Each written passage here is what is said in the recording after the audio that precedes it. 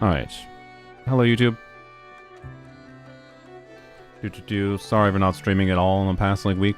I, didn't have much specifically planned. I didn't stream that much on Twitch either, to be honest, but... okay. So... the plan for this stream, oh, I need to put the link. Aiden, you didn't even... you didn't even pin the message for more than... Oh, God damn it, okay. You had it pinned for only 20 minutes. One second, let me grab the link. Where is... there we go. Link. Copy. Oh, God damn it. Link. Copy. Okay. Yeah, make sure to not have it for more than 20 minutes. There we go. Okay, so there's the form, YouTube chat. After we do daily things, we will do a random selection. So, the plan for the format this time is, like, instead of the, like, Viewer Stygian, Viewer Abyss specific streams or whatever, you can request whatever you wanted me to focus on if your account gets selected. So we might do multiple accounts. It's just that a lot of times when I was logging into people's accounts for, like, the Viewer Stygian streams, it kind of seemed like the more interesting thing to look at was just fixing their account in general, rather than focusing on specifically clearing Stygian. Like, we could, like, go and tweak some things to get builds working, and then go and test in Stygian, but without spending, like, too much time, like 3 hours optimizing one boss in Stygian kind of thing. Because some of the accounts we logged into were just, like, obviously not fit for, like, easy, like, it wasn't that they were impossible to clear Stygian, but, like, they weren't really convenient to clear in a way that I would say for most players, unless you want to put in a lot of time, it didn't make sense to dedicate the time to trying to clear Stygian for them without first fixing a bunch of things on the account, and therefore it was more interesting to, like, look at what can we tweak to make things easier and plan for the future kind of thing. But if you want me to log into your account, so if you get randomly selected, I'll still do random selection, that's what the form is for. We will... there's an option in the form to put in what you want me to focus on, but also you can just, like, let it be up to me. I can just browse the account and be like, okay, here's what I would do if I was trying to, like, progress the account to, like, clear more end games, but if you want me to specifically focus on your your number one love in Genshin Impact is Lohen, because he should be, and so I specifically want to focus on what I should plan for the future for, you know, building and characters and pulling for Lohen and whatever, we can focus on that, right? So I don't know how many accounts we'll log into. It kind of depends on what we see when we log in. So there's no conditions to anything. We don't have to do endgame, but we can do endgame if you want me to. Otherwise, it'll just be selectively based on me needing to use it to test things, but, you know, might just be in damage dummy if that's simpler. So we'll see. About the unit review. What was the unit review? Give me whoever the unit review was, give me your UID again. And whatever character you wanted. We're on polearms only, and unironically, I am farming this domain on polearms only right now because I want Noblesse more than anything else. I want mostly a crit rate circlet. I want more crit rate circlets with crit damage ER. I want a perfect crit rate circlet for Raiden, because frankly, as sad as it is, I think Raiden's pseudo permanent build, but kind of not really. Like, I cleared with Raiden on Emblem for dire difficulty, so, like, I don't know. But I already have essentially a perfect Emblem build. I don't have a perfect Raiden Noblesse build, so yeah. Anyways. So yeah, we'll do dailies quick. Shouldn't take more than, hopefully 30-ish minutes. YouTube chat is just not going to be on stream, by the way. Sorry. Because it was broken, and I just don't feel like fixing it right now, because I think I have to find a whole new source to not stop having that problem, so I'm just not going to bother. Soon in the future, hopefully I should have, like, I'll try to set this up for YouTube too, but I should have, like, donation whatever alerts enabled, which is, for how long I've been streaming, the fact that I've never set that up is kind of crazy, but, you know, that's how I be. Is this the viewer's account or yours? This is my account. We have not selected the account yet. You can use the... Wait, did I not pin it? No, I did pin it, yeah. You can use the pin comment to submit to the form for a chance at getting your account selected. We have not selected an account yet. We'll just do a randomized wheel selector thingy. See?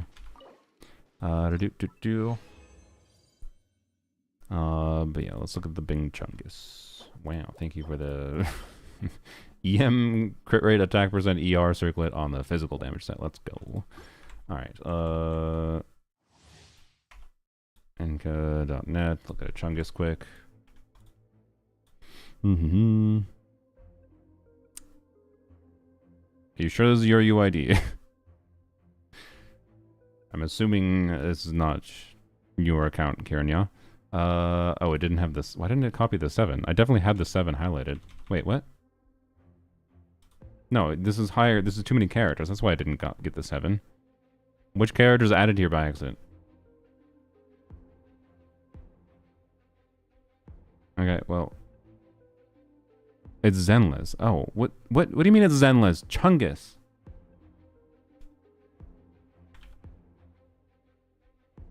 There's no Chongyun. Who is Chongyun in Zenless? I don't think any of these characters give Chongyun vibe. Panda? Shengguang? Chongyun is my favorite Zenless character. YSG? Yi Chungus? Do people actually call her Yi Chungus? Really? Okay.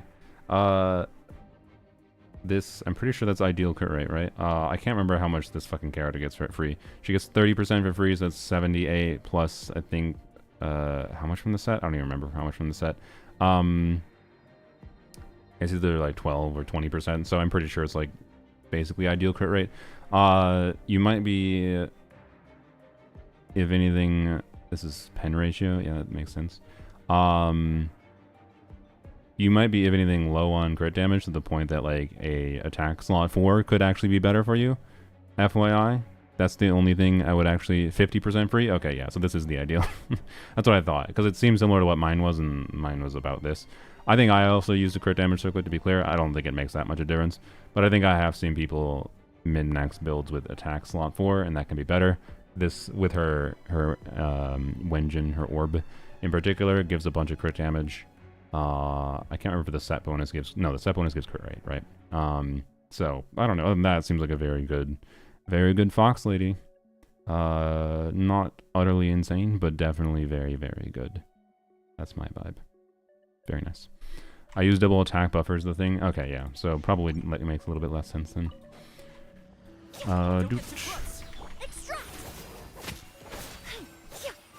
Okay. Alright. Go back to the form 1 second. I need to create a spreadsheet. Or link to sheets. There we go. Okay. Just so I can copy the usernames. There are currently 20 submissions. Yeah, we'll select an account shortly-ish. C6 Emily? Yes, it's my Poem only account.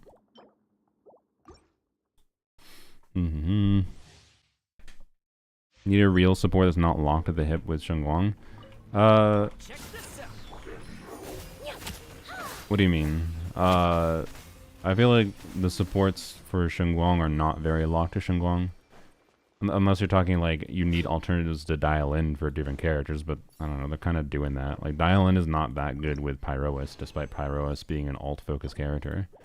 So like, I don't know.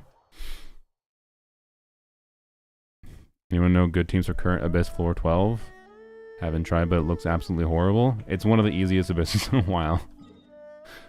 Don't know what to tell you. It's like... Is there a particular side you're struggling with? Well, you said you haven't tried it yet.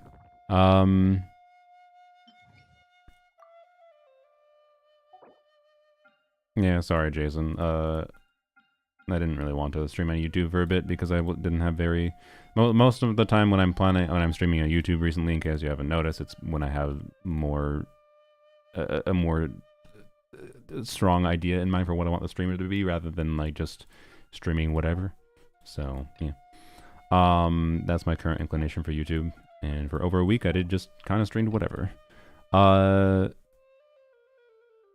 Almost feels like Abyss is getting easier. I don't know if I'd say that, but... Anyways, like this thing has a the element gimmick, but you can also really, really easily just beat this dude before you even, like, I don't know, it depends on your account. Like, if you have to engage with the element gimmick, then you are gonna want at least to do like a melt, and like reverse versus forward melt barely matters right now. Honestly, you don't even need to do a melt. You just need two elements of doing damage enough to break the crystals and whatever. So two different elements of dealing damage is the only requirement this boss has, the Watcher. Or if you just deal enough damage, you can just kill it before it even gets to that phase, and that's not that much damage. It's really easy to get to that point. But your account might not be at the point, to be clear, so I don't know. The first chamber, first out, doesn't really have any specific restrictions. Wayobs are just, I don't know, they've been here a while. They're not that hard to optimize around. They felt cringe for a while, but honestly, I think they're pretty fine. Obviously, don't bring a Nubilet mono hydro team to deal with the Phantasm. The Abyss Lector means you need Pyro Cryo ideally to clear the Abyss Lector shield. It's not 100% required, but honestly, if you do that, then it's just a little bit annoying with the stall phase in Geovishap. So, like, it takes that minimum, basically 30 seconds, even with a strong team, to clear this because of stall bullshit, and shield break. But it's like it's not that hard, right? Like, the first side is, there's no specific requirements really other than like dual element damage sources, which most teams tend to have a lot of the times anyways, not always, but so don't bring a mono element team unless it's a strong mono element team kind of thing. But you definitely can just like bring mono pyro and be fine, because mono pyro Arlecchino is more than strong enough, or probably not necessarily always. Depends on your investment, your Bennett, and your Arlecchino, blah, blah, blah, to beat the Watcher without dealing with the crystal phase, right? So, anyways, Jello raid. Oh, hello, Jello. Thanks for the raid. If only I set up the raid. Well, I did technically set up the raid alerts. Jello's viewers, I just, for the first time ever in Stream Elements, set up an overlay, but I don't have Stream Elements logged in through OBS with the add-on, so it doesn't work right now, obviously. Anyways, hope your stream is good. Feel free to raid and run if you need to, but we'll be logging into an account shortly. Someone was asking for tips with Floor 12 for team suggestions, and I was just going over generic things. Secret Source Automaton, this thing is actually very, very, very flexible. So wait, we need to get through the first time, so let's use a real team. That's fine. So Secret Source Automaton is very flexible. You do need to know how to jump though. Wait, well, no, Scofier should be. Scofier is short female model, right? I think all of these are tall. Tall female model is the worst model for actually doing this. So if you have a team full of tall female models, it's really annoying. So you know what I'm gonna do? I'm gonna put Eons on in here just to show how easy it is with the chibi model characters. But which is the ideal. But short males, short female model, so that like includes Chevrish, Xiangling, right? Chibi model characters are all relatively easy. Tall males are easy as well, but they're a little bit more difficult, and you have to do it from a different spot to climb up the pillar. And then tall female models are basically not impossible, but don't do it. So as long as you don't have a team full of only tall female models in your Chamber 1 first half, you can climb the pillar with the Secret Source Automaton, and you don't need to really worry about. It has like some resistance, to be clear, but there's so much ways to like deal damage, like with red shredders now. There's so many sources of red shred that like, as long as you have a little bit of red shred, or you just have a strong team, like the higher res state and the fact that it takes longer. Like if you bring no Night Soul to even speed up the pillar mechanic, like you're fine. This thing functionally doesn't have much of a restriction. We thought it did originally. It seemed kind of cringe for a while. This was last year, but it's actually fine. So Jello forgot about YouTube chat. Did Jello? I'm not Jello, but I forgot about YouTube chat on purpose. So, anyways, but yeah, thank you for the raid. So, second half, Suwani, you want to bring cryo at least because it will freeze it, and then you technically need to have another reaction that happens on top of the cryo. Do you need cryo though? No, but it is like the most annoying one to brute force here, I would say. It has very, very high resistance stats during its phase, during part of its phases, but you can also definitely still brute force it with a strong enough team, or with just awkwardly enough of a team. You can still brute force it, but it's going to be dependent somewhat on how fast you can clear the other half. So, you know, Suwani bringing Cryo is ideal, is basically what it is. And generally speaking, as long as you have a Cryo unit, you're probably going to be able to have another element in the team that does a Cryo reaction. Even a Swirl is enough, right? But it will depend a little bit. So, like, the second nav is kind of goofy, is what it is. And then this thing is the biggest other restriction, which you got to bring Pyro application.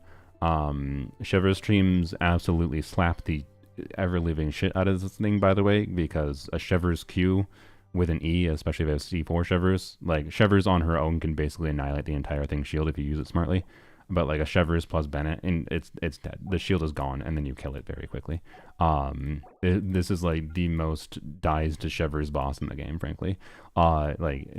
So, yeah, anyways. There's actually a lot of team options, though, because there's a lot of Pyro things in the game.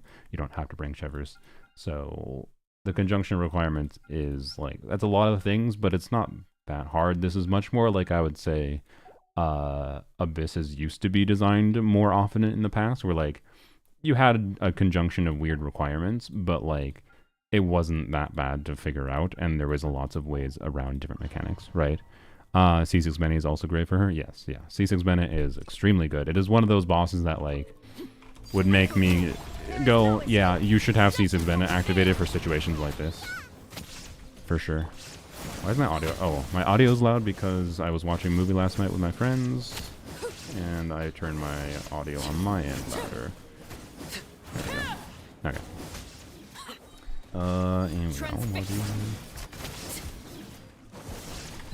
And die. Auron Seat Lolly. Oh yes. I mean, yeah. If you want to climb the pillar, you can use Auron Seat Lolly as convenient options. Obviously, you can use Shallonen, Moika, whatever. And then obviously Auron Seat Lolly for the Spirit Seeker helps a lot too. The Seat Lolly specifically, like if you're slotting in Seat Lolly where she doesn't otherwise have a synergy for your team for the last boss though, like Seat Lolly is really slow at clearing the shield. At least Auron, if you use Auron, he can freeze them and he can do some like Electro application to them at the same time. But like, yeah, Seat Lolly and Auron are the alternatives to Pyro for clearing the shield, technically. Or Electro application. Electro application is a lot slower. C0, R0, Arlecchino? Yeah, definitely no. That's my poem on the account. Definitely not C0. Okay.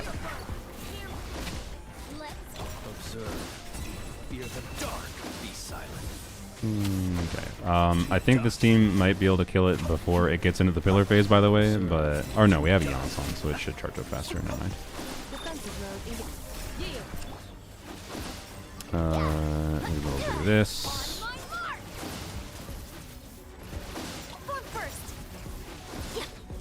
Okay.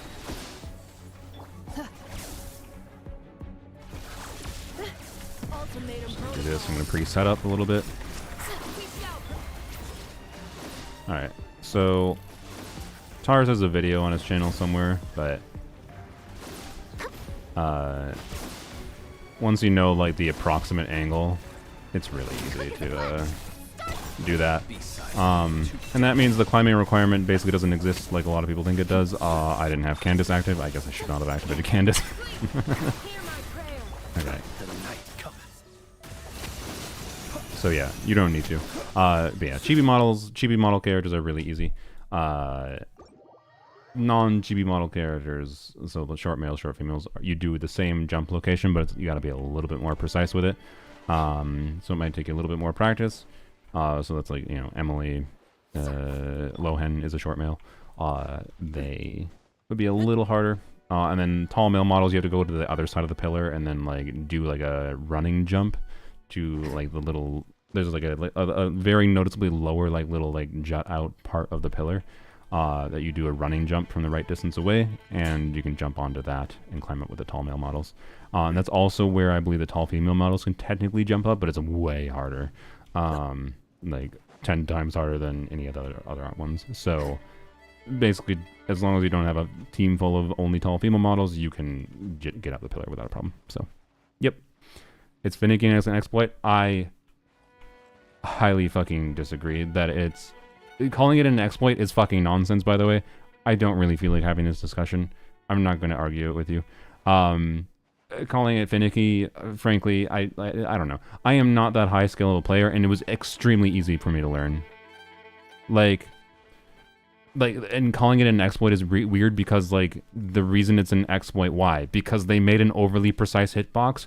Oh, no, they should have only made the hitbox a rectangle. Like, really? But then I'm also going to complain about hitboxes on other enemies not being precise enough. Or other things. Like, I'm not going to complain about them making a precise hitbox and then allowing some gameplay nuance around it. It's not an exploit. It's just being aware and mucking with the game. Like, if you are aware of how, like, Genshin climbing works, and you're like, Genshin sure, like, seems to, like, oh, the hitbox of things, you know, the characters, like, tends to work around, the character model works around how, like, it interfaces with the hitbox of the surface they're climbing on. Maybe that also applies to this thing that you need to climb up, because there's a little bit of an indentation jutting out from the pillar. That's all the thought you need. It's not an exploit to have that thought. I guess we are having this conversation. It's not an exploit to have the thought, oh, there's a little bit of the pillar that sticks out a little bit. Can you jump on that surface? Oh, you can. You can walk on that surface. It's basically the same thing I just did there. That's not a fucking exploit. That's just how the goddamn game works. And it's made by how the hitbox, like, they could have made the hitbox less precise. Like, if they wanted to, and they could have, yeah, sure, they could have, like, made it so you couldn't do that if they were cringe. But thankfully they didn't do that. And they just made the hitbox precise, so of course there's the ability to do that. They would have had to make the thing just a straight rectangle or a straight cylinder for that not to be possible. They chose not to, and that's cool. It is one of the better design bosses in this game because that exists, frankly. It's a thing that has a mechanic that incentivizes certain things without strongly forcing that requirement. Anyways. Let's go onto my main account, and then we will roll the account.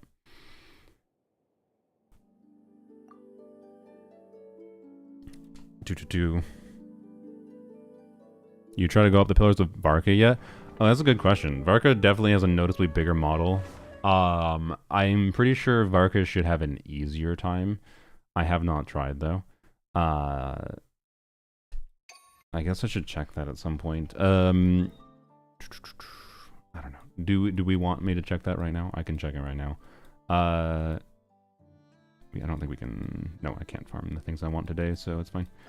Yesterday was Lohen, whatever. Varka hold skill. No. Guys, no. First of all, because again, good lord. So much of a big part of the reason, even if you have characters that have movement abilities that can get you up easier, is because you don't want to, like, do your abilities that are gonna set your things on cooldown to get up the pillar when you need to use those abilities to do damage to the enemy. Like mark my words, like, any optimized clear against this, like, the pillar boss to be clear in Stygian next patch will be much more cringe because it has a much more restrictive Night Soul requirement. But, like, people are still going to do the pillar climbing tech, despite the fact that there's going to be much more of a need to force having Natline units that will just naturally be able to climb the pillar anyways. People are still going to probably climb the pillar manually for optimized clears, because you don't want to have to use abilities, even potentially stamina. Like, Oron and Sealali are probably the most fine ones, as long as you can afford the stamina. But, like, many a clear will utilize the climbing tech, even in Stygian with the Natline requirement, and even with characters that allow you to easier climb up it. And Varka's Hold is an example. Like, yes, he has a reduced cooldown, so it might be okay, I guess. But, like, ideally, what you want to do, though, is preset up your buffs for other characters as long as they last long enough. Like, I made the mistake Candace didn't last long enough, so I shouldn't have preset up Candace. But you preset up your off-field things before the things that make sense depending on their duration, and then you jump up. Also, though, Varka's fucking Holy launches them 17,000 miles. You have to, like, walk your ass all the way fucking across the abyss to, like, do a Holy from this distance to be able to do that. Like, yeah, the cooldown might be fine, but I'm pretty sure you're still going to wait at least 3 or 4 seconds for the cooldown, which is going to be very bad if you're doing things in Stygian. But Stygian, Varka for Stygian is, for that boss, because of the Night Soul requirement, is I don't know. Maybe Melt Varka can handle in Stygian. I don't know. But, like, 16,000 miles, let's not exaggerate. It's not... The fact that you knew I was exaggerating tells you it, like, I use an extreme exaggeration because, God, oh my God, today is just a day where I'm immediately almost not wanting to stream. Jesus Christ. Like, yo, how was it, you telling me that was a misleading? How was it not, that was not misleading? You knew it was a fucking exaggeration. And I actually illustrated approximately the distance you'd probably need to fucking be. If the pillars were in the middle-ish, because like they're not exactly in the middle, Varka would legitimately probably have to be this fucking far away, like, to be able to jump on them. That's what I was illustrating. And then the words I used were just exaggerating because I was using exaggeration. Like, my god. Chill. Like, you knew it was exaggeration. It's fine. If I said specifically 14 meters, that's more problematic. Weird. That's more problematic because 14 meters implies something really specific in Genshin, because like units are actually measured in meters. So, sorry, rage baiting you? It wasn't even you. Why are you apologizing? Anyways, but anyways, assuming Varka can, unless there's something about Varka's model that makes it meaningfully harder to climb, I do not think you should hold EM Varka. Having to take the time to walk away from it, and like the precision required, I almost assure you, unless again there's something about his model that makes it impossible, which is or very, very hard, I almost assure you it'd be better to climb the normal way in Varka. It would take less time to do. You will for sure not have any setup or cooldown issues. Like, I don't know, people like being stubborn to not try to do that is really annoying to me, because it is like, it's something that looks far, far, far harder than it is. It is one of the fucking easiest techs to do in Genshin that I have ever seen in this game. It is easier to do than a walk cancel. Well, okay, actually I would say like the tall mail climb is about as hard as a walk cancel, but like not that hard. What the hell are these? I guess I'll lock this on principle. Well, there's it's an attack percent set. There's no way. I'll lock it as EM, but like in this one, I don't know, 45 crit damage piece. No.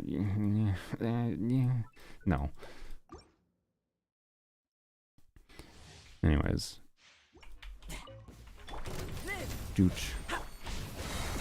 I honestly think if you embrace the fact of like mechanics like being able to climb the pillar, you will start to realize that a lot of enemies tend to have mechanics in ways that lend the game's like enemy design and character kit design and like a lot of nuance of the game's mechanics to be, oh come on, I didn't say a single time piece today, end me, less cringe than you think it is, and it makes the game more fun when you, in my experience, if you have the general perspective to try to adapt around how the enemies are designed.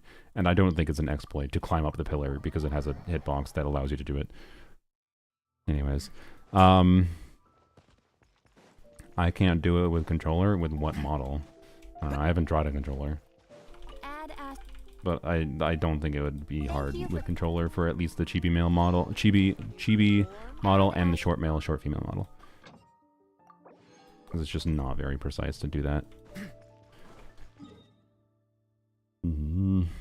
But sure, I'm curious about Varka. Because maybe Varka is basically fucking impossible. It's possible. His model is goofy. I suspect it'll be... My prediction is it'll be easier than the tall male model is. To do.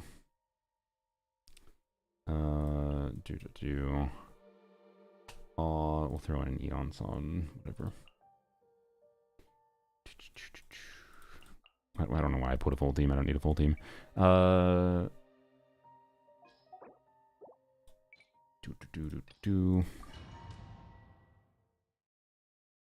Do on the overworld boss? It takes longer. It will take longer. The overworld boss doesn't have the same like thing for. Oops, didn't get the buff. It doesn't matter. It doesn't have the same thing for. Kill it, please. Oh, I'm not gonna kill it. I didn't have llama buff. Whoops.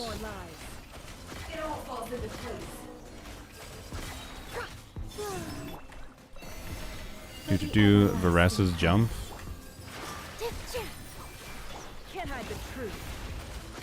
I've done it with Varessa jump in the past. It's fine. Again, I would generally speaking prefer to not waste a skill cooldown. To jump up. Wait, no, Varessa, sorry, you can just do the charge attack. It's actually no, her charge attack jump is still pretty fucking slow. It's still gonna be faster to just jump up manually, but I I think I have used Veresa before on it, but I can't remember for sure. I'm pretty sure I have though, because I think it was running like when Veresa was running. But yeah, the whole charge attack is probably mostly fine to use, to be clear. I still think it's probably faster to not do that because of how slow it is to activate. But it is much easier to do that than it is to do the precise jump with Veresa. I'm pretty sure she counts as a short FEMA model. But you can also, again, use one of the other 3 units in the team, even if Veresa is counts as a tall female. I'm not sure. Okay, so just get it down. Oh, I think Barker has very bad artifacts right now. I don't even know if he has artifacts, but I don't play Electro Barker enough to know. Oh, I need to use Eons on. Whoops. Controlled breathing. On my mark. I haven't done the tall male climb in a while, so we'll see if I even get the alignment right in the first place. Again, the tall male model is the hardest one, other than the tall female model, but the tall female model may as well be impossible. So, from what I recall, it is this back corner. I died. It is this back corner here. Wait, is it? Yeah, it's that, I think. I was trying to like remember. But I don't remember exactly where it is. I might have to go actually watch the video. We'll see. But I'll just try it. If I can try it without even having to go look up where exactly this was, having not done it in well over a year, it is clearly not that hard. But I don't know that I will. My inclination is I probably would have to look it up for the tall male model. But Varka might be actually just easier than normal, so.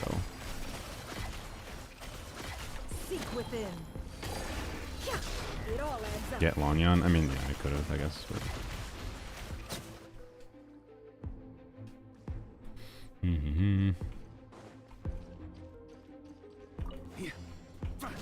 By royal decree, quick as a flash. Let's get it done.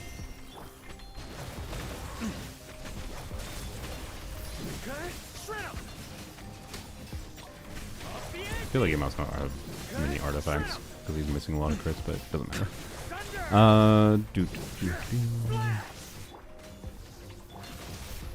Okay, let's not kill Varka this time, by the way.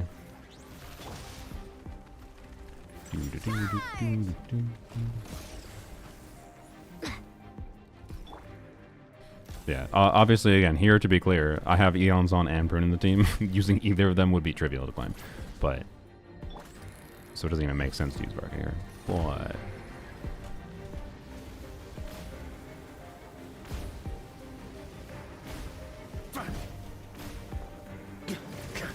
on me. I fucking called it. I fucking called it. Yeah, I'm pretty sure he's a lot easier. I think he's fucking trivial. Like the tall male model, I probably would not have gotten on the first try. But I'm pretty sure Varka's extra height allows him to reach higher, and therefore he can climb up surfaces easier. Which is what my intuition was, and that's why I thought it would be the case. And like that, it'd be much faster than trying to run farther away, perfectly line up. Like it's kind of hard because Varka's skill does a really set distance. So to be clear, once you know where to go, it wouldn't be that hard to line up his hold skill, but still, then you're potentially waiting on cooldown. You're not getting the setup. You have to take more time to walk farther away. Like, why? It's just as difficult to line up doing that as it is to do the hold skill. So just do that instead. Anyways, so yeah, Varka was very trivial. That's what I thought it'd be. Okay, let's finally choose this thing. Sorry, this was an interesting thing to go into. To be clear, I think it was a worthwhile distraction, all things considered, in line with like things you can learn about the game that will help you do things. TICalc.org. Haven't gone there for a while. Is this the right one? That is not the one I like. God damn it! Why is it? I need to remove that from the fucking suggestion list. I think this is the one I like. There we go. Because it has this. Ooh, why is it laggy? Was it because I have hardware acceleration off? I turned hardware acceleration off because it causes all kinds of problems. That's funny. Maybe I will use the other one. This site lags if you don't have hardware acceleration on. It's really funny. Okay. How many submissions do we have? We got like 27. Okay.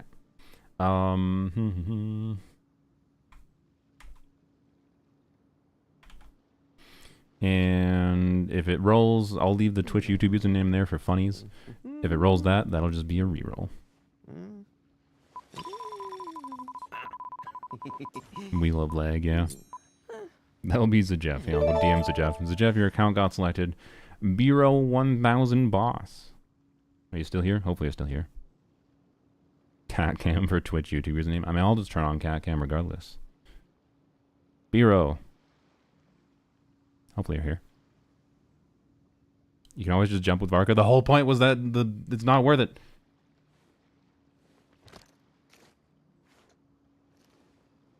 Biro. Is Biro gone? It couldn't even wait the, like, 30 minutes. Well, okay, it was more than 30 minutes. To be fair.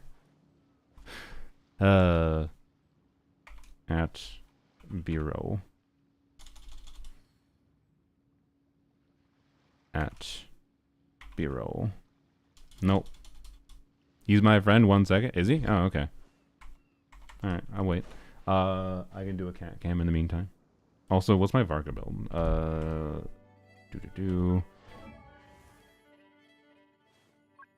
That's not. I see. 2-piece, 2-piece day carve, 2-piece deepwood. Let's go. I mean, he's on an attack goblet. He's on an attack timepiece. He's on a crit damage circlet. On a feather. Well, actually, no, that was crit rate. Ooh, and ooh, that flower though. That flower, the EM ain't doing that good. I'll ping him. I mean, I'm gonna go check what the Discord username is. If I get a DM from someone that Discord username is not the person they submitted, I'm not gonna assume it's them. And Varka's build was fine. What was his weapon? What was his weapon? Okay. Yeah, Electrovarka's not that good. And Electrovarka without his artifacts on a poopy build is also apparently not that good. But 76 crit rate does explain why he was missing a lot of crits. Alright. Why would I need one? I'm a whale? I don't know. Maybe you just want me to log in for doing something. Nicole or Durin is more of a necessity for Varka. I have a hot take. His Sig weapon. To be clear, I think if I'm going to pick between Nicole and Durin, I'll say Durin. Because Durin is a more valuable character generically. But both Nicole and Durin force using Pyro Varka. I think Nicole has some higher value if you want to do Melt Varka. But like, other than that, on a baseline level for most people, Durin over Nicole slightly. So, yeah. But frankly, I think the enjoyment for Varka mostly comes to me from being able to play him in more teams. And I think a very significant difference maker for making Varka feel like he does compelling damage in his non-boring ass mono pyro team format is having his Sig weapon. And so as far as one single additional 5-star cost for him goes, for enjoying Varka's kit more, I like his Sig weapon more than Nicole or Durin specifically for him. To be clear, I think having Nicole or Durin in general in your account, not just for Varka, is much more valuable than having Varka Sig. Like, Nicole or Durin individually are much better than having Varka Sig. But for Varka specifically, my take is kind of his Sig is nicer in many ways. But not having either of them, if you do want to play Pyro Varka, probably sucks a little bit, and Durin would suck more. That's my vibe. So, yep. You're here. Hello, Biro. Do you want to DM me? I'm gonna go check what your username is on Discord. Oh, I forgot to link my fucking... Whoops. I forgot to put it in the form. You can do command Discord. YouTube, the Discord link should be... You're on Twitch, obviously, but if a YouTube person, if we go onto another account, I don't know how long we'll be on this account, right? But, join my Discord if you haven't, Biro. That way you can DM me or I can DM you. The reason we need to do that is because default Discord settings doesn't let you like accept DMs from strangers. So it's much simpler just to join a server. You can leave it after. You can turn on notifications. I don't give a shit, right? Just need to join so that I can actually contact you or you can contact me. But let me know when you DM me. Otherwise I can DM you. Let's see. I'm gonna check the Discord username.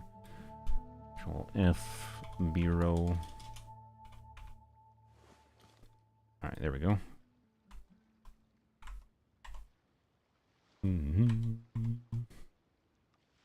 not see a DM yet. That's fine. And they are not on my Discord, so yes. Oh, you DM'd me on Discord before. Oh, did? Okay. Can't wait to get my hands on some apple cider. I guess I'll search in my message history. There we go. Oh, hi. Hello. Okay. You think your account... When did you send these messages? Last year. Nice. Last year in September. Alright, cool. Yeah, if you wanna let me know your login information, we can get logged in. Leak the DMs, yeah. I'm back. I have food. Let's go. What food do you have, Nakaru?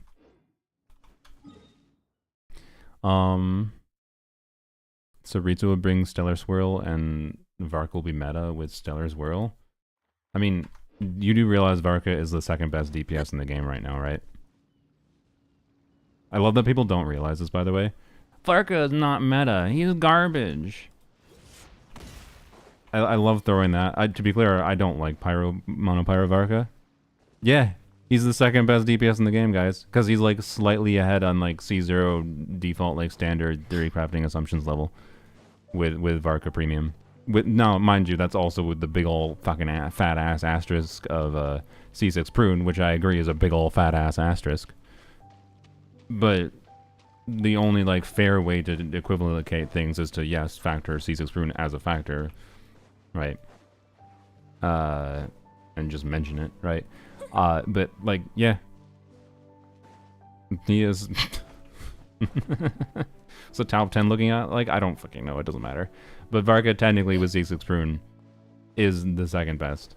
Mind you, he is much closer to like Flynn's Premium and Nefer Premium than he is to Zabai Premium, but not like, but ultimately the differences between all these power creep DPSs doesn't really matter that much. Like I need to, even the difference between like 30-40k DPS from Zabai Premium over the other worse options than Zabai Premium on a like a C0 investment level 5-star type shit is not that significant for your ability to clear content most of the time. And the enemy mechanics and restrictions matter far, far more than even like a 25% DPS difference does. This is why I yap so much about how I really strongly feel the Genshin Theory Crafting community needs to fucking stop focusing on DPS numbers for evaluating shit. It's really bad, and it just makes the general community worse at playing the game and makes them focus on the wrong thing. So anyways, like after Stygian released, instead of all the Theory Crafting community being like, oh, now we just need to assume higher DPS thresholds is required. No, you should be assuming context is how you need to evaluate things, but no, they just reject that. So and just do DPS, because how else can we neutrally evaluate things? There's no fucking neutral context. So stop fucking evaluating neutral context. All you're doing is like all you're doing is evaluating which character gets a better DPS dummy screenshot. That's the only fucking thing theory crafters do right now if you're only evaluating by DPS and neutral context. You're just evaluating what characters get a better DPS screenshot in the goddamn damage dummy. You're not actually fucking doing anything for truly evaluating characters properly. Anyways, let's log into an account.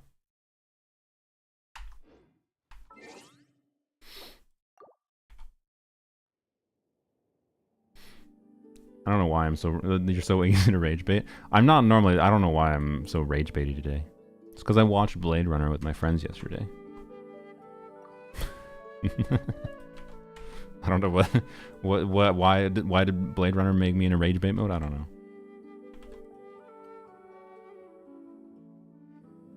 Valid rant, but damn.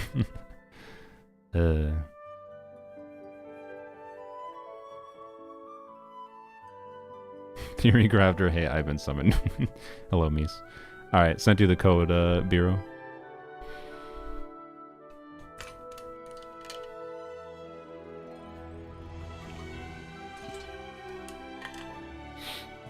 Also, I'm stupid. I didn't even read your submission, by the way, for what?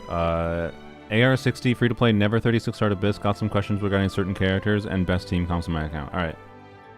Cool.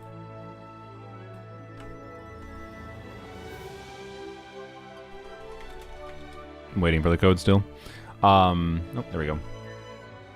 Yeah, Bureau, unless for some reason I miss it in Twitch chat, I prefer if you just message in Twitch chat, not Discord. Also, what server, what region are we on? And if you need to, just do like @Soluna or Soruna, whatever my username is in Twitch. It'll highlight it for me. EU. Okay, cool. Whoops, I didn't even click EU. I just accidentally misclicked. Okay. What does build a character redemption do? It means I will... Are you talking the expensive one, I assume? Give me a second. I have to... Because I didn't save the login item manually and put the login again. The really expensive one is I will build a character. It'll be like, alright, as soon as, like for example, right now I'm not planning to build a character next patch, other than I was planning to spend resources on Lisa, Kaya, Amber, or Razor. I was thinking Razor was going to be the priority, but honestly, I'm kind of leaning more towards Amber or Kaya maybe right now, but I don't know, it's weird. Like, Razor is technically the best one, but I don't actually strongly think I'd play Razor that much long term. So that's why he's kind of he's always been like, he keeps on getting pushed back because I keep on pulling other characters. Like, I got Lohen. I was gonna level up Razor this patch, but then I got Lohen instead. Well, that's where all my resources that would have gone to Razor went to. So, what if we redeem level by 1 a couple times for one character? So, if you redeem the level by one, I don't... Did I... Okay, you know what? Thank you for reminding me. I didn't check if I put a limit on that. Power up, channel points. Level character by 1.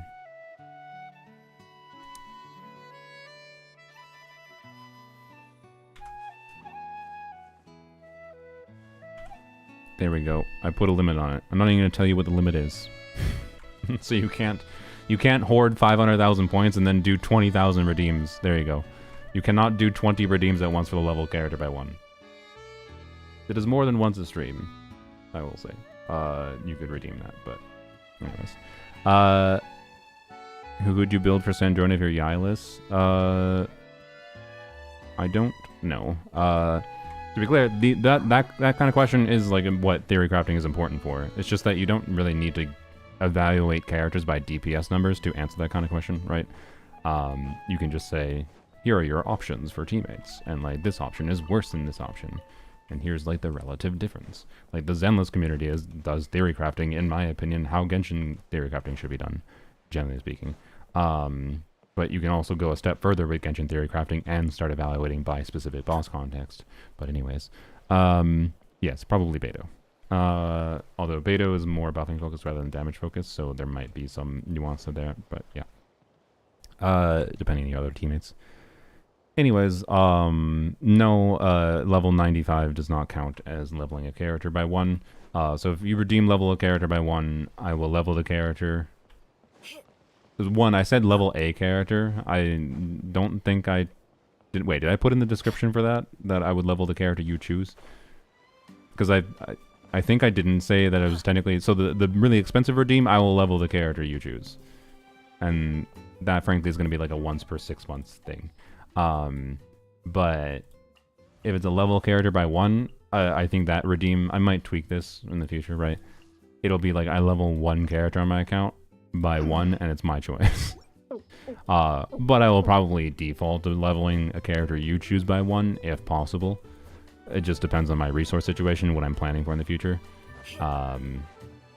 It'll be fine. But that's the idea, right? So, anyways. Can we choose how to build a character? I mean, building a character is not going to include artifacts, at least.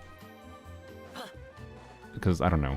Like, there's no artifacts that I need, so the how to build a character is by artifacts. Other than that, like, I don't know what you're talking about. What do you mean by how to build a character? The only how is your artifact choice, and I have different artifacts already. So, like, no, you do not get to choose what artifacts I farm. That is too much resin, I'm sorry. Oh my god. Why did I talk to this? Okay. Anyways, this is an AR60 account. They've never cleared Abyss. I hope you at least do the Primo Gems for Stygian. Nope, okay. FYI, You can do co-op for Primogems in Stygian. You should do that at least, because it's just Primogems. It's literally free. It's like extremely trivial, but to do it in co-op, but it's also relatively trivial. Oh wait, no, you do. It just, why did it say no record? What? Huh? What? I'm confused. Wait, what? Does it not, what? Does it not show in the battle records if you unless you clear difficulty 4 or higher? Oh, it's because you did it in co-op, so it doesn't show it unless you do it in co-op. Okay, yeah, never mind. It doesn't record co-op. That's why I got confused. Okay, you do it in co-op. Never mind. There you go. Cool. You got the Primogems. Moving on. Now, to be clear, if you get to the point of being able to clear Abyss with like consistently, you can clear hard mode of of Stygian in single player, generally speaking. But you know, boss mechanics can be all over the place. You only need one good team, fundamentally. So like, it shouldn't really be that hard. You didn't claim your dailies. It shouldn't be that hard. So. Menacing is also co-opable? Yes, correct. You can also get the co-op Menacing reward, but finding teammates to clear Menacing might be a little bit difficult because it actually does require some damage. Thank you for So, on mobile, so it's easier to co-op? Sure.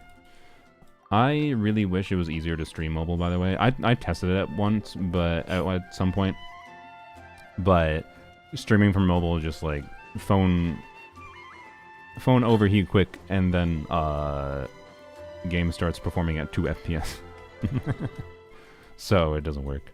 Otherwise, you know, honestly, I'd be down sometimes to be like, yeah, you can play mobile and still succeed.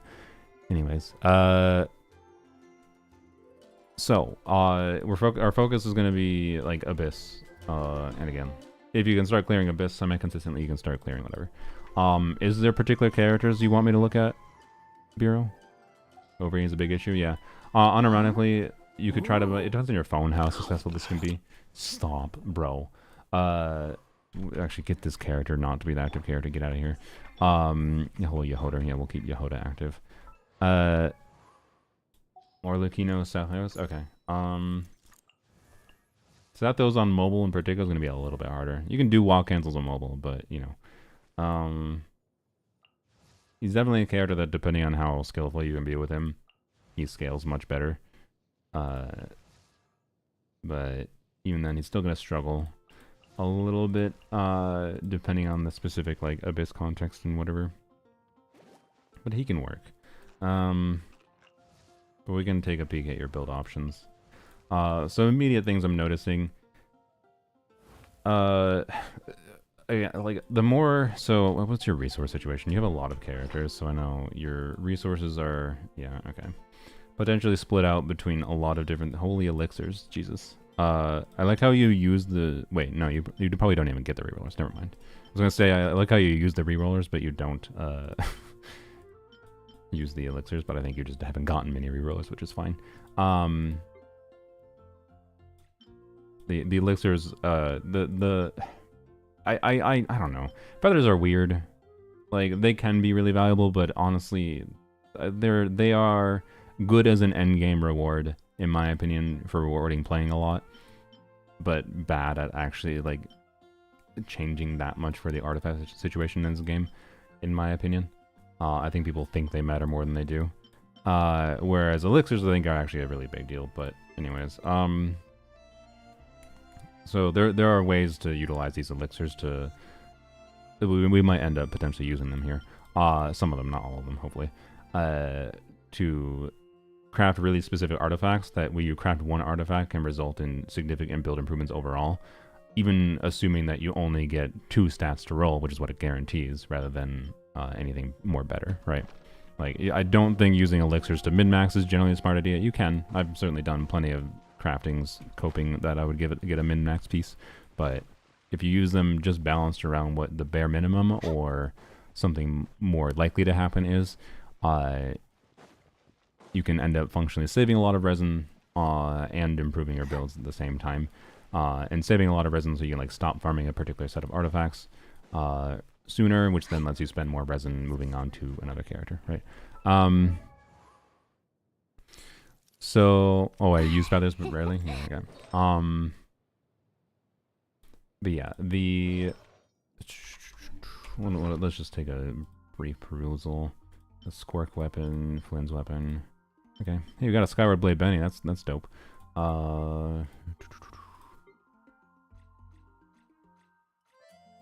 Ooh, that's so few artifacts for an AR-60 account. Holy shit. This might be the fewest I've seen.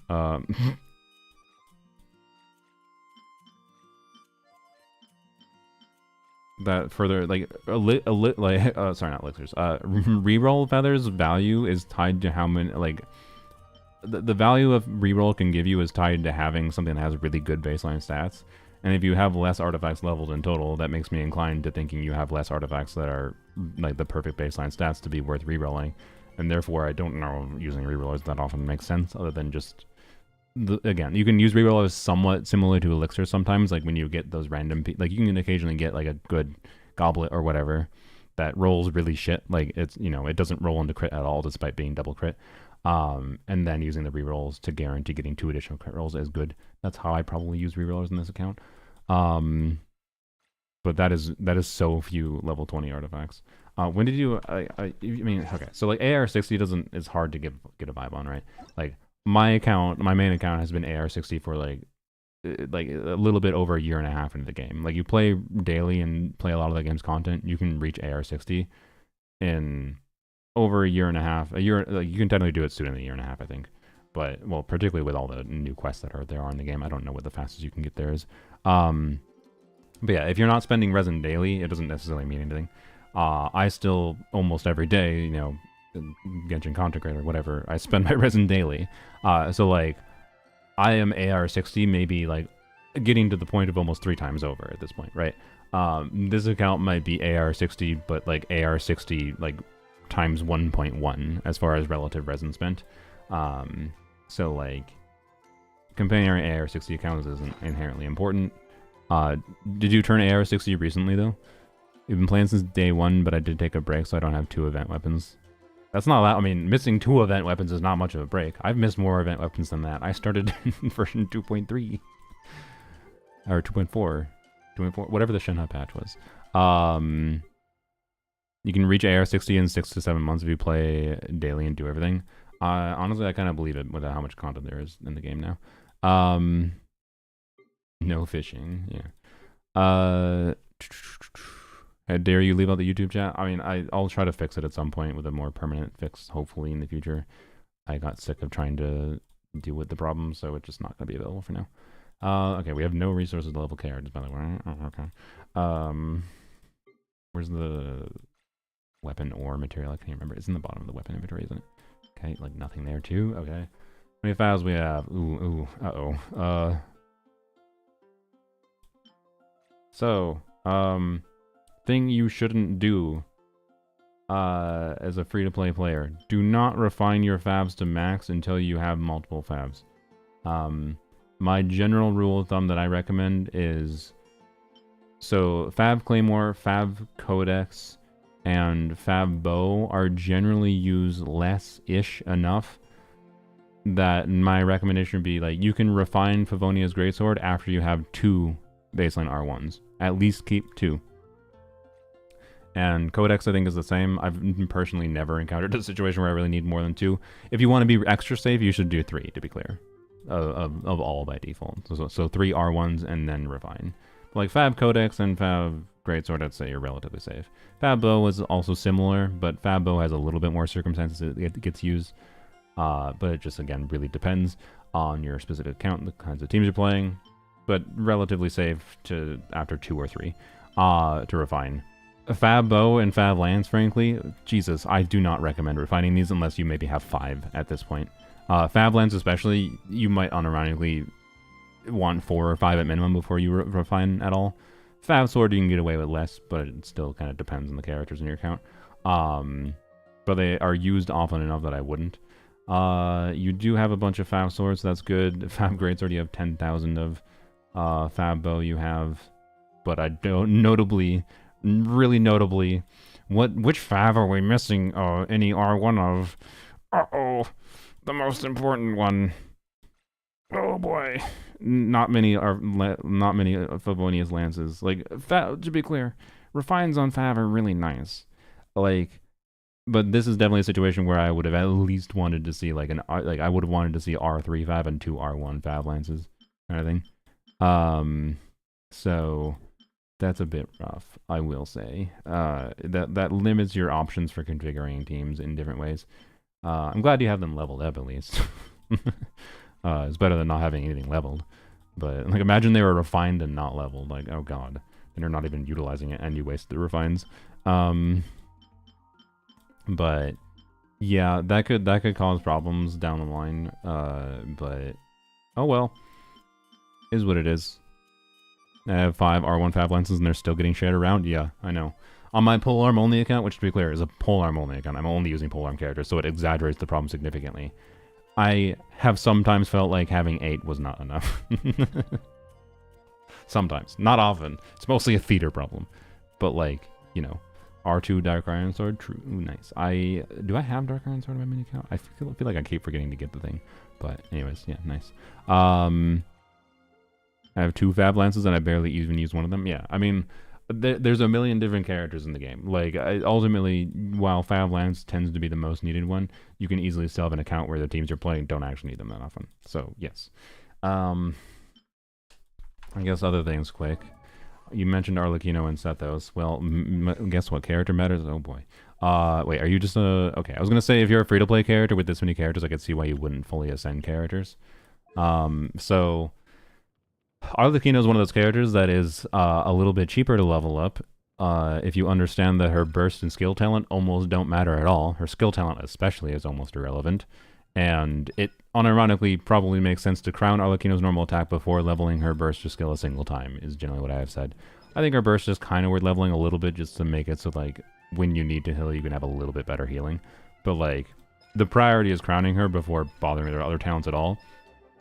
And the amount of resources, like how many, let's check quick. So it takes 20 golds to do level 8 on each of these. So, or sorry, 10 individually, 20 for them together. And then 42 divided by 3, 14 plus 20 is 34. So yeah, basically, actually factoring in, well, you know, never mind. You already like maybe factored in dupes. So basically, you would have had enough to crown Arlecchino's normal attack, and she would have done a lot more damage for you. Like probably around, what is that, like a 10% probably DPS upgrade from 8 to 10. If you hadn't bothered with leveling these talents, and that would have been the priority for Arlecchino. There's nothing changing that now, unfortunately. I wish you could refund these. It would be nice if these gacha games worked in a way that didn't actively punish you for making minor mistakes, because, like, whoop-de-doo, like, right. But, yeah, if you have extra resources, that's when you should level Arlecchino's other skills, yes. Yeah, I don't blame anyone for leveling their favorite characters, all their talents and their favorite characters, even their talents that aren't useful, but, like, that's the kind of thing that can make a difference a lot when it comes to like compounding factors that can add up. So, do you have any constellations? I guess I should check on 5 stars. I mean, you might have C1 of some of the free ones. No Albedo C1, a Wanderer C1. Oh, truly one of the most useful. I'm gonna guess that was from the dupe thing. I think he's on the dupe thing.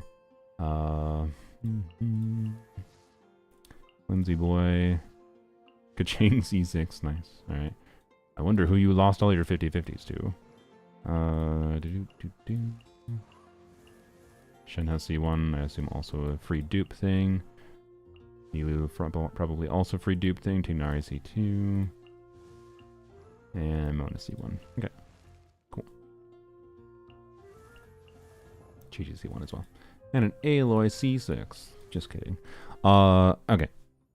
Hello, Skojaze. Need more Widzes than I need 5 lances? Yeah. Every account could be different. Okay. So... we have Bina. Do we have a Nefa? I didn't even notice. Nope. That sucks. Oh well. No Nefa means no overvape teams for Arlecchino either. No.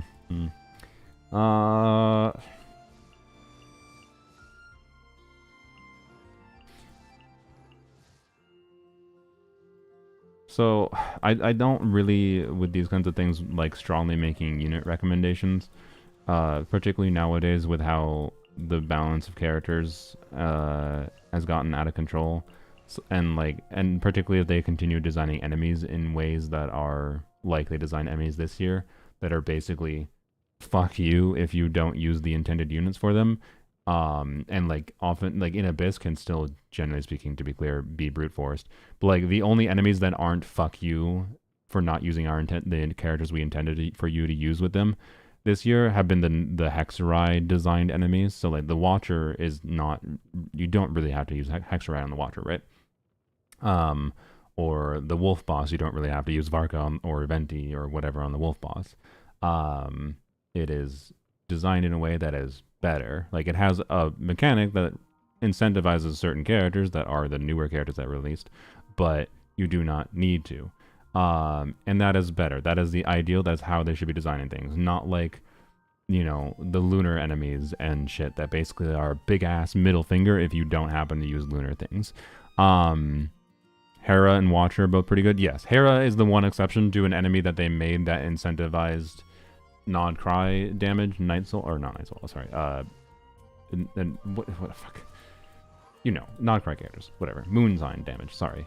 Moon damage. And Dog is okay, too much HP. Yeah, the Dog in Abyss is like relatively fine. It's more easy to brute force, but and a lot more easy to like do like utilize grouping to brute force notably as well. So like from an Abyss context, all these enemies are less awful. The Hera is kind of cool if you understand the mechanics. Like again, you need to understand mechanics no matter what, even if they are restrictive. You don't, just because an enemy is restrictive doesn't mean you should be like, oh well, the Moon Gecko's in Abyss and I heard it's really cringe, so I'm just not gonna try it all. Like you shouldn't have that perspective. You should still try to learn what the mechanics are and see what you can do. Because like this account has Albedo. Well, Albedo's not that good for Moon Gecko. Well, it has Chevreuse teams. Wait. Oh, she's C2. It still has Chevreuse teams, which can be relevant sometimes for something like the Moon Gecko. Although, in your case, being that you have Durin, it might be better to like do non-Chevreuse style teams, like do Arlecchino, Durin, Fischl, Bennett, or Eonzon or something, right? C3 Eonzon. Oh wait, we didn't check. What's the Bennett? Cease's Bennett, good. Level 12. Sad. Okay. I think Bennett is one of like, I don't strongly push people towards crowning things other than abilities that abilities that functionally increase the damage of many characters in the game, so aka buffers, are the characters I think are worth crowning. So frankly, I do think, especially since you mentioned Arlecchino is one of the characters you want to play, it's a damage increase for your Arlecchino. Like I would crown it. So like my immediate priorities that I would recommend for Arlecchino is crown Arlecchino's normal attack, and crown Bennett. It's one of those things that has like a very finite end that you could be done with in like less than a week. Probably, well, shouldn't say less than a week per se, because more might be a problem. In a couple weeks, okay. We'll leave it open-ended. Plus 25% damage, yeah. It's gonna be probably, yeah. I don't know if it'll be quite be 25%, but like the conjunction of Crown Bennett, we do have a level 90 Skyward Blade, which is good. And you could get more ER, but that's generally speaking you can funnel from Arlecchino to Bennett, so it's not that problematic, but I would definitely still at least use an ER Sand, so that's something to do. There's no real benefit for having an HP Sands on Bennett other than more healing, and without Arlecchino that doesn't matter. So why bother? Now, there is reasons to have more healing with Bennett for Furina, but I have basically never felt the need to have more healing by putting an HP timepiece, but putting a healing bonus timepiece has been relevant in the past with Furina. So I can see why you do that. Still, I prioritize ER over anything else. But anyways, we're using an off piece here. That's 18 ER. It would still be net gain though to switch to a different piece. So crit rate 17.5%, nice. That's a Lanyon piece. Anyway, sorry. I would actually lean towards using this and then switching to an off piece ER. This just gives you more flexibility, and that's nice. Like, not having to funnel ever would be really nice. That's my vibe. Well, we barely have any ER. This is such a classic, like, oh man. The strongest rule of thumb, almost, should maybe be the first thing I check on people's accounts. I struggle with insert any game mode in the game here. Go to artifacts, filter by ER, see how many are leveled up to 20. If it's only like a few, I found the reason. Anyways, sorry. Just having ER timepieces leveled up and having a lot of them leveled tends to matter when it comes to doing a lot of different things in this game. I'm just going to take Charlotte's for now. Anyways, sorry Charlotte, we like you, but this is more important. And now, wow, 270 ER gives a lot more flexibility. Yay. Yeah, Bennett isn't max level, so like that matters. It does, but like, this is less significant than crowning Bennett and getting Arlecchino to, like the priorities for, if we're talking Arlecchino plus Bennett together. But you always overkill the ER. Yeah, and I think people should do that. Look, there are times when this is not enough energy for Bennett. Arlecchino teams are usually not one of them, to be clear. But let's say you burst on Bennett to end an Abyss Chamber. And especially for like a player on mobile, flexibility over all else is oftentimes something you want. What does having less ER do for you? Now, to be clear, I don't think putting 270 ER on Flynn's would be the priority, because that means sacrificing a shit ton of crit. What are we sacrificing on Bennett here? Healing? That doesn't fucking matter. We already have a healing circlet on Bennett, yo. He's already healing a shit ton. Like, I don't know, having the flexibility from having more ER to deal with different situations, whether it's because you fuck up or something else happens, is really significant. Ensuring that, oh, Bennett has 0 energy currently, and you can do 1 Arlecchino E into Bennett and he's up, is incredibly useful sometimes. Being able to fucking skip Bennett's E in some contexts is incredibly useful. And can be a significant damage upgrade functionally, because you can save rotation time by skipping a Bennett E. But that's the kind of shit that sometimes requires a 300 ER Bennett build. It's why I want Skyward Blade on my account. Anyway, so yeah, as far as level 90 Bennett, I'm pretty sure that's like, again, specifically just looking at Arlecchino Bennett core, or Bennett's value in general, I think the priority though would be like, for Arlecchino, crown Arlecchino, then Bennett crown his burst.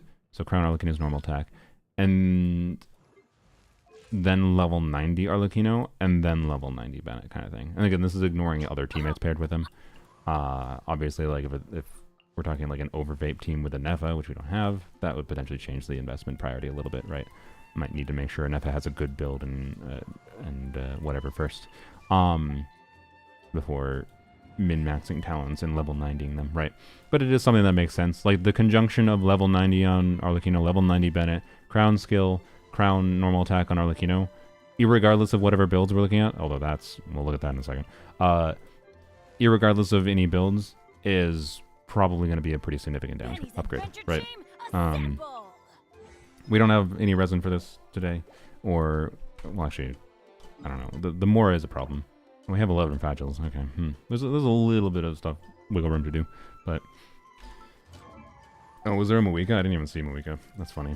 I just deleted her, as she should be. Artifacts, Obsidian... She's got a usable build. This is a melt focus build if I've ever seen one. Maybe not. Maybe it just had EM substats. Where's the EM from? Oh, she has an EM weapon. Yeah, okay, that makes sense. So yeah, that's a melt build. I was confused why she had 150 EM. I knew it wasn't a timepiece, but I was curious what the EM substats were, and I didn't see that many EM substats, so I got confused. This is a quite good Moika build, though, by the way. Like, that's quite good. This is very good. This is more than good enough for an onset goblet, and that's a really good circlet. So, like, flower can be improved, obviously, but this is very competent. Now, without Sweet Lolly, how strongly do I recommend Melt Moika for how much I even hate Melt with Moika with Sweet Lolly? Not very strongly. So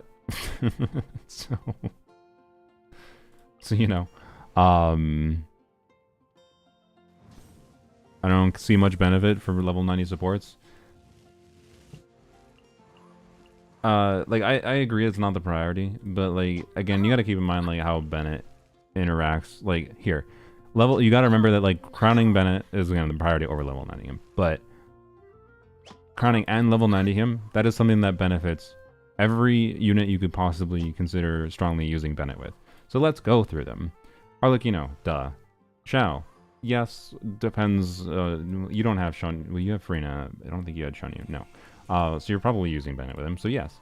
Chaska, yes, probably. Wander, probably yes. You, yes. Oh, you do have Sea Lolly. I'm a dumbass. Okay. Yeah, I did erase Sea Lolly. I'm sorry. Oops, erase one of my favorite characters.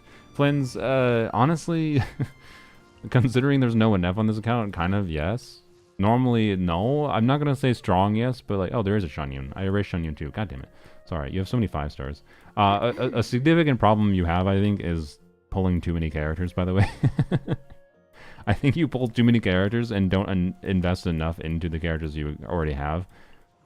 So, like, your resources are way too spread out across too many things without fully making use of any one thing, for sure.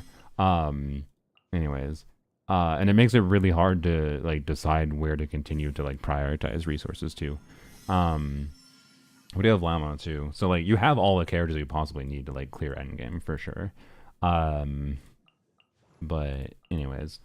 I wonder, we'll try to go to Abyss and see if I can clear, because, like, obviously, and see how close it is. That might give me some vibe to, like, account for things to focus on. Sorry, I'm just thinking. So sorry, Bennett things. I mean, Child National, so yes. But do I recommend investing in Child National? No. Duran, maybe. Yeah, C6, Duran. Duran is one of the better pyro carries in the game, technically. So you know. Mostly no. Absolutely yes. No. Not really. Yes. So like that's a lot of characters. So essentially, it's like okay. Let's say, I think it's more than this. Ow. Well, I was gonna say like 2%. Let's simplify. I don't know if it's quite 5%. It might be slightly under, slightly more for some characters versus other characters. As far as like total team DPS increase goes, right?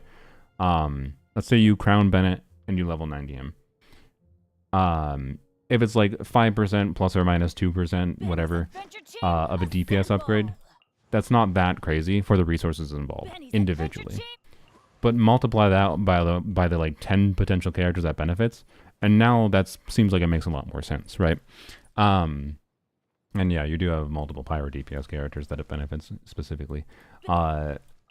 So like the more you want to play Linny and Mawika potentially, the more relevant it is. But yeah, anyways, oh yeah, by the way, supposedly the Fatui butthole enemy, the Bond of Light butthole, might be rerunning in the 7.0 Stygian, which implies an Arlecchino rerun, which is interesting. And I simply want to note that because I think if you're planning on, if you really like Arlecchino, if you want to continue using Arlecchino, I don't think this matters that much for Abyss. It's still nice to have, but I know like Arlecchino versus Mawika, in my opinion, C1 Arlecchino is enough to essentially make her equivalent-ish to Mawika. And I like Arlecchino a lot more, and she's a bit more adaptable and more enjoyable to play to me. So, you know, it's not that I'm saying you, Bureau, need to pull it. I'm just mentioning this for people in general. If you want to plan around it, that might be a thing people worth planning for if she gets a rerun. It won't be relevant for her Stygian specifically if you use her against her shield boss, but because that shield boss shills for Arlecchino so hard that it's... Anyways. And you know, also, plus, Polearms only might get its revenge against that. I might actually be able to clear that with Raiden, which would be fun if that boss is rerunning. So, can you use the character view right now? You can use it. If I don't, if I'm too distracted, I might not. I don't know. It's safer to not do right now. But yes, we may get revenge for Polearms only on that boss. It'd be cool. But it depends on the other bosses. Like, chances are there's going to be a stellar shield boss, and I just can't clear dire difficulty, so it won't matter. But I'll at least fight it again with Raiden, okay? Star is going to suffer again, so yeah. Who are characters most worth crowning? The ones you play the most. Unironically. The ones you play the most, and then the ones that benefit the teams for the characters that you play the most. So, that's why, you know, started with like asking the question of like Bureau's account here. What characters they want to focus on the most. Now, like, Sethos' talents don't matter as much since a lot of his damage potential comes from reaction scaling. They do matter, but, like, you know, they matter the more you min-max them, to be clear. So, like, I think it is worth taking him to level 12 if you're going to play him a lot. On both his burst and normal attack talent, but he's not one of those characters that's super worth crowning unless you really, really love him, right? Whereas Arlecchino's talent is like absolutely. If you're playing Arlecchino as one of your default DPSs, crown this fucking talent, in my opinion. The normal attack talent. So, I love Sethos. Yeah. How are you doing wall cancel things, by the way? Like, I think the number one thing to learn with Sethos is one, how to utilize extra energy on him on demand. Which, ooh. 100 DR Sethos is not it. 100 DR Sethos is really not it. Get the Anefa for Sethos. Yeah, like, right now, Anefa on your account. So Anefa, there's a good chance she'll rerun soon-ish. Who knows? Exactly. It could be 6 months. I wouldn't be that surprised, but, you know. Crit rate a bit low. I mean, that wasn't the main problem I was looking at. The crit rate is less problematic. Like, particularly if they're doing charge attacks only playstyle, remember, he does have this weird C1 that gives specifically his charge attacks, not his burst shots. Specifically his charge attack shots, 15% crit rate. So, like, it's not that bad if you're doing charge attack gameplay. But not having extra ER is pretty bad. ER is a really interesting stat on Sethos because of... particularly if you're doing charge attack gameplay mode, which is one of my favorite things with him. You even if his burst is on cooldown, you can choose to do a charge attack and use energy, because normally characters can't use energy unless their burst is available, right? But Sethos can consume energy from doing his charge attacks, or including level 1 charge attacks, by the way. There's a lot of like hyper min-maxy strats that you can do that min-max Sethos' utility, but just like doing normal, like easy level 2 charge attack gameplay on mobile or whatever, is something that still, you can use 20 energy, right? And he can even has burst on cooldown, which is you can hold 60 energy total, and you do get a free charge attack no matter what from your C6 here. Essentially, it's not quite a free charge attack. I think it's 15 energy. No, no, sorry, it is a full free. What did I think it was only 15? It was the 15-second thing. He has over 500 EM with big crit damage. Doesn't matter. Look, frankly, okay, Bureau. If you want to look, okay. If you want to fucking build your characters the way you want to build them, because you like crit damage in the stat screen, you do you. I don't care. But frankly, your account doesn't need fixing if you were going to be someone that is like, but I like having my big EM and big crit damage stat. If you're going to be someone that likes that, then you're the kind of player that it is completely acceptable to just be fine with not clearing content. But you got to acknowledge that, like, you are potentially building your characters wrong, and that is an effect that does matter for whether you can actually clear content. And, like, if you don't want your account fixed, that's fine. But you're basically saying, I don't want my account fixed because I like the big number in the stat screen. If you like that because that's what you enjoy, that's fine. I don't care. You can do that. You can enjoy the game your own way. But it's also, you just need to acknowledge that that does have an effect on your ability to clear the content. That's all. This abyss is probably clearable. No, this abyss is probably clearable. We will see what we can do in this abyss. But yeah, I feel like with I know, again, I normally don't like to strongly make character recommendations. But you know, Nefa, it's funny that you have, you know, Columbina, Lauma, Flynn's Nefer, or not Nefer, sorry. Like you have the whole Nod Cry suite that gives you like decent options, and then like you can clear Abyss with these alone and without a Nefa, to be clear. But like a Nefa gives you much more comfortable different options for Sethos teams. It gives you Overvape teams for Arlecchino. It gives you potential Chaska options. It obviously lets you have full Flynn's premium.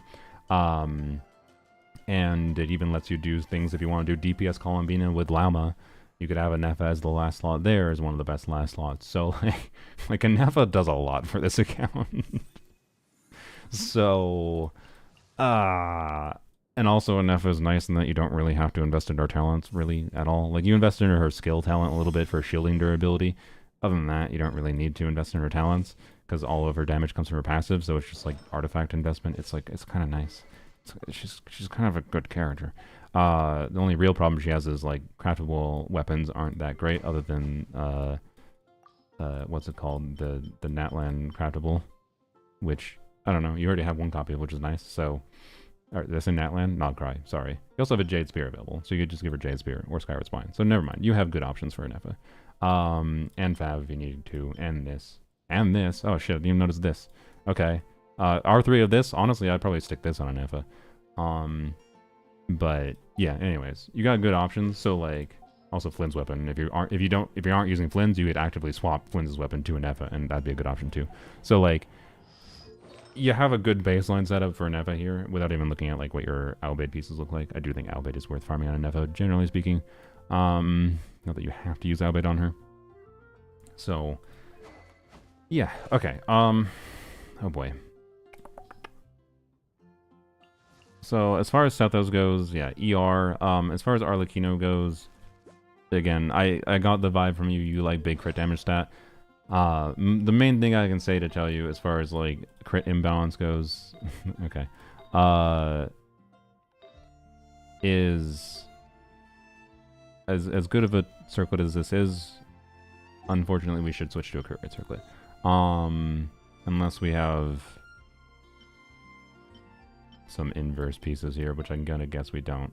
But like obviously this is enough crit damage in your Flower and Feather to justify using them. So unless you have the literal inverse, which is like a, 20 crit rate style piece. I mean, good lord. There's a lot of 4-liners here. There's a lot of 4-liners here worth leveling, but artifacts are expensive to level, and I'm gonna guess we don't have that much fodder. Yeah, no. Okay. So without literally having like a 20 crit rate piece, this is a complete switch to a crit rate circlet vibe. As much as it might hurt you, like this, even though it's didn't roll that well, is a significant damage upgrade for Arlecchino. That's so much better. It's so much better. Also, where the hell is your tag? Is this a white tassel? It is a white tassel. Okay, that makes sense. Hey, I fixed your Arlecchino. Bam. I hope they give a weapon skin for a polearm character so we can stop having this problem. I unironically, you know what? Hot take. Mihoyo's cringe. I think they're not going to give a weapon skin for a polearm because of how often Jade Spear ends up being a relevant stat stick for like Lohan for Arlecchino. But they don't want to give you a weapon skin that allows you to not deal with the ugly ass fucking green stick. So I understand. White Tassel is an excellent drip weapon, but if you want to actually clear content, switch her to this and then switch her back after. Jade Spear looks good on Arlecchino. I mean, I think it can look good on Arlecchino. I don't know, but anyways, there we go. We fixed your Arlecchino. Wow, we gained 500 attack plus a passive that is well, the passive on White Tassel is really good, but contrast with the red. I mean, yeah, like the contrast is there. I don't deny that, but I don't know. Christmas colors is not my favorite contrast in the game, or in existence, not the game, in reality. So, anyways, to be clear, I rarely notice things in the flow of combat that I don't think it matters. Same thing with Lohan. It's just like, I understand. But at minimum, temporarily, it's going to be a significant upgrade. I have had to use my share of C0 White Tassel Arlecchino on my casual account, and it's not ideal. It's not ideal. She's fine. It's good that she has access to White Tassel, but yeah. Jade Spear, for what it's worth, basically may as well be her signature weapon as far as I'm concerned. His sig is technically slightly better, but you also had to play around it being slightly better, which is annoying, and I dislike it. So, but yeah. Okay, so yeah, just that alone though is a pretty significant upgrade for her. Your artifacts for Arlecchino are quite good, other than the circlet. This would be if you had feathers, I'd be so tempted to reroll this. But no. Well, you have another one that roll poopy. Sad. Oh my good lord, what's in my throat? I gotta take a drink of water.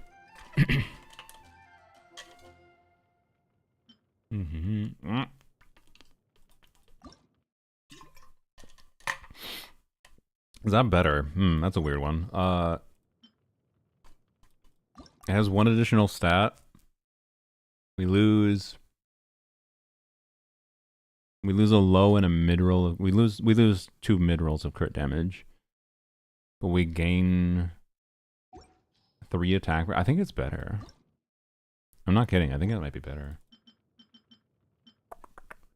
I'm not 100% sure. With Jade Spear in particular, I think without Jade Spear, this piece is the better piece. With Jade Spear, I think this piece is the better piece. but I'm not 100% certain. Because Bennett meaningfully reduces the value of attack percent stats. Is there EM circlets? Circlets? What are we thinking? Are you thinking? I mean, we have that, but no, wait, that no, I don't think this account uses an EM circlet. That attack circlet though. Wow. On crit ones. You mean EM substat? Yeah. No. EM circlet is relevant though if EM timepiece is relevant potentially with Seat Lolly. Well, there you go. They have one, which is a really good one. So, yep. They have the ability. It's even the same balance of stats, so like don't even have to rebalance things. It's really nice. If it's better. So situationally, you can switch to the EM timepiece, and that's fine. I'll just leave this circlet on for now, but I do actually think with Jade Spirit this one could be better. So yeah, anyways, Arlecchino's good there. This is even a good amount of crit rate, by the way, to allow you to like use Seat Lolly and even have double cryo. I quite like double cryo, like Seat Lolly, Chongyun, for example. You can do faster rotation times. It lets you pile up Bond of Life to be faster. It gets you more front-loaded damage potential. Then you get double cryo as well. You get cryo resonance, and cryo resonance allows you to have free crit rate, and that means you would be at 100% crit rate, for example. Perfectly at 100% crit rate, even. So yeah. Check Your Feather? I saw it. It's good. It's good. It's very good, don't get me wrong. But I don't know. Look, I've played in enough Genshin accounts and seen enough Genshin accounts. High CV don't sway me that much, yo. I've seen it all. But it's very good, yeah. I saw it. The feather and the flower were why I thought a crit rate circlet made sense. Otherwise, like, normally the crit damage circlet that you had, this is a really cracked crit damage circlet. Normally that circlet is good enough that I would prioritize trying to rebalance elsewhere and try to get more crit rate substats elsewhere. But you had 2 crit damage heavy of a flower and a feather for that to make sense in this case. And you already had a pretty crit rate heavy goblet. The only reality that would have made sense to keep this crit damage circlet would have been if you had like a different feather that was the inverse of this or flower. And then also potentially a timepiece that had a little bit more crit rate. So, yeah, it's a very good piece. It's a very good piece. And with your circlet here, it balances out. You get a really good build. Obviously, it would be nice if this had more rolls, but you know, I don't know. Do you try to re-roll this with it? You're close to Decree Reshape. You only need a few more feathers. Is it worth it? Maybe. I don't know. If you're bent on making Arlecchino have the perfect build, she's basically perfect. Other than that, frankly. You could also min-max the timepiece a little bit more in theory, but anyways. For Arlecchino specifically, this is fine. And it's going to be a lot better. So, oh yeah, as far as, since you did prefer crit damage, the only thing, like, look, if you want a big crit damage stat, I don't care. It's not, like, if you think it's a flex, it's not a flex to anyone but yourself if that's what makes you happy, okay? But if you're trying to, like, if someone, like, shows a screenshot of their build and, like, look at my Arlecchino build, it's got 280 crit damage and 50 crit rate. To be clear, I know yours was, like, 260 with 66 crit rate, which, with cryo resonance, okay, to give you some credit, if you're doing double cryo, Seat Lolly melt things, 66 crit rate with cryo resonance, and a bias towards crit damage, and the fact that you can min-max around landing or crits on Arlecchino's melt, if you're willing to hit that retry button, can actually make sense. It can make sense to do an imbalanced build, I want to be clear. With a non-cryo resonance up, though, 66 crit rate is kind of impossible to optimize around, generally speaking.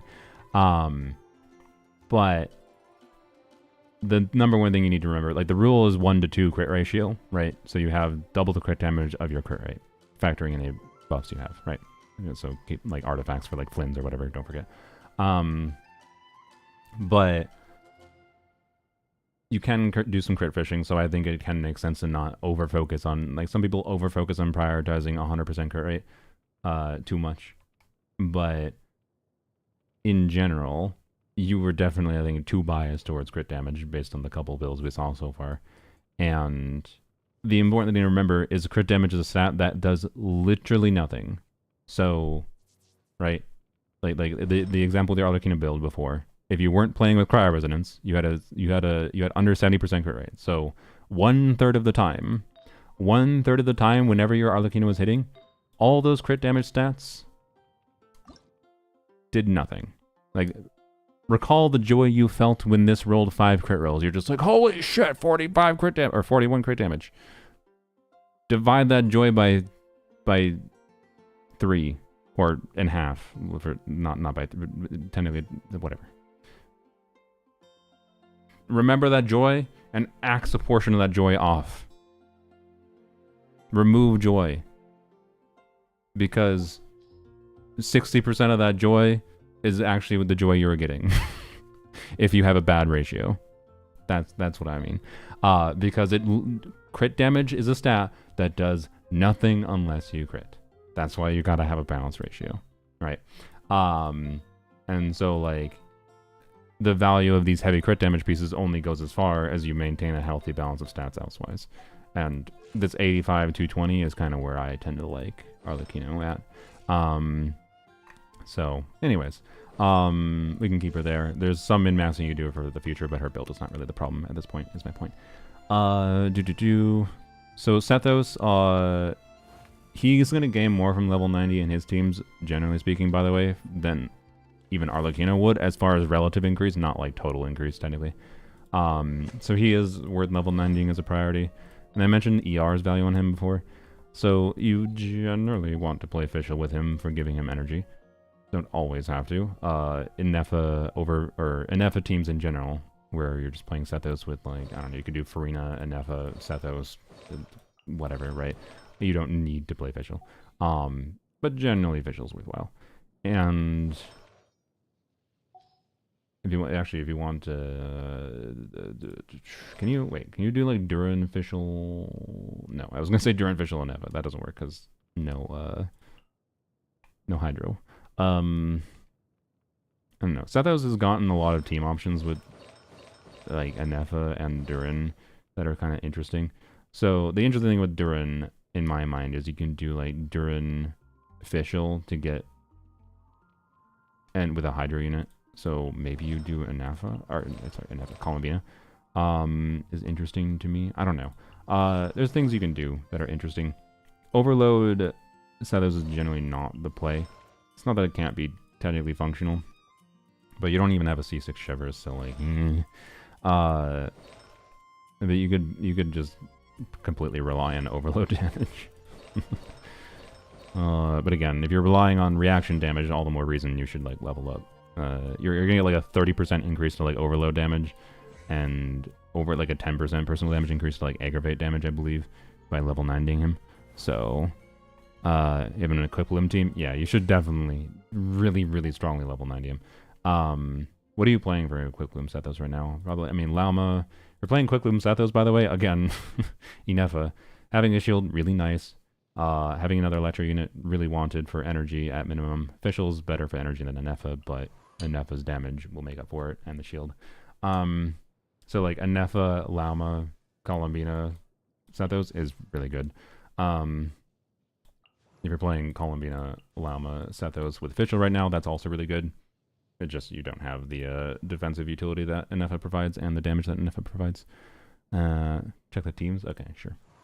So yeah, like Sethos' build, what makes sense is just, it just really depends on the team you're playing. This is certainly a lot of EM, and again, for a charge attack playstyle, it's fine, but I would, unironically, I'm inclined to feel even have a double crit piece here.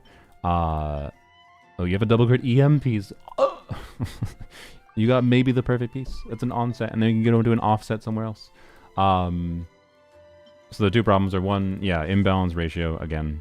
But then, more importantly, I actually think an EM timepiece, if you're doing charge attack spam playstyle, you might find an EM timepiece to be a damage upgrade. I'm not kidding. So that's worth trying. It's at least worth leveling this up and trying it, right? You got an EM timepiece before. There we go. So Sethos, Nicole, Duran, Nahi to be good. There'd be a lot of burn. You get a lot of overloads. It could work, I think. think it could work pretty decently. Nicole would be, or sorry, Nicole. Nahida would be a lot worse than Emily, obviously, but it could work. It could definitely work. That's like basically fully building. In that context, you don't even care about crit on Sethos, frankly. I don't think. Like, well, I don't know. I shouldn't say you don't care about it. I think it's probably still worth having some crit, but it might unironically be better to have like a just full on, assuming he's level 90, full on EM, triple EM build, rather than a crit focus build, because the EM, like just constantly getting overloads and spamming level 1 charge attacks might be the best shot technically for charge attacks or total damage output.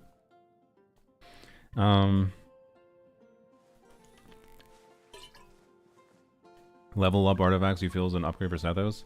I mean, you at least want the option to have more ER, and if you can swing it in substats, that'd be great, but I feel like your pieces are good enough here that's not worth super concerning over. That's an interesting one. I'd level that up, but I mean, at minimum, it could be a piece for your Llama who currently has it, but Llama, just in case you're not aware, Llama's entire kit is better than just her burst, particularly for an Abyss clearing context.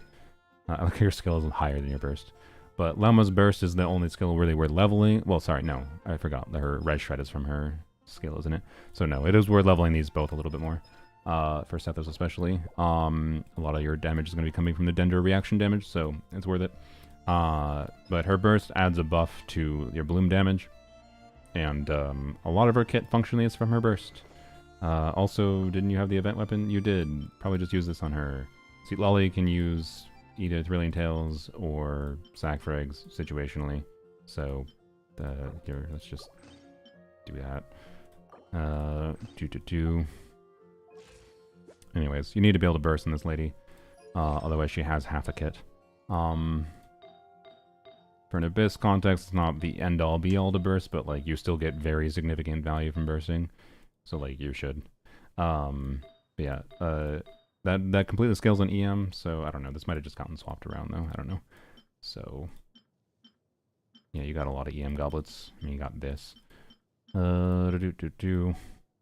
Obviously, who are you putting on Deepwood on your Wickham team? You have like, are you playing like Nahida, Llama, or something? In that case, I don't know. I feel like I'd lean towards double Hydro over Nahida, but I don't know. Double Dendro might be better. It's weird. Sack extra skill is good for Sea Lolly? Yeah. I'd be fine leaving on her own default.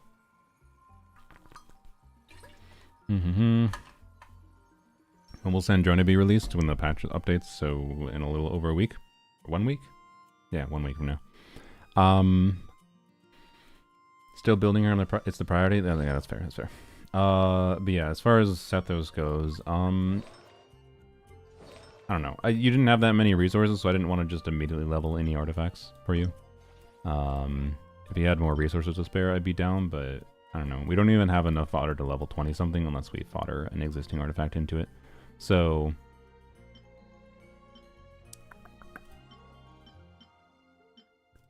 just seeing if I've seen anything that's like really garbage. I mean, to be honest, Blizzard Strayer with 3 low crit damage rolls, I think this is chill to throw away at this point in the game. That one can go? Okay, sure. Let's do it. Let's see if I have streamer luck on someone's account today. We want in 30 minutes, panel care will happen automatically. Don't do that, please. I am streaming MSI. My monitor might turn off on its own in a second because I forgot to turn off my monitor manually, and then it does it on its own if I leave the monitor on too long. Whoops. Okay. Let's see. EM would be fine. Obviously, we just don't want HP. Otherwise, just all the crit rolls, please. Yep.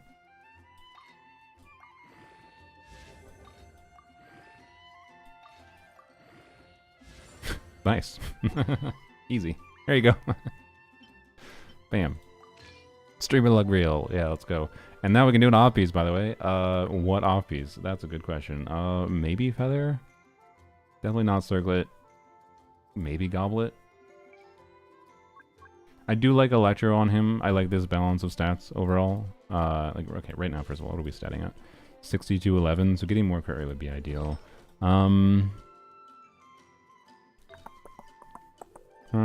Let's see. So, yeah, probably maybe just chill with the goblet. Especially because this would be nice. You have this as a relevant potential. Like there'll be reasons. Honestly, with the Quick Bloom team, it might just be better to use this EM goblet already, right? So this is definitely worth leveling. I would do so, but having an electric goblet with EM substats is the second best, no matter what, and it might actually still be optimal with good gameplay. So I'm gonna lean towards changing the feather. Yeah. So we sort by crit rate, crit damage, EM, ER would be a nice bonus. That's good. That's okay. We don't have filter on, right? Yeah.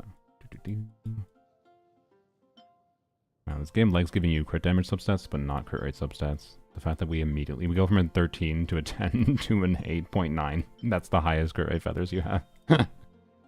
Oh, it's really funny to me. There's this 4-liner with EM here. Can we find another artifact to level? It'd be funny if it rolled perfectly into crit rate. Otherwise, we're stealing Cyno's piece.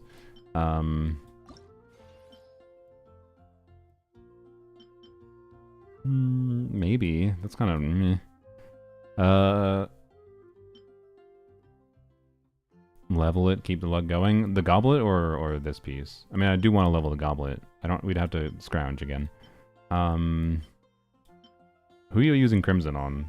I feel like these Crimson artifacts are like, do you have Hu Tao?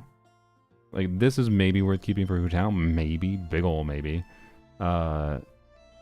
Gilded Flower can go. Yeah, I kind of figured. Okay. Diluc. Are these good enough to care about for Diluc, though? I don't know. Like, oh, that's crit rate. Sorry, I thought that was crit damage for a second. No. Okay, that's good enough. The HPPs, though, and then the feather, like... like, no, I'm not saying HP Sands and Diluc, but, like, if you have Hu Tao, that's, like, an okay enough piece to keep for Hu Tao, I think. Time pieces are pain. But, like, this piece is no. And then this piece, if you don't have Hu Tao, is also no. But, anyways, sure, let's check this. This piece, I think, at a default is more relevant. But if this goes poorly, we can just feed this, probably. I mean, maybe you could say this is a reroll, but I feel like this account has enough potential other pieces. I'd get the vibe, by the way, that you maybe throw away artifacts too aggressively. Because you have a lot of, like, high substat quality artifacts, which tells me that you've spent a lot of resonant artifacts, but you don't have a total number of artifacts on your account that is representative, that is what I would expect relative to how much I think you have farmed. So I think you might be throwing away pieces that you shouldn't be throwing away sometimes, either that are already leveled or more likely that you just never leveled at all, I will say. And although there is a lot of unleveled pieces here, to be clear, so maybe you just haven't leveled them, which is fair. Resin investment into artifacts is an issue. It takes a long time to build up your artifact inventory, so I don't blame you. Anyways, where the hell is this Gilded Flower? Did I not just unlock it? Where the hell is it? There it is. Okay. But okay. We want one more crit rate roll.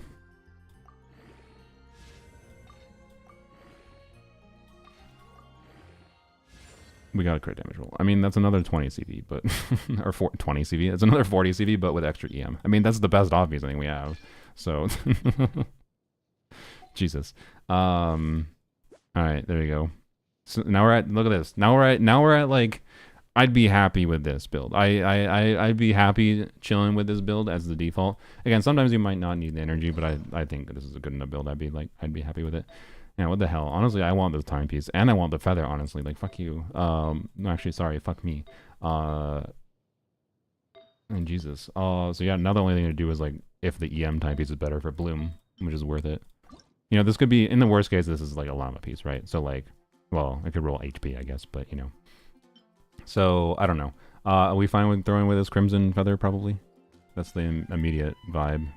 Or that one's, I mean, maybe a Copass Albedo piece. I don't know. Some artifacts I need you to level, Soul. Yeah. Tried climbing the pillar boss a few times after watching tutorial when it's first abyss and had no luck. Did you watch Tarz's tutorial? Tarz gives good advice. I don't know. It's I could try to like go through things more, but I think Tarz is it? I don't think it's an unlisted video. Let me check. Tarz Blammo pillar climb. It didn't pop up when I searched for it. But is that a Google failure or is that just a something else failure? Climb. Maybe it is unlisted. Damn it. Damn it, Tarz. I feel like Tarz needs to make it into a short. Okay, I don't know. Can I call you on Discord? I'd prefer not right now. Sorry. I feel like the streams are just likely to become even more unfocused if we do that. Okay, Crimson Feather can go. Okay, cool. Ooh, okay. Well, really would have preferred ER, including for Zethos.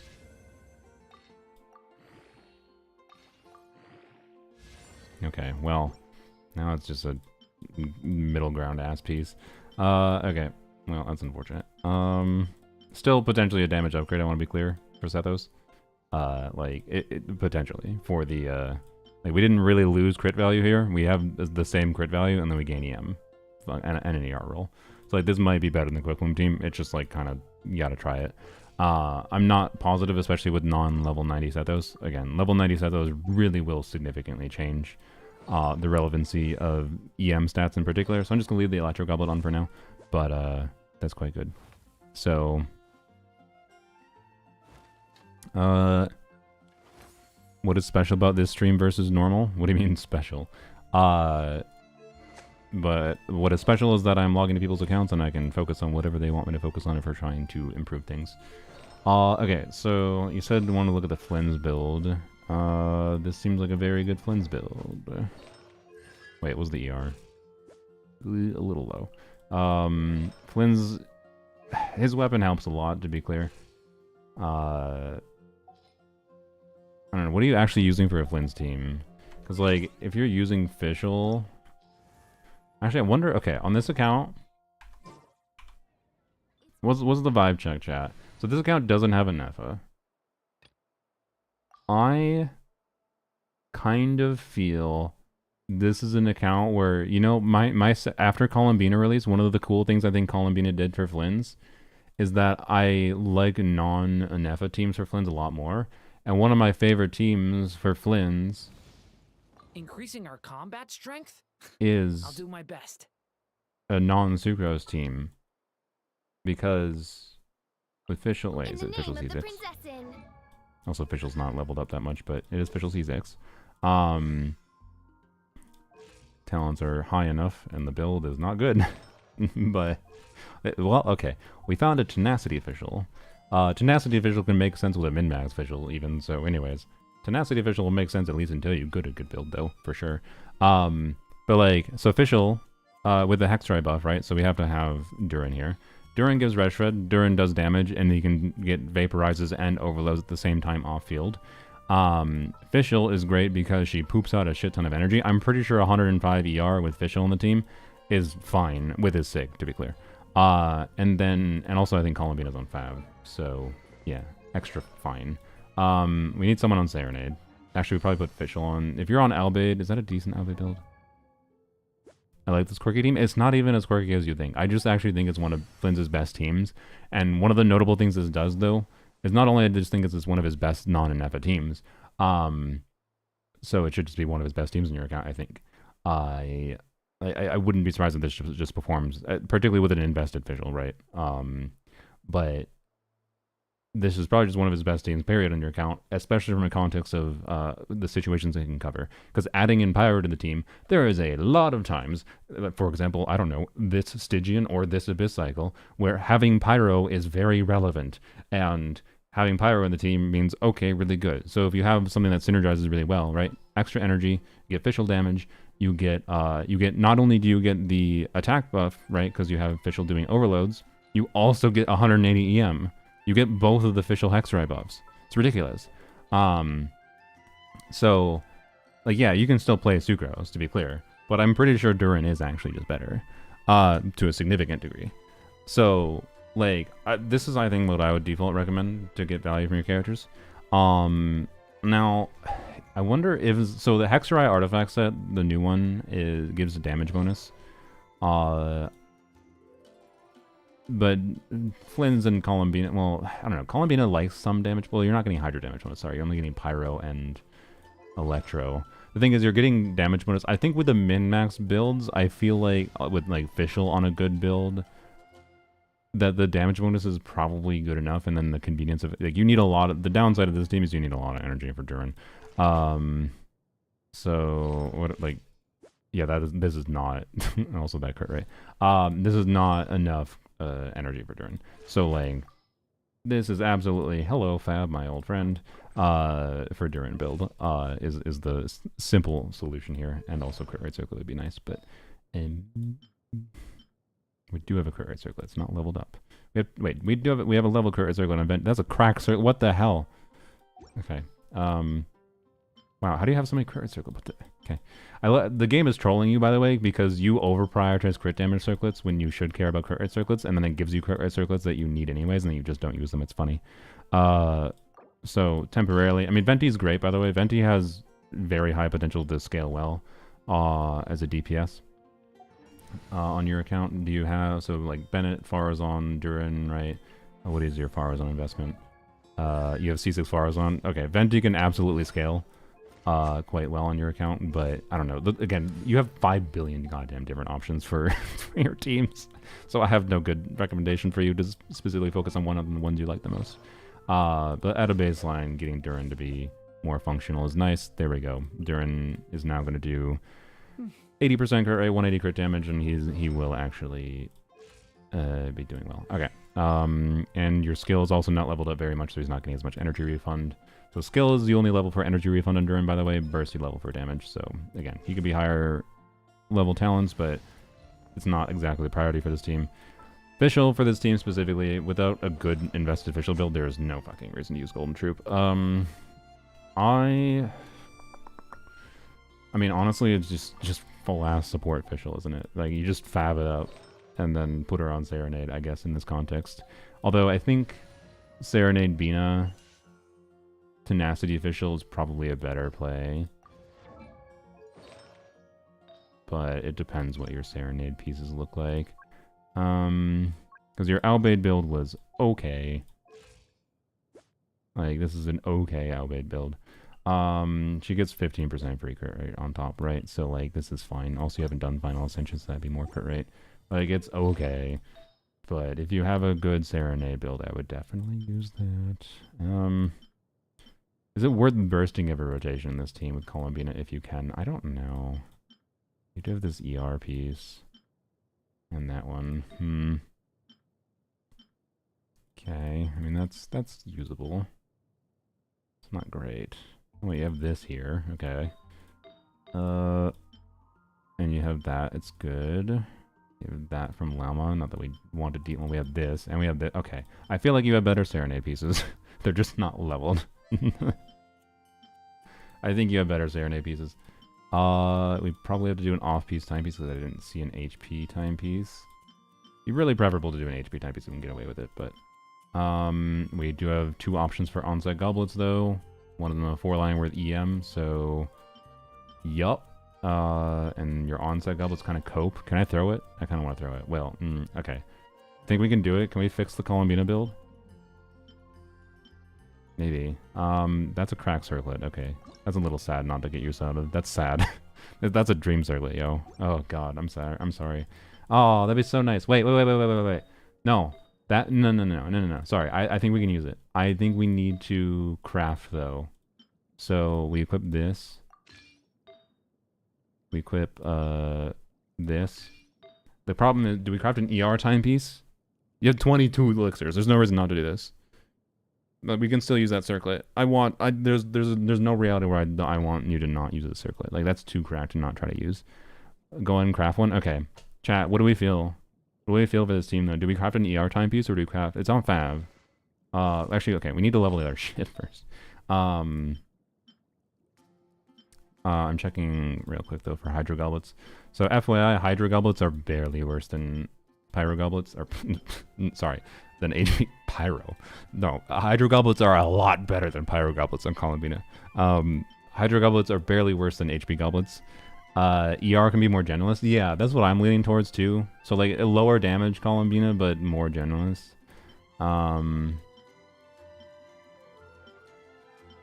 I mean, honestly, we could grab both. We could grab both. We have 22 elixirs. Let's level some stuff first, though. The goblet is most important to see how this goes. Should we default to that one? Maybe not. Okay, we gotta find like 4 artifacts. I'm guessing you were farming these for Shao, so I mean, unless you're planning to reroll this piece, frick this piece. Like, I don't know. Are you really bent on... Well, okay, Shao has a new, better artifact set anyway, so I say fuck these pieces. But we need to level up 4 pieces for this. These are maybe okay enough to keep. Attack circle with EM... Nah, frick that piece. I will say frick that piece, too. Need a lot. Not that we have to, like, get rid of all these, but... just, like, all potentials, right? Death Circlet, 11 grid damage. No, frick that piece. Cryo, I mean, maybe. That's a big ol' maybe. It depends on the other pieces.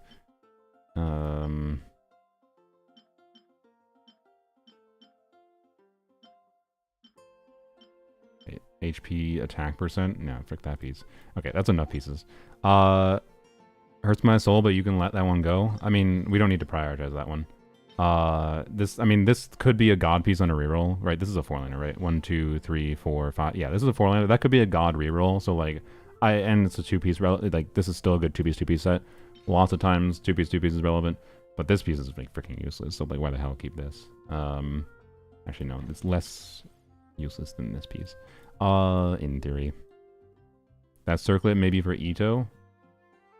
This circlet? This one? What are you smoking? No. Oh. Ooh, that one hurt. Fuck. Oh, we really wanted, like, at least 2 crit rolls. That was my hope. Ooh, I mean, ER is nice. Maybe we... Okay, so, I mean, we have a lot of elixirs. Our options here now... We craft a timepiece first, but then maybe we could, instead of crafting 2 timepieces, craft a goblet. Oh, that one hurts.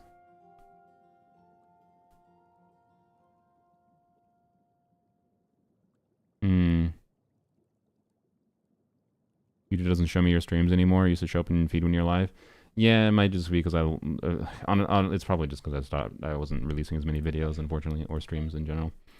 And if YouTube sees you move on to watching other content, even if it's just because the person hasn't made as much content, it starts recommending them less. Like, you have to forever be on the content grind for YouTube. YouTube hyper punishes you for daring to take a fucking break from your regular schedule. Craft 1 piece for Bina. Yeah, I'm just like, I don't know what to craft first is the problem. After 10 minutes, panel will activate automatically. Can I... Oops, I just turned off my display. I meant to I pressed the wrong button. Uh-oh, shit. I think my display's not gonna... It's fine, I can actually play through OBS. While my panel does the... Oops, I actually turned it off, and when you turn it off, it automatically does the care thing if you haven't turned off your display for a while. Which is why I'm trying to remind myself to turn off my display every day when I'm not using my computer. But anyways. Okay, let's... We had a double crit HP piece, I know, but I don't think we had double crit HP ER, and this is a 4-liner, so... Okay. So... HP goblet with a shit ton of attack? Yeah, no. Frick this piece. Okay. Well, that's the Thanos and a half, but where's the last roll go? Oh, fuck you. Okay. I say reject this piece. Because we have 4 other potential double crit pieces. I think even one of them roll. I mean, the ER is nice, like, don't get me wrong. It's just, I think if we need ER, maybe we just roll an ER timepiece for a more generalist piece. I don't know, it's weird. This account, like, I'm split between whether or not to do an ER timepiece on this Columbina. If we did an HP timepiece, then probably we keep the existing feather, honestly. Sorry, an HP timepiece. Because right now, like, an HP timepiece be fine. Right? That's my luck usually, yeah.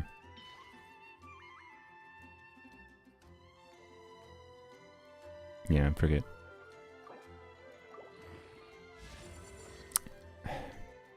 Thanos again was fine. That's basically the same as as the same pieces. The HP is basically the same as crit for her, so like it's a little bit worse to be clear. But it's close enough that this may as well be the same piece. Okay. So that is not really a downgrade, so I'm happy with that. The feather I would prefer better.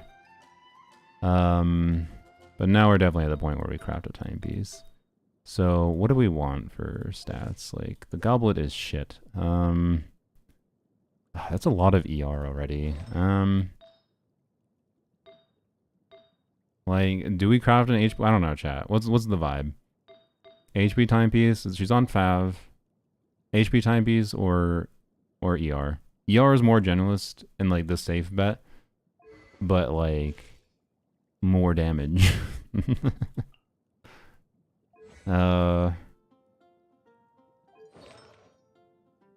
Widestream, yeah. She's on Fab and she has enough ER, so I'm saying HP. Alright, you know what? You're the one, it's your account, you can decide. And then you can also decide after this rolls, however, if we're gonna craft a goblet. Because our goblet is definitely cope. Where is the thing? Am I dumb? I'm used to where it shows up in my account. There it is. Serenade. HP. It's weird. This is so weird playing through OBS. Okay. HP, Serenade, blah blah blah blah blah. Yep. Alright, please. 4-liner. Ooh. And flat HP. No ER, but you know. 4-liner is much better than ER. Let's go. Can we strongbox? LOL, never mind. Wait, can you strongbox Serenade? Serenade's not in yet, right? No. No, yeah, it's not. Okay. No, yeah, Finale just got added. Okay. Now, was this the priority resource-wise? Maybe not, but I think we got stuck in a little bit of Gamma Brain Rot, and it's worth it. It's worth it because we get the God of all Columbina timepieces here.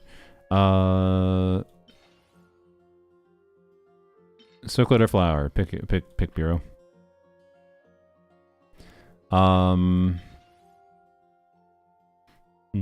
She's not 35k. I mean, she's not even level 90 yet, so it's not really a problem. Flower? Alright, let's go.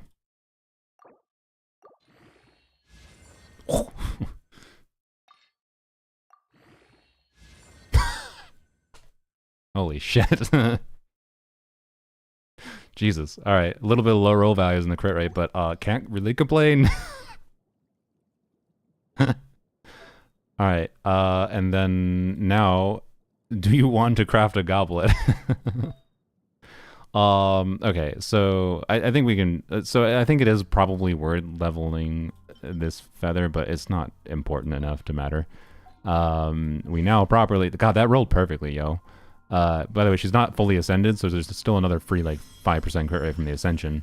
But even then, we have a good ratio already. So this is pretty great. I don't think... Okay, so we have this goblet. Because we no longer need the crit rate rolls as badly, I think the play is to level this goblet first, and then maybe consider... We're going to lose ER, but oh well. If we lose ER, that's just more reason to stick to this feather rather than using a new feather, right? So you get 15 crit rate for free on her? Yes, correct. So add like 20 crit rate, and we are functionally at, even with the non-crit rate circlet, add 20 crit rate, and we are at like 75% crit rate. We are at a very healthy balance. So my vibe is we level this, just throw the, like, we don't need to level it to 20 even, right? Because if it doesn't roll like crit damage at all, we don't need to bother, right? What weapon is Bina using? Fav. So that's my play, if you're fine with it. Feed the old goblet into this one.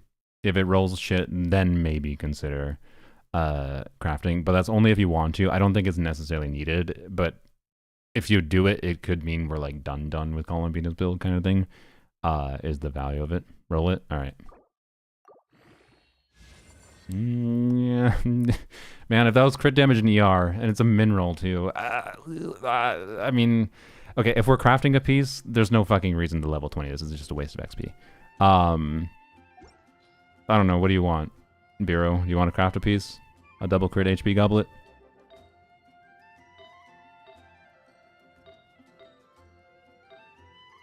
Or not? Also, meanwhile, let's go, the plan, by the way, part of the reason for doing this was just to throw Fischl on a... Because theoretically, we could have min-max Fischl around Golden Troop, or Serenade instead, but I'd rather put on Tenacity, frankly. I think for a shitty Fischl build, it just makes more sense. Animo bonus, HP, EM, HP. Wow. Hey, crit damage, ER, crit, wow, okay, crit rate. Oh, there we go. Bam. What? You actually have good tenacity pieces. It's crazy. I didn't expect this. I never log into accounts and see good tenacity pieces. Well, actually, okay. Asterisk. You've maybe thrown away some pieces, but oh well. It seems a little bit of an over-prioritization of HP pieces when all stats are good on tenacity, but it's fine. Probably steal that piece, although we have other pieces that are relevant if leveled up. Well, there's that. Okay. So, okay, yet another character that needs leveled up shit, but leveling up these pieces is, I strongly say, not the priority. But Fischl could actually do real damage on your tenacity pieces. I'm not kidding. So, for now, just that. You can leave the goblet, and then I guess this piece, ER crit rate, fine. Okay, there we go. Fischl's fine now. She's on Fav. She'll crit. Well, no, sorry, she won't crit. We should level the timepiece, or not the timepiece, the circlet. Epic, craft another one. All right, yeah, you have 20 elixirs. It's not that big a deal.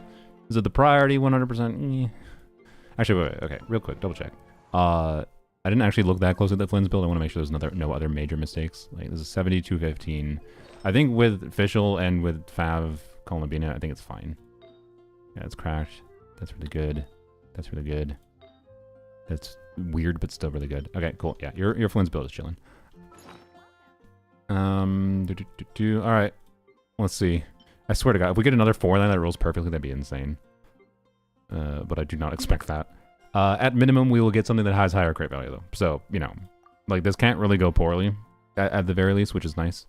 So, Serenade, HP Goblet, and so this means even if it rolls poorly, I think your Columbina build is good enough to be done, and the priority from here would definitely be HP, Serenade, crit rate, crit damage. The priority at this point, in my opinion, for Columbina, if you wanted to, would just be level 90 her, leveling her talents more. I would not stress her artifacts at all past this point, even if this rolls shit.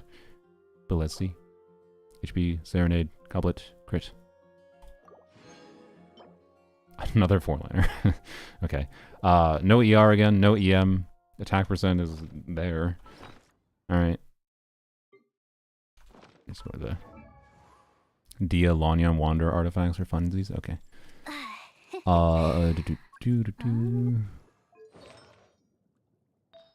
Alright, I say we just feed this old goblet in. We're all in. We're not even going back. There's no going back. Bam. Wow.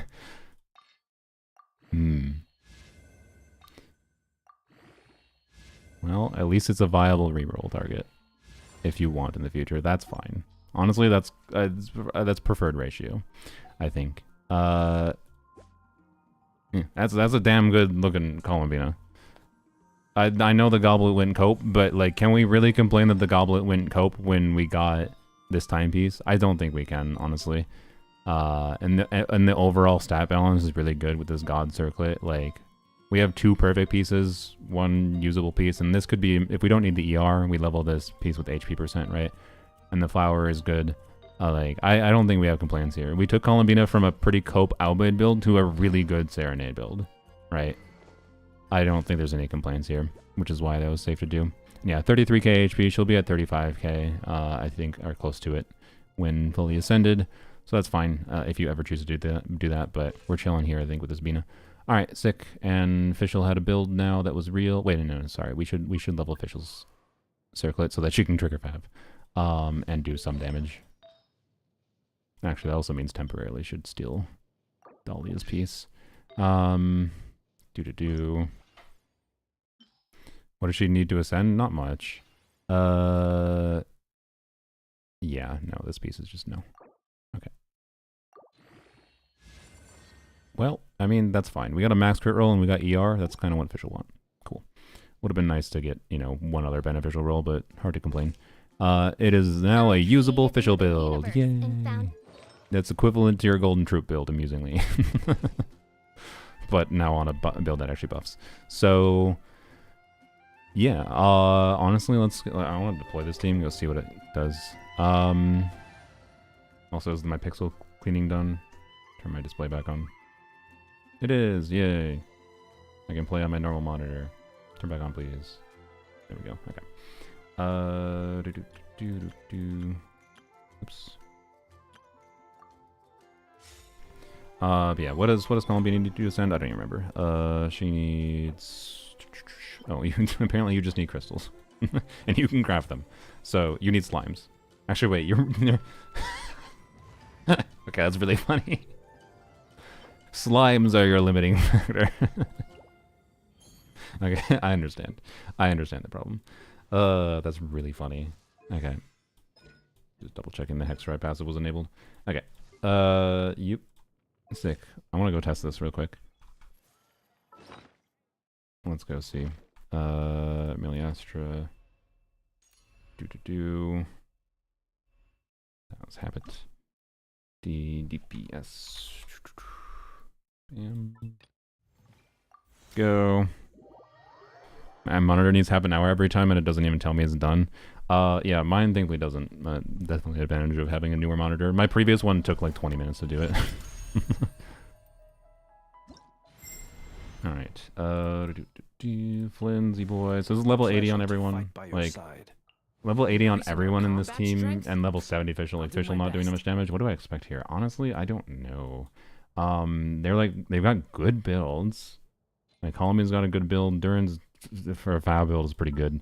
Not incredible, but he's fine. I don't know. I don't think it's gonna, like, I don't know. If it doesn't hit 100k, I wouldn't be surprised. But I wouldn't be surprised if it gets close. That's kind of my vibe. But this is in a weird territory. Like, it's hard for me to evaluate because the conjunction of having every character here has reasons to be level 90 and has reasons to have like improvements in like Fischl's build, improvements in Durin's build, to get like a better weapon on him for his own personal damage. But then we need more ER stats. Like, it's way fucking harder to build him without Fab, so we're just using Fab, right? And level 90 and talent levels and blah blah blah blah. So like, you know, I'll be very happy this is 80k. Like, that'll be way more than enough for like abyss clearing, right? Which is what the priority for this account was. A moonlit night for all. As you wish, me. Okay. New life. Close your eyes. To dust. Observe. Oh, we're chilling. Oh, we're chilling. Close your eyes. When a new moon rises. Midnight phantasm. Nope. Okay. Should have spent a little bit longer field time on Flynn's. Be silent. Night falls. I think it hits 100. Fear the dark. If we do more sustain rotations, we probably peak at 100, but I don't need to do that. Yeah, this is like, yeah, this is perfectly fine balance.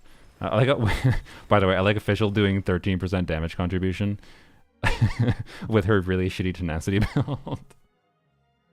How did that happen, actually? How is endurance damage that low? Side effect, yeah, whatever. Talon's fab build. Oh well. God.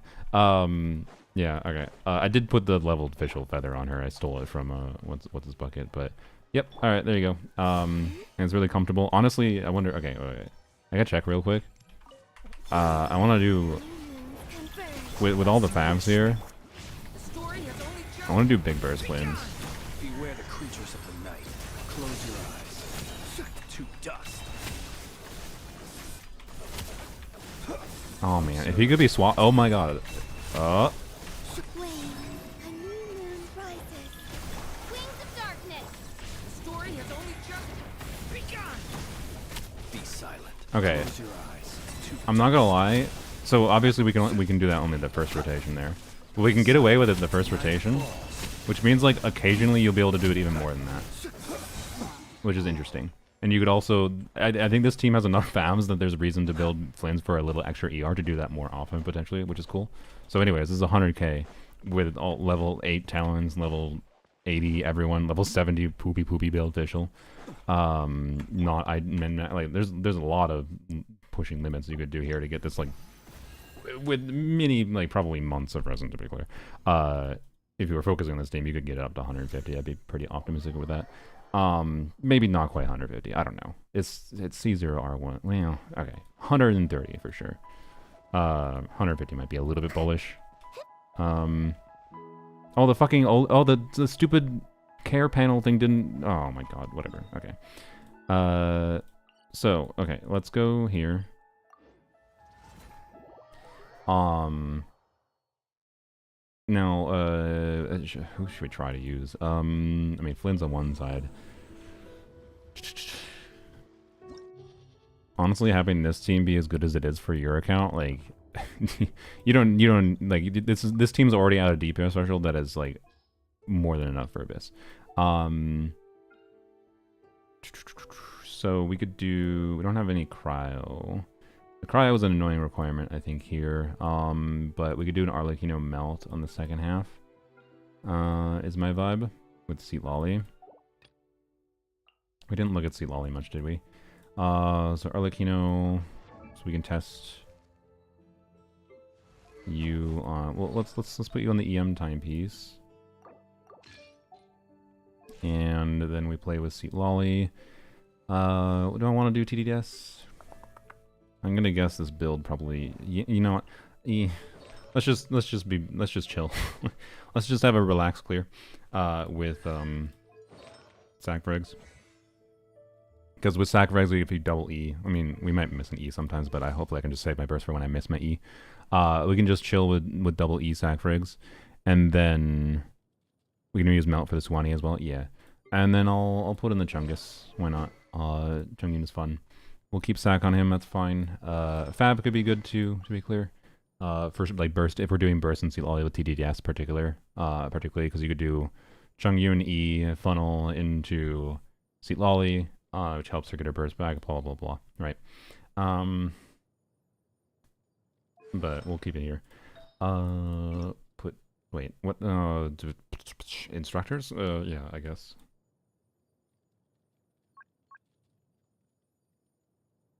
Oh, we don't have any instructors, do we? Am I dumb? No, we do. We don't. Do? We don't. Okay, rip, never mind. Chungyun with no artifacts. I mean, I guess we may as well... no, there's not really anything other than Noblesse and instructors and Bennett's on instructors, so... Biro, if you're farming the Hexerai, the Albeit Hexerai domain at all, keep instructor pieces, they're good. Or when you're farming normal bosses, they drop instructors too. It's really good to have them. Anything with ER is most relevant on it, but different distributions of stats is relevant too, so, yep. I guess scroll. No, Seat Lolly doesn't scroll. No, there's no relevant set for him. Okay. I mean, you could build him for damage, I guess, at this point. But I'm not gonna worry about it. We can just literally throw him on whatever artifacts we see. Although, do we want to burst on him? I mean, we don't really need to. We just need to E. So whatever. Just throw him on artifacts. Bam. Whoops, not reshape. If we were using Fab, we definitely want a crit rate circlet. We're not using Fab, so it doesn't really matter that much. I'm using... Maybe I should put on... no. Fab probably makes sense for Seat Lolly energy, but we're not bursting on Seat Lolly, so who cares? Basically.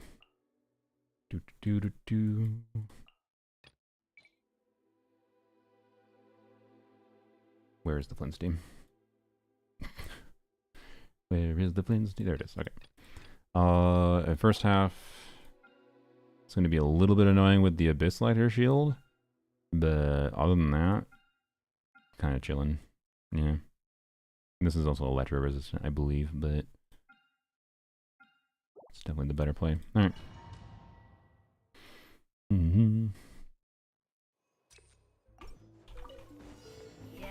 Surge. A moonlit night for all. Shadow Raven. The story has only just begun. Observe. I should have done big burst. Whoops. Night falls. Observe. Night falls. Odds revealed by There's no reason to do that. Be silent. Observe. A little close. Night falls. Wait, what? What the hell what is happening?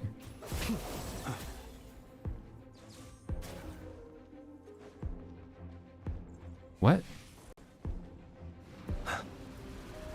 I'm not the only one that saw us break the shield there. Oh, I can make it go later. The OLED care thing wants to. Wait, I can't do it later. I have to. I have to. That's been too long. This is what I get for not remembering to turn on my display. Okay. I guess we're playing through OBS again. Oh well.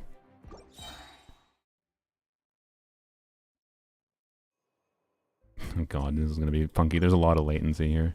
Oh, there's not that much latency. It'll be fine. It's just really weird. Midnight Phantasm. Decay. New life. The long sleep beckons. Close your eyes. Do you hear the dark? Observe. Fucking anti-Flynn's boss. By royal decree. Stay back. Be silent. Observe. Okay, it worked that time. That was weird.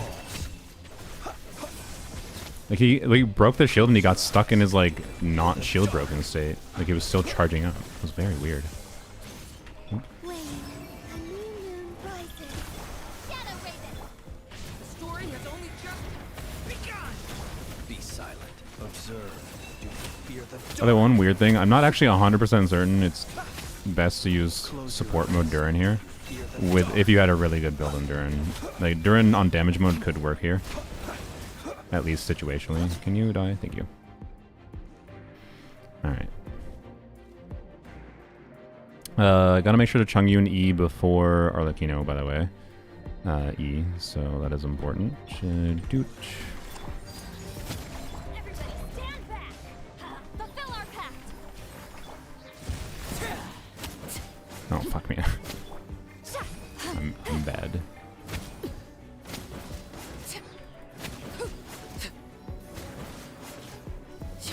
Oops. Oh, I didn't. Oh, frick. I haven't played this in a while. God damn it. Okay, whatever. Bam, bam. Show no mercy. Get to work.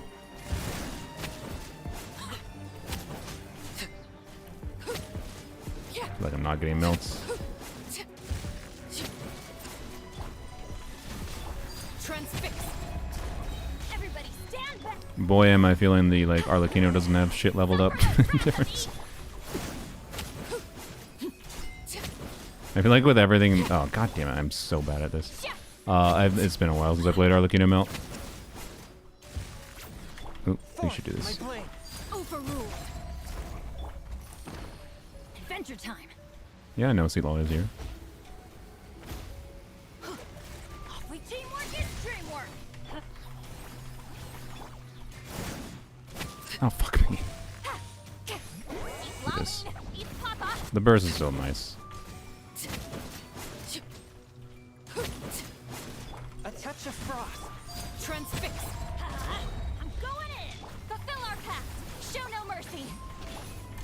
I need to do the extra normal text.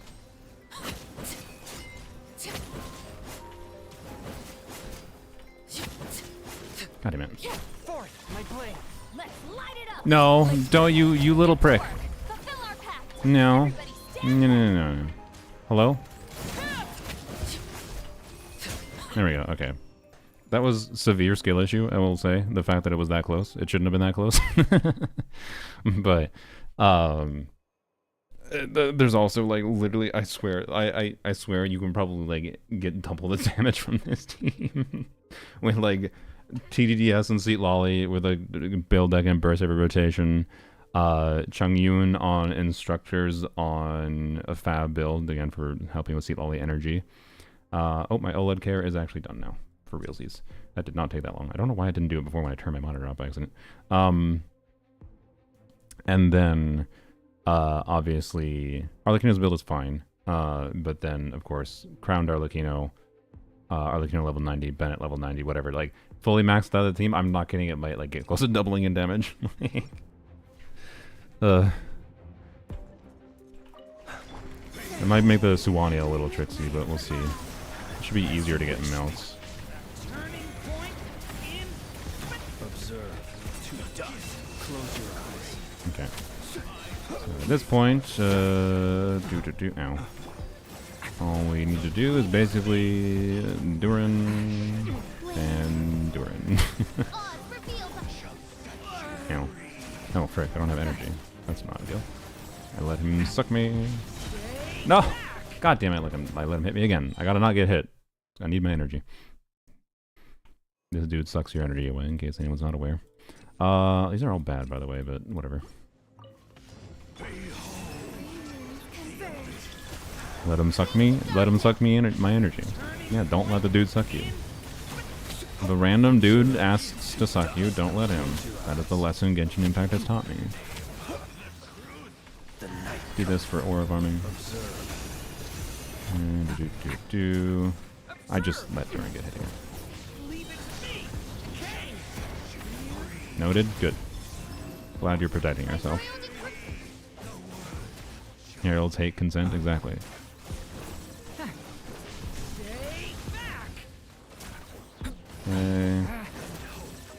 Yeah, it isn't too bad, but it is very time wasty. Oops. Ow. Okay. Now I'm gonna call on Bina. Gonna get energy. Okay, there we go. Shadow Raven. Anyway, I maybe should have Durined. Oh well. Let's cut this rotation a little bit shorter. Observe. Flame. Humans converge. Oz reveals us. Turning point in space. Be silent. No, God damn it. Okay, I should choose the burst HP restore thing, honestly. Okay. Is YouTube chat been dead or has nobody commented? Let's see. It's been dead. Okay, cool. Wings of darkness. The story has only just begun. The long sleep beckons. Observe. Be silent. I don't know why I did that.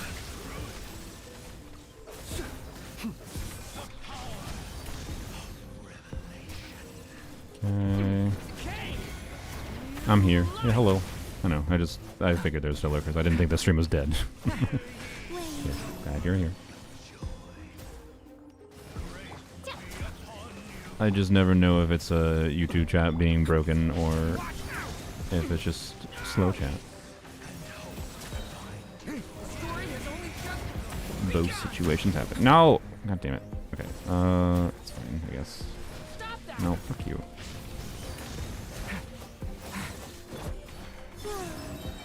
Alright. Midnight fantastic. Turning point in space. The night comes. The night comes.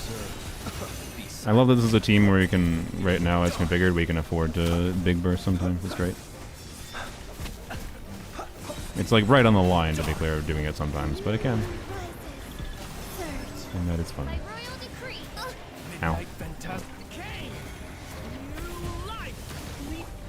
Close your eyes to dust. Be silent. There you go.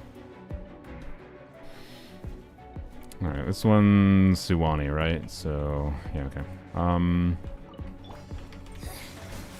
Whoops, wrong character. Transfixed. Centered. Yeah. I'm going in. Show no mercy. Get to work. Oh yeah, by the way, in case you're not aware, I am dash canceling. I'm going back to get Bennett buff, hopefully. Die please? Just die. Just die. Thank you. I am dash canceling Laid bare. on Arlecchino's charge attack in order to make sure the pyro from her charge attack doesn't hit. Because that would eat a cryo. That would eat a cryo application. That could be a bigger melt because her charge attack doesn't have that high a multiplier. A touch of frost. Overruled. Let's light it up. I'm going in. Fulfill our pact. I don't know why I did that. Suffer the wrath of E.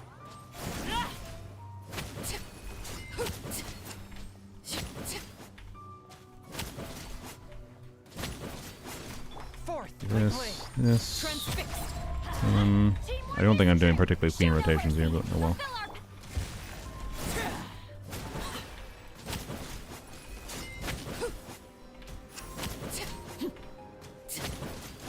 There you go. Okay.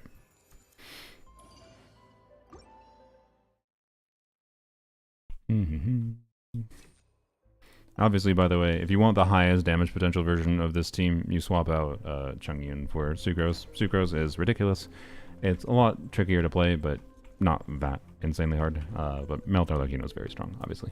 But Arlecchino is really good at adapting to different kinds of content.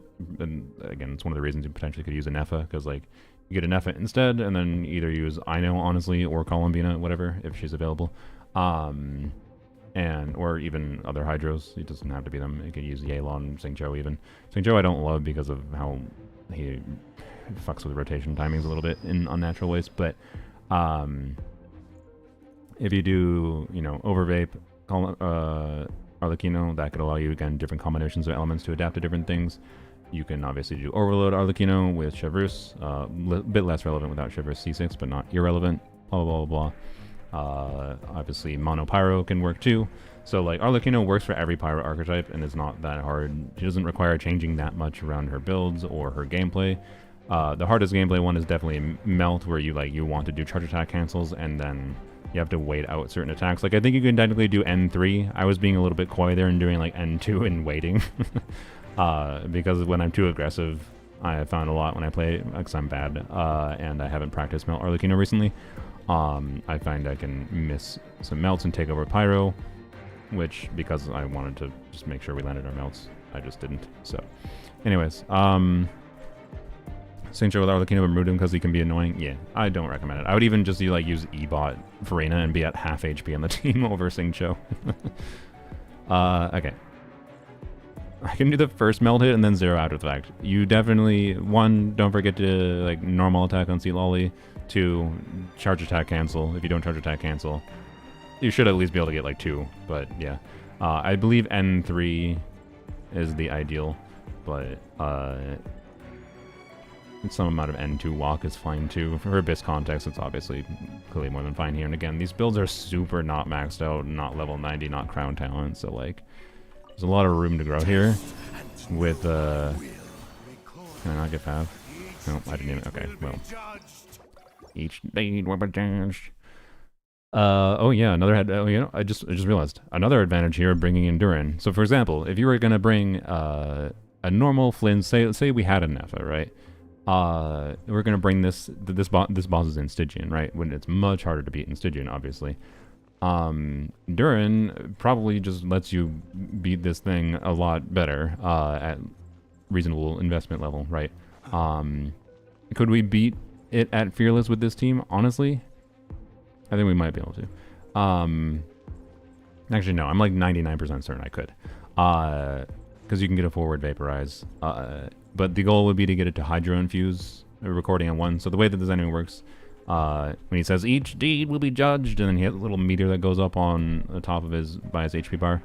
and then he's waiting for 5 hits of Pyro, Hydro, Cryo, or Electro hits.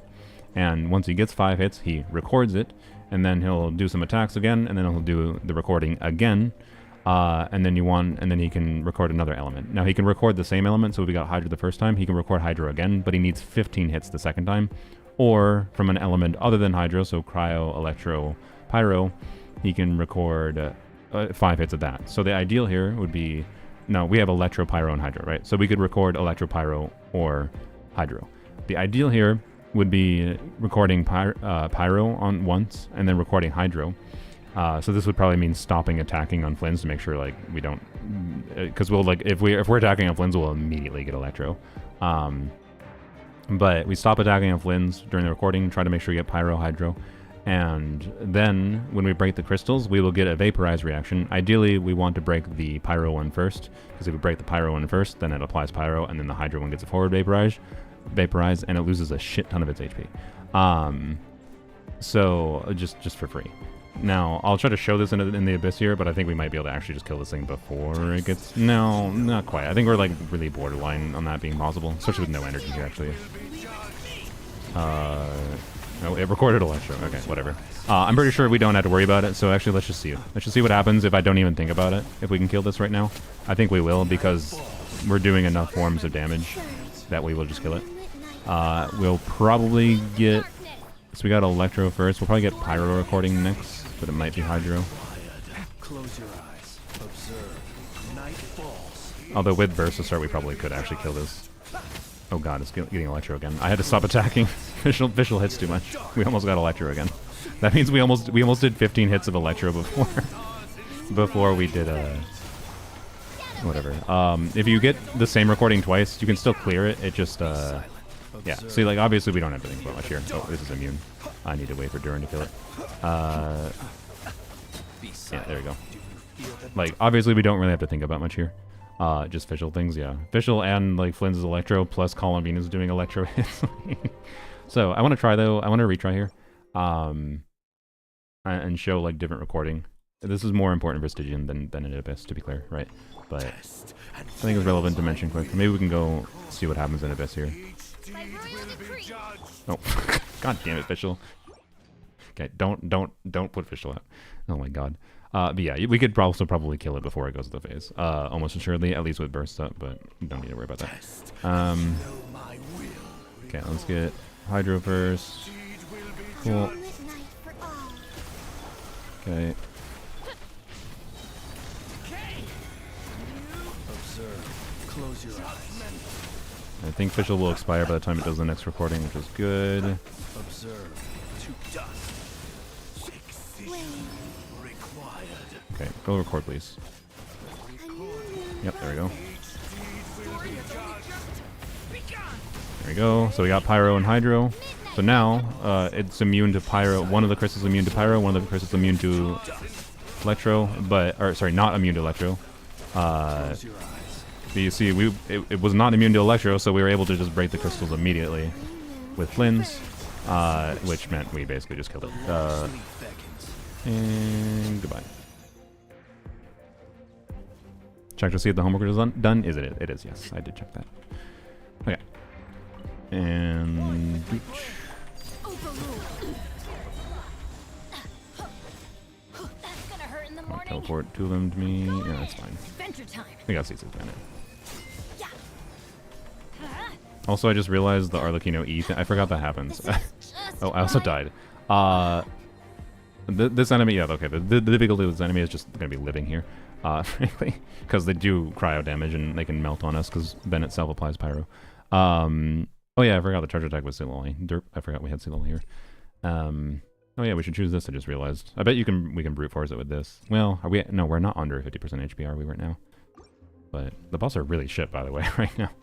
Buffs can matter a lot, especially the lower investment your builds are. Like, don't underestimate the value of trying to, like, you can like clear one chamber on one day and then continue to the next chamber, and if the buff is a shit card, you could like stop playing Abyss for one day and then come back the next day and fish for certain cards. By the way, people do that.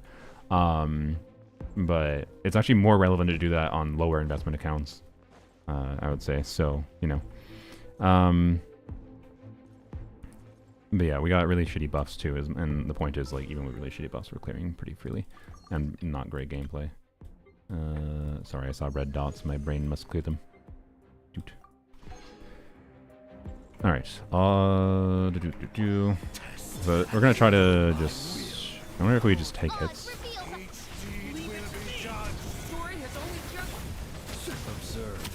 Hit me. Hit me. Hit me. I want to be under 50. Wait, did I even choose that buff? I don't remember I chose that buff. I would like you to hit me. There you go.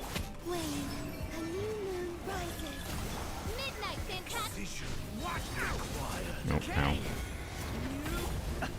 Close your eyes. Fear the dark. Uh-oh. We got Electro twice. Uh-oh. Observe. I guess it's fine. Fear the dark. I think it'll be fine, right? Wait, I should have dark moded during. Will it be fine? I don't know. Electro twice is kind of bad. No, it's not fine. Okay. Don't get Electro twice.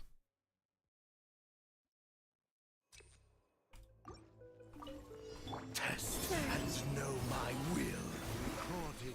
Okay. Each deed will be judged. I don't care if we get Electro once, but we cannot get Electro twice. That is the only thing we must avoid. Yeah, I'm pretty sure we could brute force this relatively easily if I had energy to start, but oh well. Be silent. Judgment. I might actually still be able to brute force, maybe by like trying to funnel some particles at the beginning to Flynn so I could do a big burst. There's a path here, I think, where even without energy to start I could probably brute force, but I'm not gonna stress it. Oh, special too good. Be silent. Do you fear the Oh, dark? I just wasted that attack, whatever. Observe. Okay. Wings of darkness. Turning point in fate. Stay.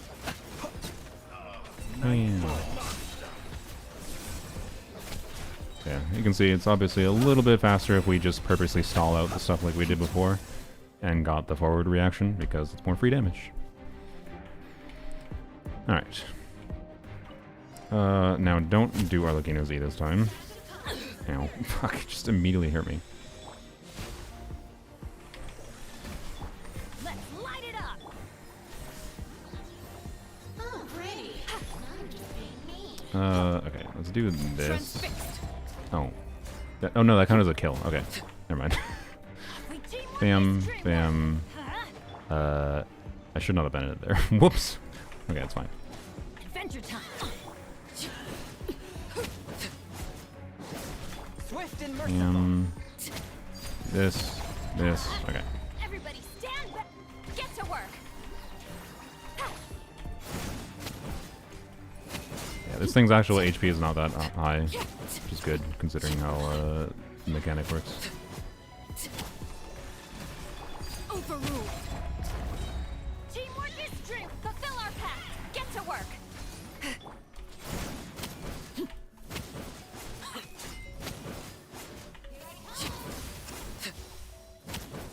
Yeah, the only risk with N3, by the way, N3 dash combo on Arlecchino here is just being bad and doing an additional attack that applies pyro.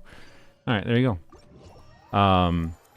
So yeah, you got all the characters you need on your account. And then like that's like that was flexible enough, like with room for growth for both the teams, that I think it's a good example how you have plenty of options in your account. The only curse is just you have too many options and deciding what to focus on is hard. Yeah, it's important to remember like situations like Durin, Fischl, Flynn's combo.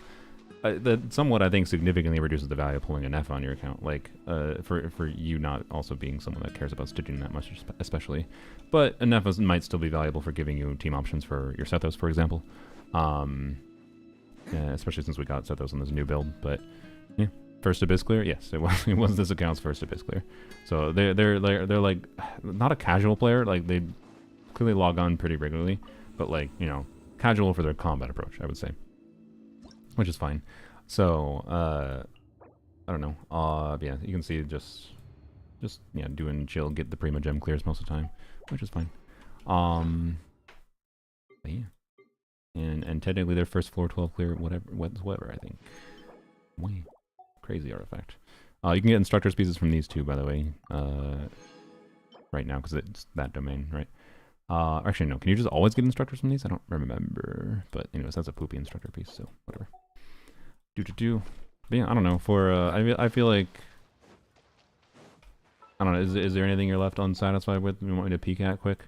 I think I'd rather log into another account today rather than spend 17 years on every single build on your characters. Obviously, it's not possible for me to cover every single thing.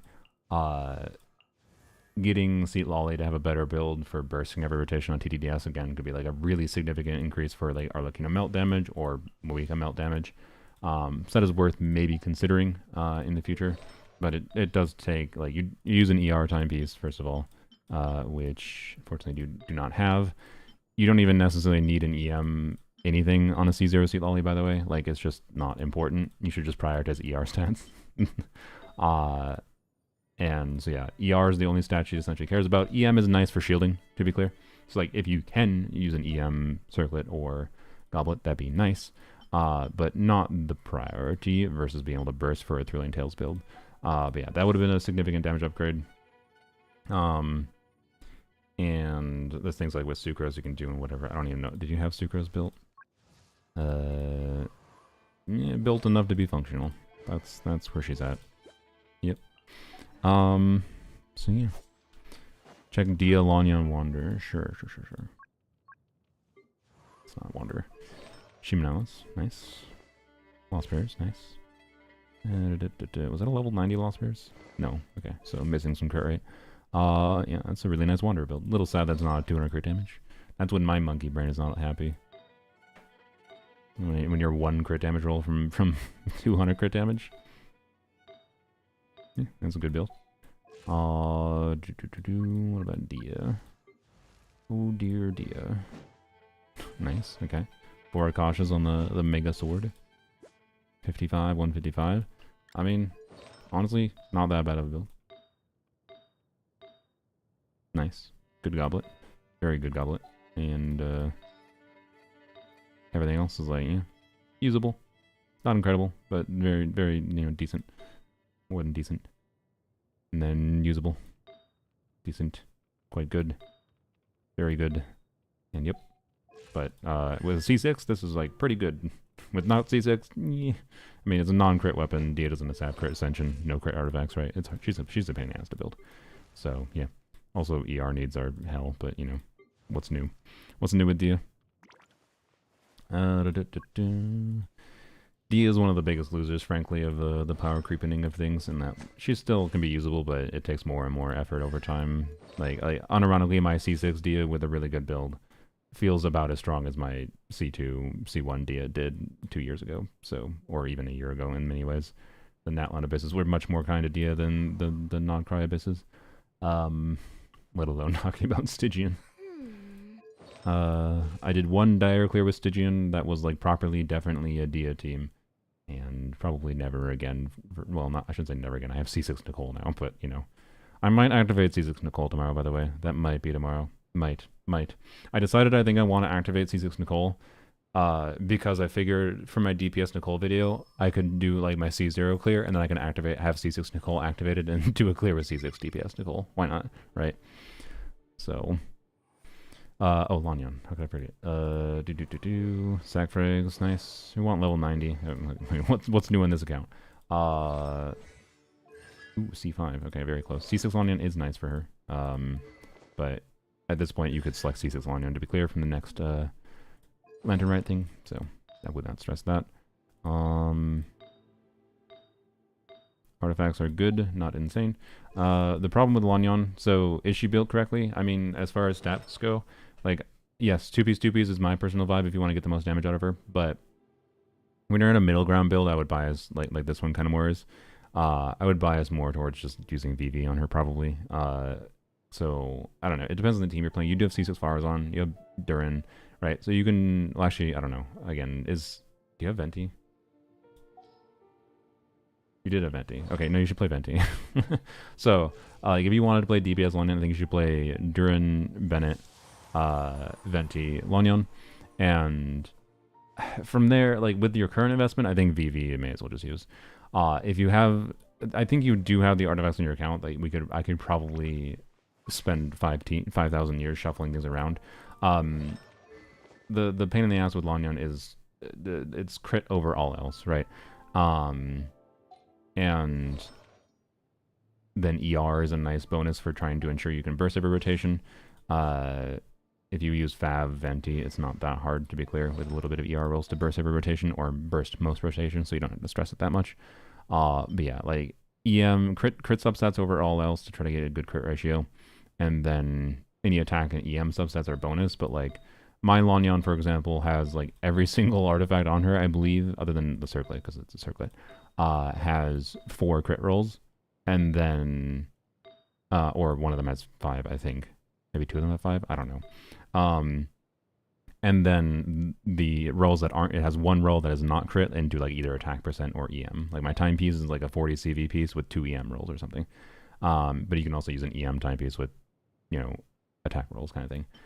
So like having those additional non-crit substats is a difference maker for me when I've Mimnaxed her. But for you, just crit over all else, right? With relevant 2-piece. Or you could use 4-piece at the Hexer set too. You don't get the crit rate from it, but you do get the attack percent. So, but yeah, what's a good newbie team? Anything with a bunch of offfielders that either some conjunction to buffing or do damage. So like, I mean, you have Farina, you don't have a Nefa.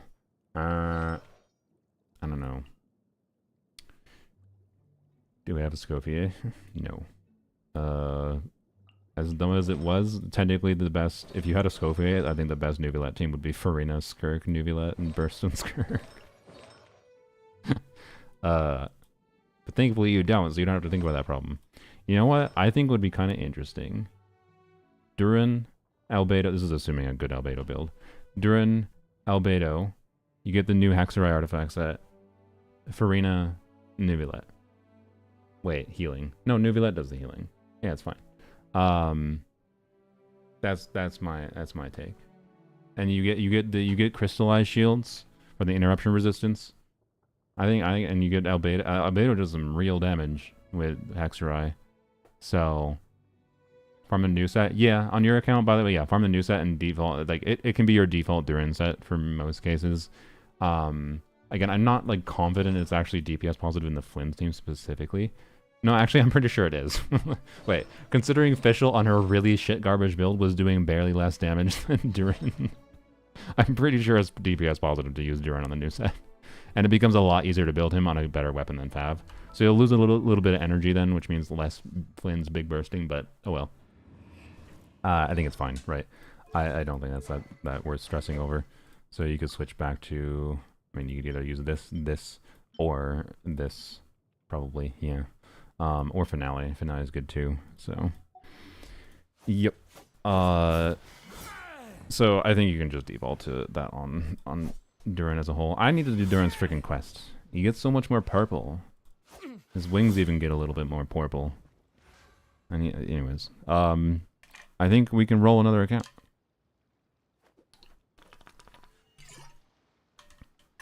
I'm sorry. The cat has decided the stream is actually ending. No. We'll do one more account, and that'll be the stream, I think. Time for the Wheel of Leg. Yeah, exactly. Bro, really? Oh, I left the goddamn treats open, and you just... about human interactions. Like, where should I... We caught you on camera, sir. I'm nervous. I just really want to make friends with everyone. Why'd I leave the treats open? No. No.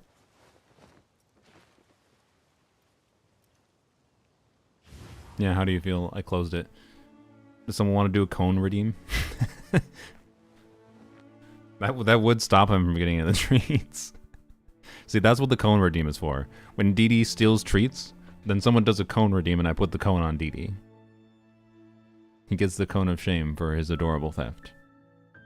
What's his name? King DD. Each day is a new page in my story. Which, what does it stand for? It stands for, because I be Genshin streamer, King Deshret is one of the Ds, but then the other D is Doofus, or Dorable, or Darling, or Dingus, or it's whatever the D needs to stand for in the moment.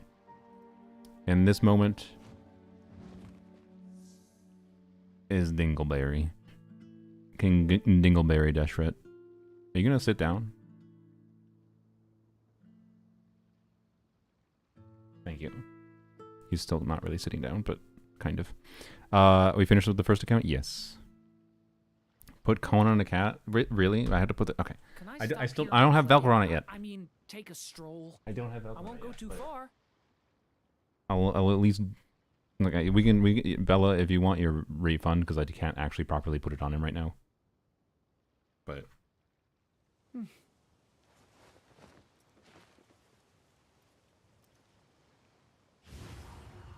Delightful Deshret, yes.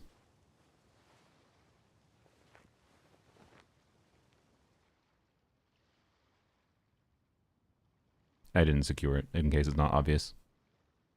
That's good enough. Yeah, I can try to actually put it... Should I put it on reverse, but actually secure it?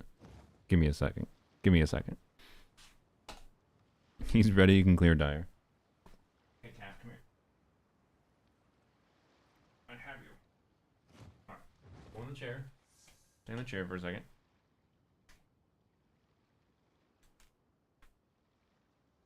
No, stay.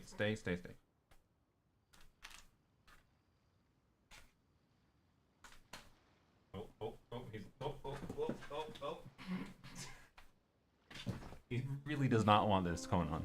This is why I need to put the different Velcro on.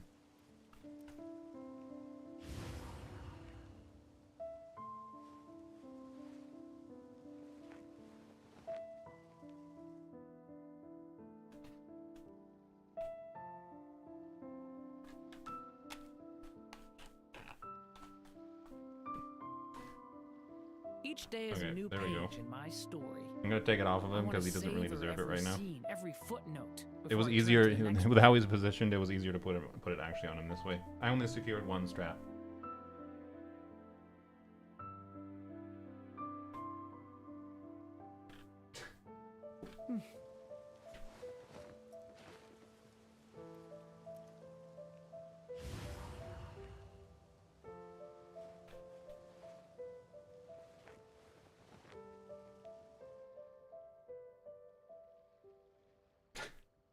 I'm so sorry. I feel bad for him.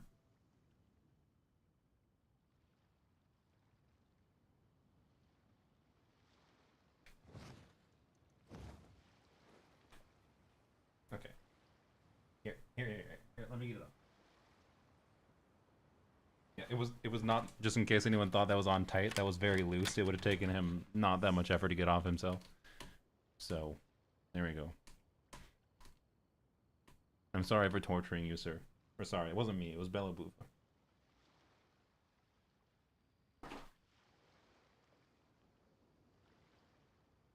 Give him pets? Yes, I will. Actually, wait, there's a treat on the ground that he pulled out that he can get.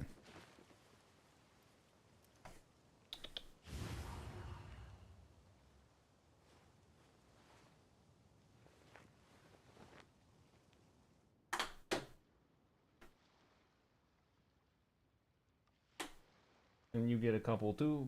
Oh, okay. Well, you get another one.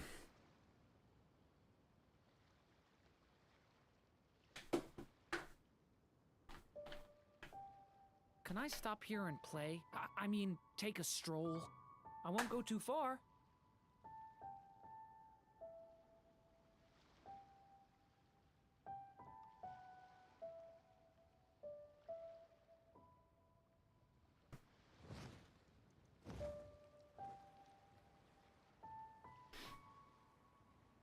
All right.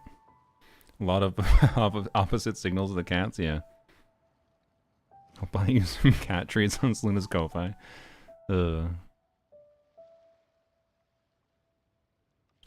Dee saw the forbidden knowledge and was punished by divine cone. Exactly. That's our version of celestial nails. All right. Well, anyways, this was an interesting account to go on. Thank you, Biro. Biro. Let's log out of your account and go find one more to do for the stream.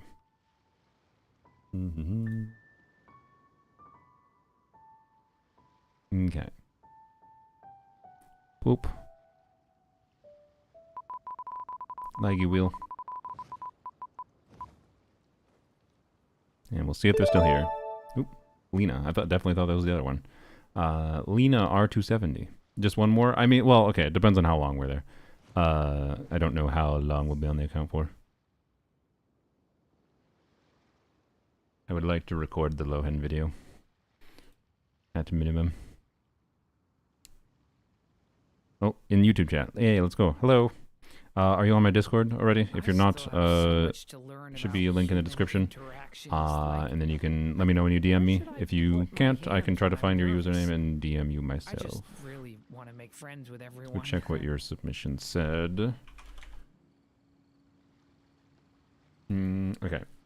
And for if there's anything in particular you want me to look at, streamer's choice. Would love an expert roast. Okay. Sure. So we'll see what we find when we log in. Again, these like are intended to be like you can. Oh, wait. You know what? While you DM me, let's go to Stygian quick. I see you trying to get more treats.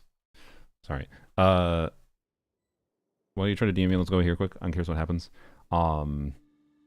Yeah, these are meant to be like you can just request I do viewer Stygian or viewer Abyss still. But hopefully I'll start doing these more often. Still, if I'm in the mood, we'll do dedicated streams to like specifically Stygian or whatever.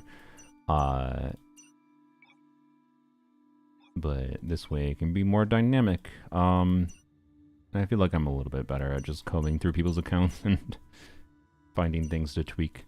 Okay. Just want to see what happens with this. This should have the DPS to beat this. It's just... Oops. It's just... Oops, I moved Columbina. I don't know, it's weird. No, stop biting my cord. Why are you annoying me after I just gave you treats? I will put the cone on you. Okay.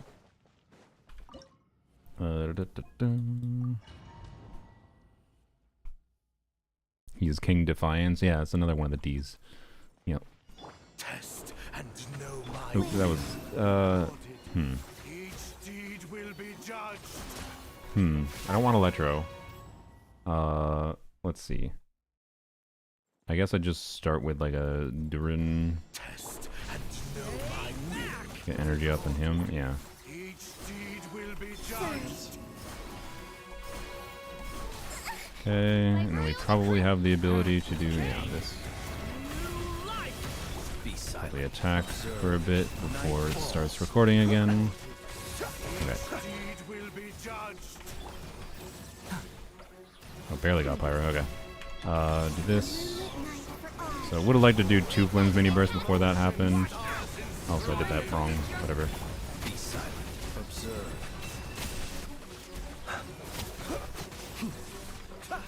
Did I get the right one? No, I got the wrong order. Fear the dark. Wrong order. Wait, a new moon rises. Doesn't mean it's impossible to clear. Just not ideal. I just did dark mode. Well, I guess we're doing dark mode. Be silent. Close your eyes. Fear the dark. All kinds of things going wrong. Still might be able to clear. Okay. New moons Are converge. you recording now? Yeah, you are. Each deed will be judged. Oz revealed by Close your eyes. Night falls. 2 mini bursts out this time. Hopefully. Observe. Each deed will be judged. a moonlit Alright. night for all. Surge. Shadow Raven. Close your eyes.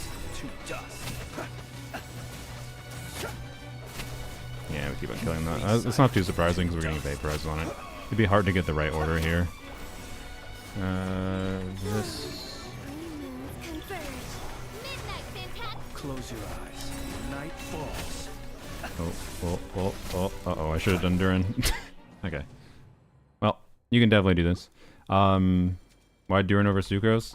This anime's mechanics, but also this account does not have fucking Inepa. So, like, I actually think this is probably just literally a better team, I'm pretty sure.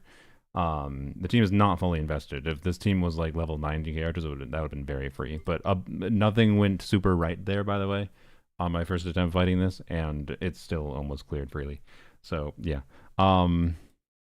Anyways, it's all level 8 talents and everyone. Not a great Durin build. Really bad official build. Decent or no, properly good official Columbina and Flynn's build, but you know, could be improved for levels and talents still for sure. So anyways, yeah, could this account clear Fearless with enough investment? Probably, yeah. I think you can do something with Arlecchino or Muika on the Wolf. Or yeah, Mab, Tulpa, and Arlecchino. Yeah, so this account definitely has the characters that, like, if this was planned for the start, like the start of this patch, if this account was in the same state it is right now at the start of this patch, could it have cleared Fearless? Probably. I don't know exactly how much resin it would have taken, but it probably can clear. I don't think it would take that much. Probably doesn't even take more than a few weeks in theory, but it would take, you know, gameplay optimization. Like the Wolf seems like the most difficult one. I actually think the play might be using Arlecchino on the Tulpa and using Muika against the Wolf instead, but that could be a misread on my part. So anyways, the Wolf is the most difficult one there, I think. So, yep. But yeah, I don't know. I think most people underestimate how good this Flynn's team can be. Like, if I recall, when I tested, like, this is, you know, before the new artifact set 2 and whatever, and I don't think it was R1 characters, but I recall getting 120 to 130k DPS in this team with C0, like, level 90 characters shortly after Durin came out. And I had the team idea, and I was like, how does this compare to a Nefa? And I don't think it was that much worse than a Nefa. Like, I think it was like 10% worse than a Nefa or something on those in the same account, that is. And yeah, or sorry, this was after Columbina came out, not after Durin came out, obviously. So yeah, anyways, thank you again, Biro. But yeah, you could your account has enough characters you could be clear and Fearless with some amount of regularity. But it would take way more character investment and resources that you probably don't care enough to do. And I don't think you should stress it that much. So, yep.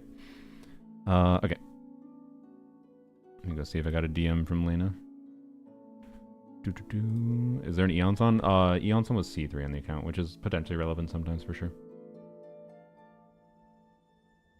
Oops.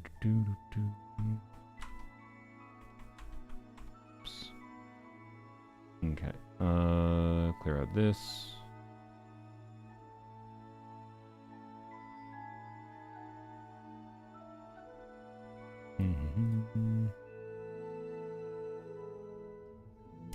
I got a message from my brother. I keep seeing random comments to stay blind to the new area in 6.7. Any reason why? Yes. That's all I responded. Yes. There is a reason why. Okay. Alright. I'm glad my brother hasn't been spoiled about it, though. That'd be interesting.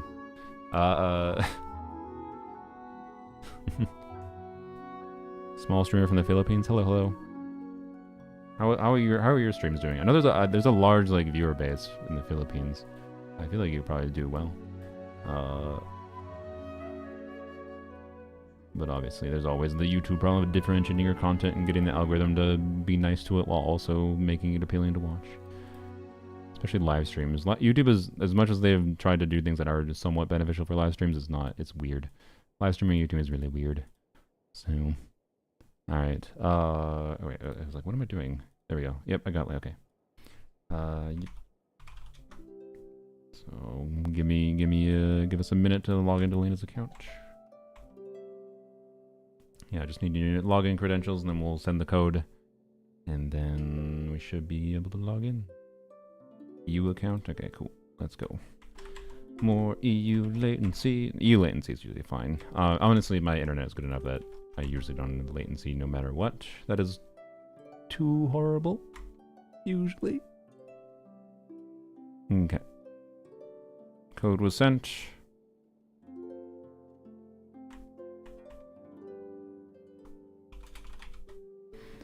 Do. Desperately want to see Sejnaya before beta. Avoiding leaks online is so hard. Yeah, I mean, so for the new area, you... Oh, you're just saying you just... Okay, no, I understand what you mean, sorry. I mean, Hoya versus Ori themselves leaked things, so you have to avoid marketing, not just leaks. But yeah. Character review redeems? Were you one of the review redeems? It looks like you were. Updated Nicole. Sure, we can look at that now. Was there anyone else that did a character review redeem? I don't have an easy way to look back at it, so...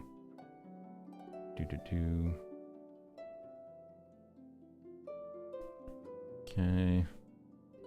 Unless I click on individual users. So whoever you are, let me know. Memory of Dust Nicole, that's a rare one. It's a good option to be clear. It's a big fat attack stat stick for her. Scoring hits on opponents increases attack by 4% for 8 seconds. Next 5 stacks. 8 seconds. I wonder, she snapshots her attack percent. So, like, it's probably worth at least doing N1E when you have this weapon. Because at least you get an extra 8% attack. But is it worth doing more is the question, because you could probably max out the buff with this, right? But it takes 5 hits. It's a lot. I don't know. That's a weird one. Got shield strength. I mean, yeah, that's nice, but I'm more commenting on like the it's ease of getting you to the max buff is all. With Pyro Resonance, I get 3.9. Yeah. I guess with Pyro Resonance, you don't need to worry about it, but you definitely don't always play Nicole with Pyro Resonance. But anyways, yeah, it's a very good Nicole build. That's like that. Jesus Christ, your Flower and Feather, 20% and 25% is a freaking lot. You have like you have not a single flat sub though. That's really funny. 0 flat subs, but then having this much attack percent and the Flower and Feathers are really interesting. N2E probably more than enough. Yeah. If you do N2E, I don't know if it counts the first hit. If it does count the shield, like the E activation hit, that'd be 3 stacks, so that'd be 24% attack, which would be equivalent to Pyro Resonance. So that's something to check, like without Pyro Resonance, see if you get about 4k by doing N2E, because that could be worth it. In non-Pyro Resonance teams. With Pyro Resonance, it's not. So, yeah, they're nice. I forgot to check if... Oh, no, Lena has not sent me the code. Oh, no, Lena did send me the code. Lena sent me the code before I messaged Lena code send. So that was my bad. Okay. With Pyro Resonance, N1 is enough? I mean, with Pyro Resonance, you don't even need to N1, I don't think. Probably. Doot.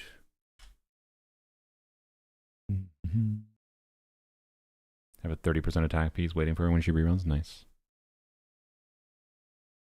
Don't underestimate the flat subs in helping you get to as much of her buff as possible, by the way. They matter. Okay. So I was given Streamer's Choice for this account. First of all, okay, Floor 8 of Abyss. Act 6 in Theater. Stygian Difficulty 3. Okay. Her account name is Daddy. Did you rename it? Or is that just what you call yourself? If it's what you call yourself, I respect it. I don't know why I clicked on characters. There we go. Okay. Oh boy, a lot of 5 stars again. Wait, what AR was this? This seems like AR-60. Okay. And a whole lot of level 80 characters, but there is some level 90. Hey, we have Yai. Let's go. This seems kind of similar to the last account, but with less 5 stars. Notably less non-cry 5 stars. Which is probably the main issue this account has right now. In fact, is there a single one? I don't think there is. Huh? Did you skip every character this year? Where's your freaking Primo Gems at? Maybe you just haven't been playing this year at all. No, you just haven't been playing at all. Okay. Because of Arlecchino? What is she, like C6 or something? Nope. It's a good Arlecchino. That's a lot of attack percent. Is that attack goblet? Jade Spear. That is a Pyro Goblet. What the hell? Why has it so much attack? Why should I have 2600 attack? Am I having a stroke? Crit. Pyro, attack, attack. What? I guess, oh, it's just Pyro Resonance. She's active in the team. Just Pyro Res. Okay, never mind. That makes more sense then. Alright. Yeah, probably big break when I return one of some of the older ones. Yeah, fair. Okay. As a tribute to Father, whom I love, but I can't play for shit. Okay. I mean, Arlecchino gameplay is mostly just, like, it just depends on the team a little bit. The important thing is, like, doing dash cancels. Like, N3 dash is generally the ideal. I ran out of stamina. But N3 dash is generally ideal, and the simple thing to default towards. There's more complicated combos you can do, like N2 walk, but I wouldn't bother. This is technically better, I believe. I basically never do that.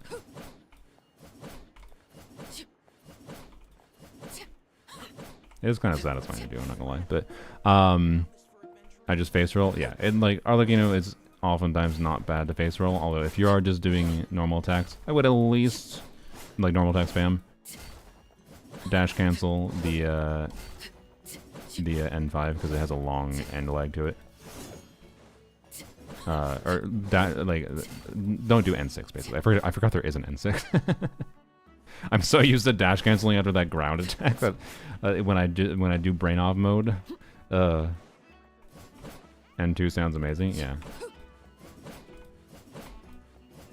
So if you want to do N2 walk, by the way, I believe the visual to watch for is just when her scythe, like, it's basically towards the end of the animation. So when her scythe is, you know, aiming towards the ground, then press W. It's not a very early walk input. If you do, you can also do N1. If you do too early though, it definitely fucks it up. Yeah, just N3 there. I like her last attack animation too much. That's fair. I guess N5 isn't that bad. No, it is kind of bad. I don't know. The N5 fucks things a lot. So, yeah, anyways. It affects things, but how much that affects things it depends on the situation. What matters a lot more for Arlecchino is more oftentimes just being smart with trying to pass over Bond of Life situationally to the next rotation. So just deciding to stop attacking at certain times relative to when enemies have, like, down phases, and managing, like, her cooldowns properly. It tends to matter oftentimes much more. Like, Arlecchino has really good ability to hit above her weight class because of her ability to route around enemy mechanics like that and get extra damage out from having higher average Bond of Life totals. So it's honestly, that generally speaking, my vibe is that's more important than anything else. Nice triple crown. But yeah, anyways, it's a good Gladiators build for sure. A little low in crit rate for sure as well. Obviously, it's not quite as good as the build we saw before. But the build we saw before was really, really good. This is definitely a build I would lean towards doing Melt on her with, just to help with having some better scaling, but it's just mostly because of the EM a little bit. I don't know. Well, I don't know. It's fine for non-Melt too. It's not an incredible build, but it's not bad at all. Oh wait, you have this. And this. I feel like, and that. Wait, no, that was the same one I clicked up before. Never mind. Definitely should level those. Do you have fodder? See the teams they have? Yeah, we will in a second, sorry. We do have fodder. Okay, we level that if we want to. Alright. Do we have Sea Lolly? Wait, I didn't even check. We do. Nice. Okay, cool. What's the Sea Lolly build look like? That's a Wandering Even Star. That's fine. It's nice as a flexible option for her, obviously. Thrilling Tales is still likely to beat it in practice, but it's not bad. Not an ER timepiece. Okay. So Sea Lolly build probably. Oh wait. Sea Lolly build probably needs a little bit of work. We do have an ER timepiece. It even has some EM subsets as a nice minor bonus. Okay, so at least you have an ER timepiece, and then we have unleveled pieces there. So there's just a lot of work to do. I see to level some pieces. Okay. To get more ER mostly. This is a really good piece at least. That's nice. But yeah, I think using Even Star over TDS, particularly for Arlecchino, is fine, because usually you're doing sub 20-second rotations anyways for Melt Arlecchino, and especially with the Chongyun team, you're doing like 15 seconds, or 16, ideally. So that means TDS is only half uptime, so like, if Third Lane Tails is giving the equivalent of 24% attack, so it's every other rotation though, which you can actually optimize around that a little bit, so it's, I'd say, functionally a little bit more in practice if you're properly playing around it, but 24% attack times 1,000 base attack is 240 attack. Compare that to the attack that, in theory, you could get from Wander Even Star. I mean, realistically or not, you have to do an ER timepiece probably, so... in theory, it's probably, like, this is probably the most EM you could have with good Flower and Feather. With an ER timepiece, it's good too. So, 800 times R3, 36%. So... like 100 attack. So it's definitely like worse on average to a significant degree, but not terrible. So 120 ER Seat Lolly isn't getting reversed. I didn't say it was, Mob. I said from the very start that this Seat Lolly should use a ER timepiece. So yeah, you can fuck up artifacts any way we want. Okay. So yeah, I don't know. Let's take a peek at your team list quick. Yeah, do you want me to focus on Arlecchino more? Yeah, actually, we should check you. Also, I mean, look, Shivers is still giving an attack buff. It's not the worst thing in the world, but no Duran is a little unfortunate. But oh well. Nicole's also nice for Arlecchino too, but also oh well. Hey, we have a Escoffier. So as far as easy to play Arlecchino mount teams, if you want, by the way. Does this let you do normal attack spam? It might. Sealolly plus Escoffier might let you do normal attack spam. As far as easy to play melt. The Chongyun team, Chongyun doesn't apply much extra cryo, so you have to basically do the same as if you were playing like Sucrose. It's just a little bit easier to do the setups. But anyway, sorry, what's the Shivers? Songs is fine, not C6, okay.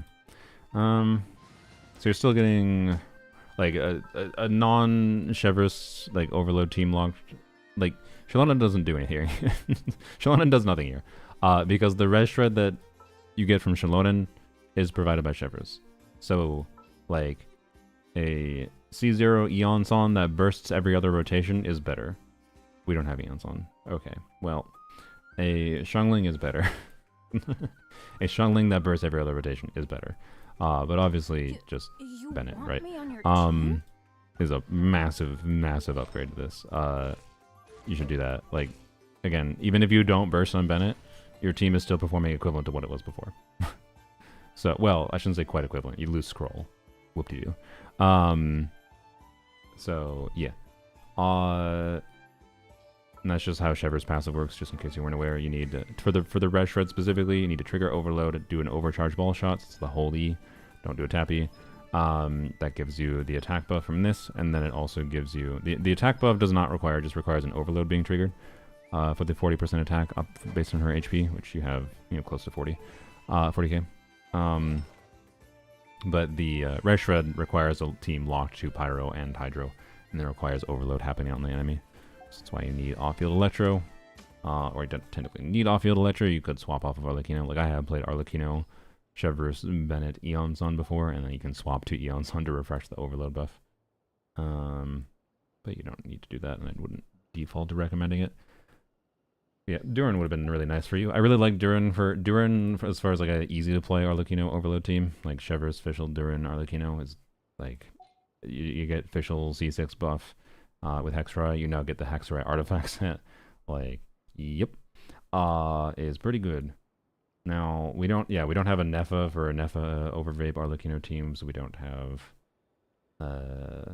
whatever. We did have Emily, but you didn't have Nicole, which is unfortunate. You playing Yanfei here just because you like Yanfei, or is she Thrilling Tales bot? Seems to be because you like Yanfei, that's fine. Okay.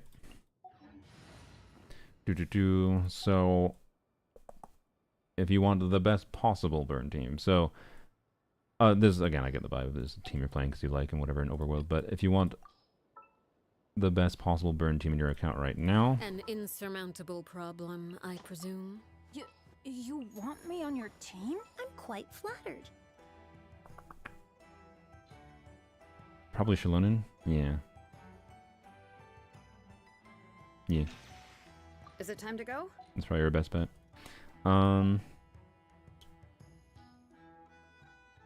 Mualani team. What? Oh, they have Eonson just not leveled? Oh, I just missed her. What level is Eonson? Or not what level? What con? Sorry. C3 again? Okay, that's fine.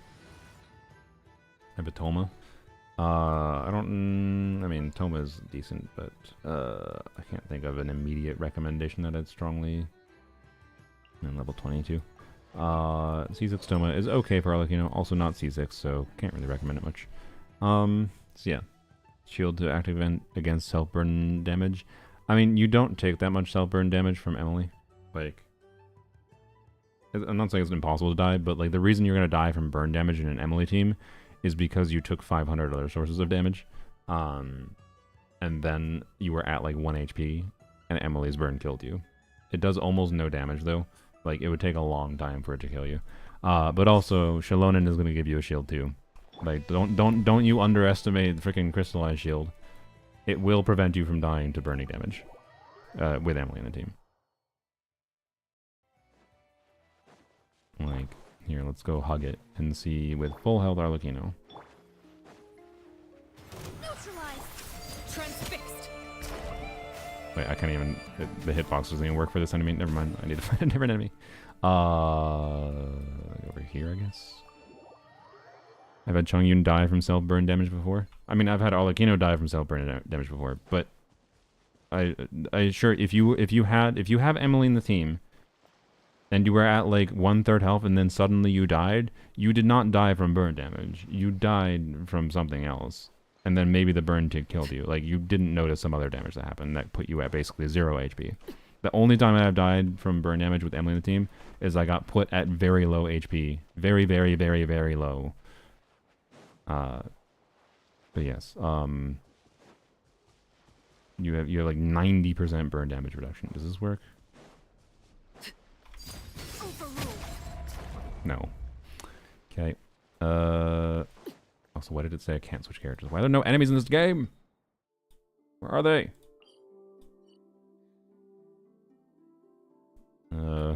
Some here near the hole, right? Yeah.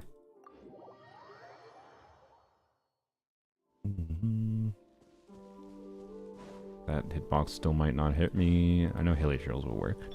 Yeah, some enemy hitboxes you just won't take burn damage at all. Like just how with the Hera. But I was fully prepared. oops, I don't have my skill up. Laid bare. Like that was an arrow I got hit by. The little tiny ticks of HP there was the burn damage I was taking. Like those little tiny ticks. The big chunk that I took was an arrow hitting me. Right, that's an arrow hitting me.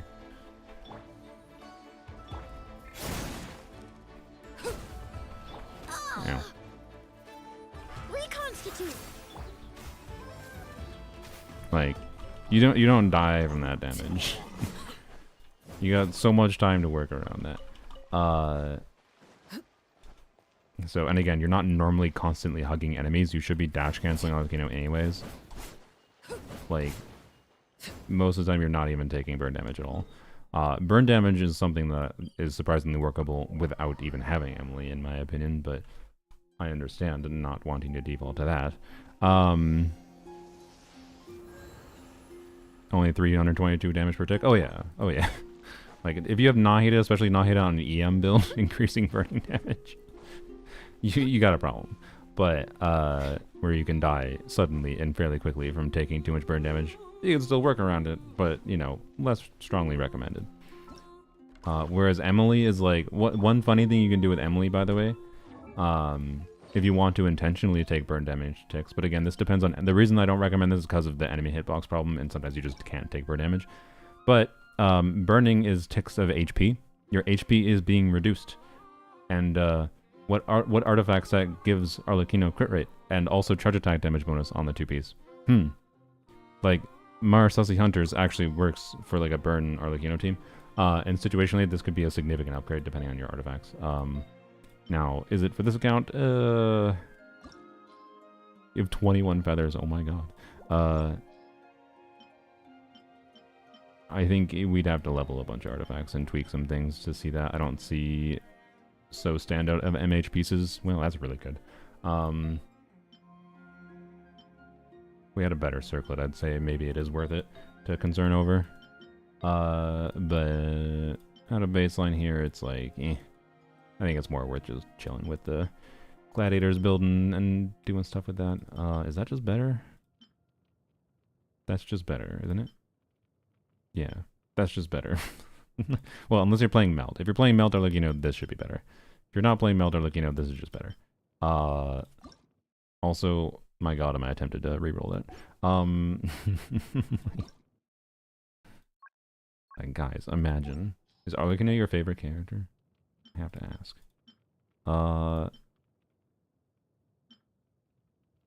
Okay, interesting. What the heck? What is with these pieces?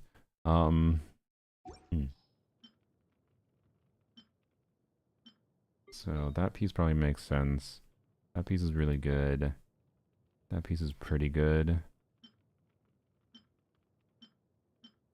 Interesting. Interesting. That's good enough. Good enough not to stress over. Crit rate attack percent ER. Crit rate attack percent right there. Crit rate no attack percent. Crit rate 4 line. Okay, these pieces need to be leveled. I want to level your artifacts to see if we can improve your Arlecchino. No, we should not do that right now. Yeah, there's a lot of pieces there, and we could improve your Arlecchino build. With how many resources? I'm not sure. 6 elixirs. Okay. Shield is more than enough. I mean, yeah. Okay, so crystallize also like is a thing, and even base crystallize at level 80, I think is going to be like 1,000 HP. So that's like, I don't know what, at least 4 or 5 ticks. And also, Shallonen has no stat needs, so you could build her for EM, and you can literally make the crystallized shield tank like up to 5,000 HP. Like you should basically treat a crystallized shield as plus like 25% HP on Arlecchino. Like, there's no reality where you should be dying to burning damage in this team unless you take a shit ton of damage from the enemy. In which case, you didn't die to burning damage, you died from taking damage to the enemy, from the enemy. But again, the crystallized shield should help with that, so like, you're fine. Feel free to reroll to your heart's content. Oh god, that's... Don't appeal to the gambler in me, yo. We need to look at it. I mean, is Arlecchino your favorite? Almost died to burn last during the Torre fight, yeah. Nahida during Nicole Risley team burns through Nicole's shield. It's kind of funny. That's not too surprising. I think you should lower the EM on your Nahida. Should probably lower the EM on your Nahida. Although I guess you're using her to buff Risley's melt damage, so yeah. Anyways, don't appeal to my heart's content. Yes. Okay. I mean, look, I'm tempted. If you want to min-max Arlecchino, we could get some improvements on her. I am like 90% sure of that. This is not a 4-liner, right? No. Well, this is. I mean, that's worth checking, but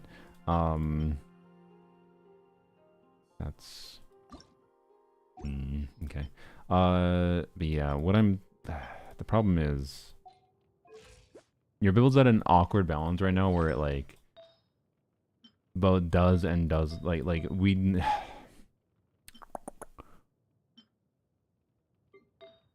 swap to a different. The thinking is like crit rate circlet. So let's imagine a reality where, you know, worst case scenario, we could definitely get at least like, you know, reroll this, get at least one additional roll kind of thing. But we'd level the other pieces first. Especially the 4-liner here, you never know, right? Rolls 40 crit damage, maybe. And then we switch to a higher crit damage piece, so this piece, and like ungodly tempting to reroll this piece. And then also tempting to reroll this piece. Like, that's 1, 2 feathers, plus either leveling an existing circlet and it rolls well, or rerolling this circlet. 4 feathers. And I'm willing to bet we get, like I think pessimistically, we get 4 crit rolls more. Like, I'm so tempted. But what would the hypothetical balance be? So we do that. We do... Hello, cat. Osher's on the desk. That. We do this. Oops. We pretend we get... This is fine, I think. Is the timepiece even a 4-liner too? It is. No, it's a 3-liner. Damn it. Never mind. We should level the EM timepieces too in case they would be relevant, but okay. EU or NA? Yeah, it's EU. 9170. So we'd want crit damage rolls over crit rate, which is a little annoying. So this is where I'm talking about we're in it kind of like an awkward middle ground with our stat desires here if we swap to a crit rate circlet. But I don't know. Like we were at 75 190 before. 190, right? Where were we at? And we're doing this to try to weigh, like, what actually do we gain, right? We have a little bit less attack right now, but we might get more attack rolls. 75 198. So, like, I think we can get close to this same crit damage if rolls go okay, but it might troll us and give us a bunch of crit rate rolls with rerolls, right? So, you know, I think we can get close to the same crit damage with 90% crit rate instead. Like, it might be, again, dependent on minor aspects. Hype them up. Okay, it seems like you want me to do this. Okay, well, we start with not rerolls. We start with leveling existing circlets, so both this one and this one. 4-liner, let's do the 4-liner dream first, versus the 3-liner. The 3-liner has a higher chance of actually being a good circlet than this one, but this one first. Do you have flins? You don't have flins. Are you planning to pull flins? I don't think we should fly that away. We have a lot of stuff to do, but that's fine.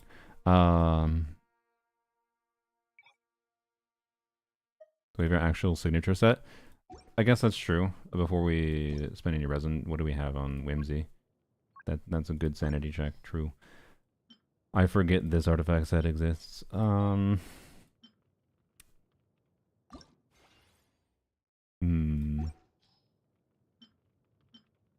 don't need that. Probably don't need that.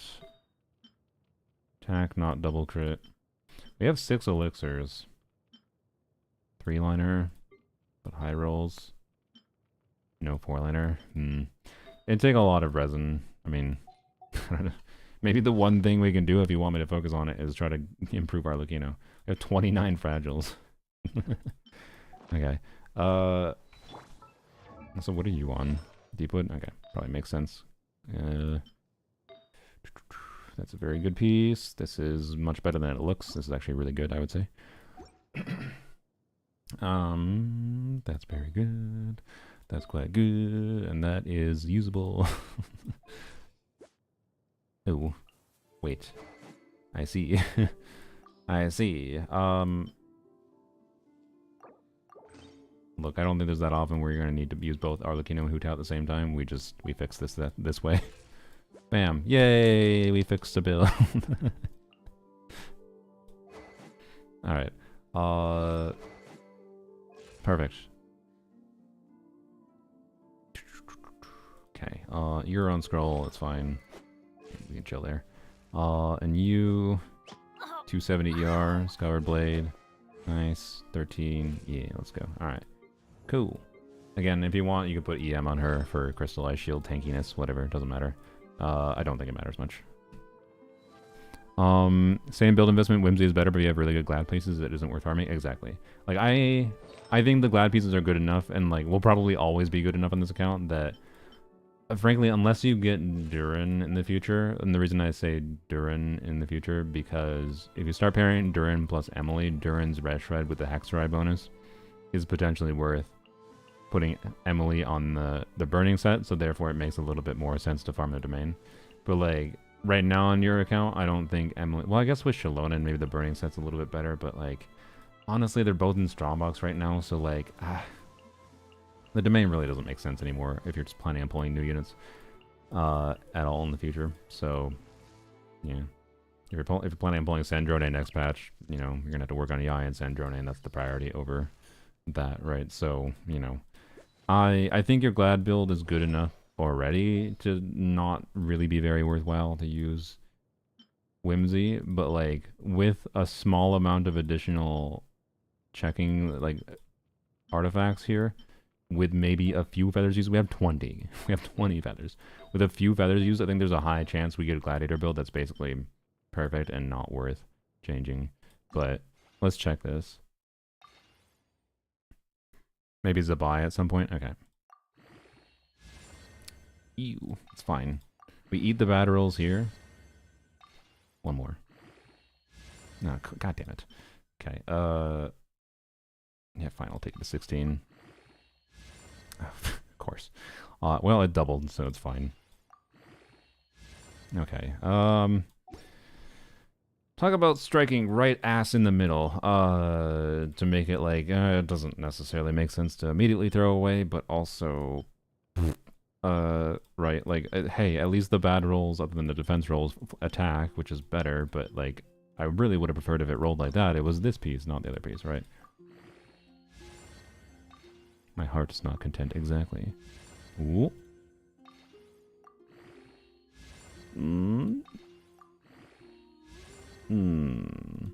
Okay. Yeah, get rid of that. This is good enough that, like, in the, you know, what my thinking is again, actually leaning towards reroll. So we put Arlecchino on this. Do this again. This. And again, our starting point. And also trying to factor. So if we use 4 feathers, we'll get to an advanced reshape, right? So we need to plan around that a little bit. Which one makes... It makes sense to use that for the circlet, yeah. Because the circlet will guarantee... It'll make it much more likely that we could get 2 crit damage rolls. It's possible to control us and give us 3 attack percent rolls. That'd still be overall gain, right? Now, the only reason not to do this, but reroll this, is like having 20 ER pieces is kind of nice. I'm getting a phone call. From someone in Craig, Colorado. What's the reason for calling? Lending conditions have improved recently. Guys, I've been waiting for this call. Stop. Why did it not flag this as a spam call? Having 100 ER pieces is nice, yeah. So, I don't know. That's the only problem with rerolling this right now. There's also an argument to be made for rerolling the 4-liner, but eh. So, okay. How about... Okay. How about we... Was this a 4-liner too? No. Okay. I wonder if this started with high rolls or not. If it started with high roll crit damage, all the more reason to reroll this piece, honestly. This one probably started with low roll, or definitely started with low roll crit rate. Crit damage we don't know. Okay.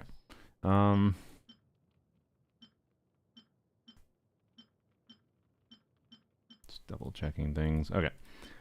I say let's do 9168. We really want crit damage rolls. Okay. We have our other timepieces. Just double check quick. Not a 4-liner. ER. We have the EM timepieces we needed to level for the melt team potentially. That's fine.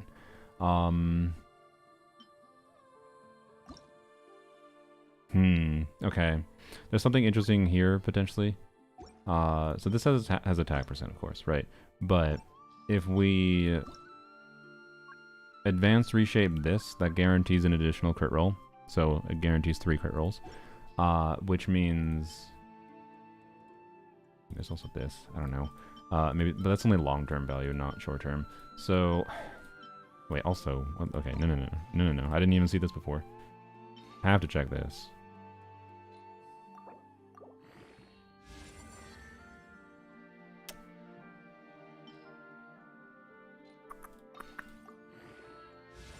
God damn it. Kind of wanted to roll def so I could just say no.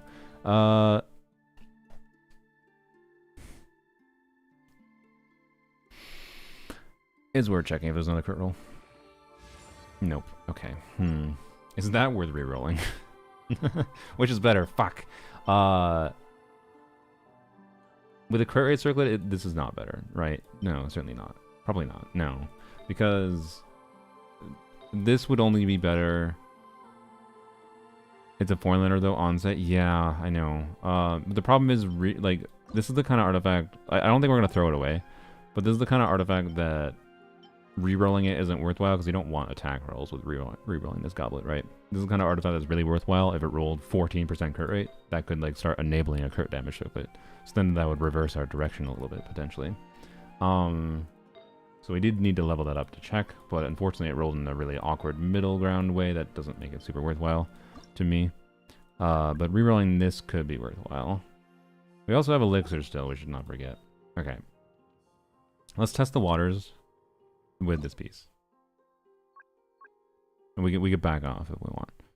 What about Whimsy Goblet? It's not even a 4-liner. I like maybe, but again, this is not going to result like this is an onset goblet right now. And we have really good other gladiator pieces, and that being an onset goblet potentially matters significantly. I don't know exactly what we do as an onset goblet other than maybe a circlet. Or a crit damage. Well yeah, see there's that. Like that's a potential option. Then we don't need to reroll the circlet, right? We just yoink this. So there's compelling reasons I think to reroll this instead. Circlet the weakest link. Right now, yeah. Yeah, like, this is really good. Yeah, Circlet's probably the weakest link. I mean, there might be a better feather or flower improvement, though, for an off-piece if the rerolls don't go well. So, no good options offset for a Circlet. I just looked at them. I want to... Well, okay. Just in case there's any insane... 28, 2.7? No, that's not impressive. Wait, what's the other one? 10.9. That's better, but no attack percent. Yeah. Nothing insane for feathers. Crit damage, crit rate. Yeah. Yeah, that's really good, but not insane. Like the current onset piece has the equivalent. Like this piece right now is barely worse than that piece, right? It could be a lot better to reroll. So yeah, I'd be leaning towards an off-piece circlet if we did an onset goblet, but okay. Check the level 0 pieces. I mean, I did not, but also I should have checked. Wait.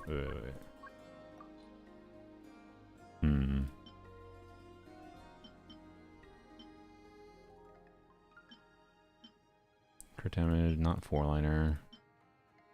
We have 3 different circlets that are crit rate, attack percent.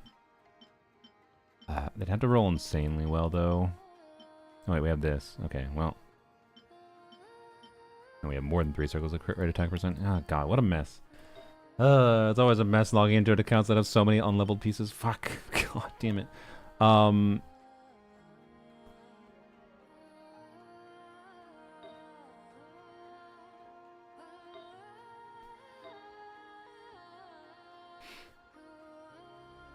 Alright, I don't know. This has too much potential, I feel like, to grow. I want a gambit on this. 1 feather. Whenever you're using 1 feather, no matter what, it's always a gambit. But, like, well, to be clear, you could use these on pieces that have, like, 0 crit rolls and guarantee crit rolls, but, like... Give up on min-maxing and say F the headache? I mean, maybe. But let's check. Let's just do this as a check. You never know.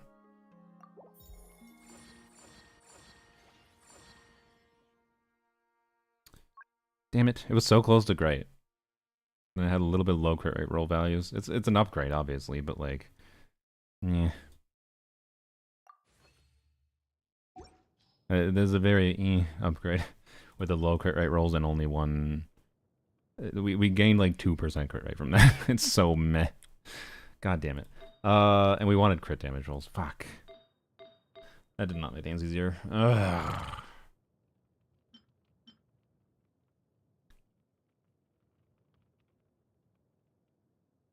I don't know, Lena. What's your preference? I don't know.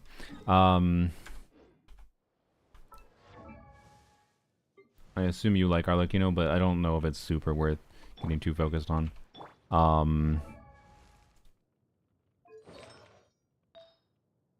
It didn't give me good vibes there. I guess we can check. Crit rate circlets 2 for off pieces.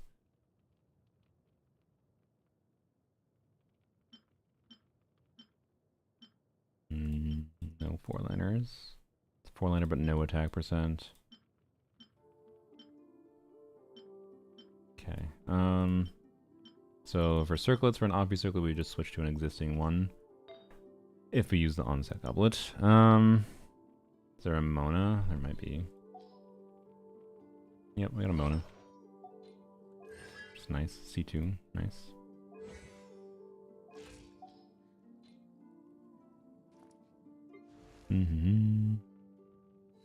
Happy to learn and contribute to content. I enjoy min-maxing, so it's a concept, but not really a min-maxer, so you know. Okay. I mean, how... Is Arlecchino like your character that you always play? That you want the most in your account to have, like, a perfect build? Because, like, we have a non-zero chance of trying to get there. It's just the paths to getting there depend on RNG of various forms. So, like, we don't know.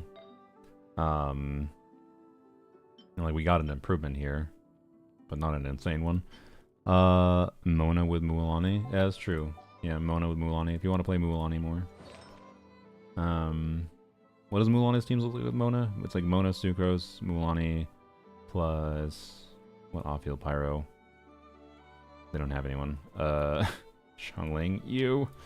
I guess Xiangling is fine, but...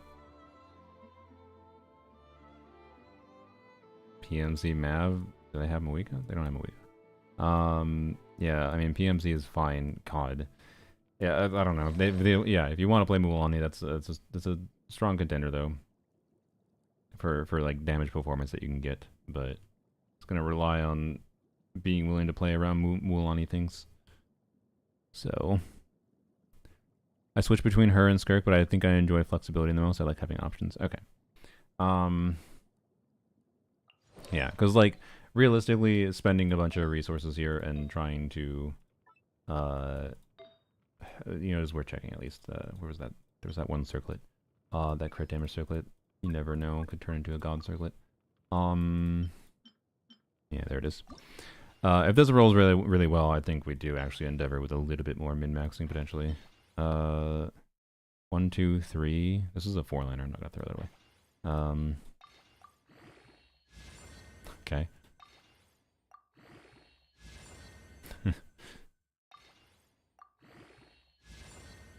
That's unfortunate.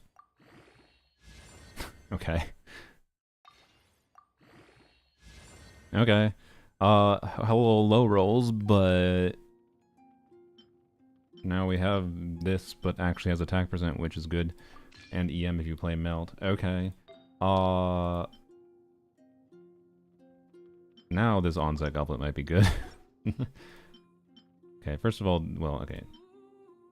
Double crit versus crit rate attack percent. Fuck. How about we don't complain about low rolls? No, it's fine. And no, fuck you, mob, frankly. I am gonna complain about low rolls, because they shouldn't be a fucking thing. So no, I won't stop complaining about low rolls. Fuck you. Because that it goes from God piece to this was like, if this was a 3-liner, we'd be like really happy as a 3-liner. But missing the last good roll, like even an EM would have been much nicer because EM, like Melt. And then if it had been higher roll values, it would have been like, okay, that's insane. But being lower roll values means like this attack percent is barely better than one high attack percent roll. And then we almost lost an entire 2% crit rate from here. Hey, we made up for it by having 2% extra here and wee, yay. So, anyways, like I fucking hate low rolls, I'm sorry. So no, I will never stop complaining about them. Anyways, it's already like looking a little nicer at a baseline here. But whoops, not right now. We're not looking at insane improvement. It's just it seems, I don't know. This player kind of seems like they're not even going to use their rerollers anyways. So I wonder though, like, God, this one's a hard one though. Like, fuck. Do you try to reroll this? It's so, I feel like it's more of a gambit to reroll this, but this piece is also so at the starting point. If it had attack percent, obviously that'd be a no-brainer, duh. But or even honestly, even flat attack. Reroll that goblet. Which one though? Like I think rerolling it is maybe worth it. I don't know. Fuck. I started with max reroll too, and double.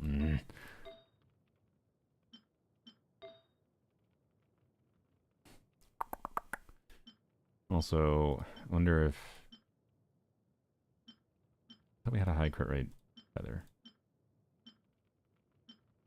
It wasn't a feather. Or no, I'm sorry, it was a feather. It wasn't. No. What? Where'd it go? Am I hallucinating? Did we not? Oh, there it is. It's right here. We had this piece. Yeah. Okay. So we want not rerolling that. If we want more crit rate, we could switch back to this. That is notable. We could do 83, right? Which would lean me towards actually using this as an onset goblet instead, right? Yeah. That's a lot nicer, I think. Given the flower.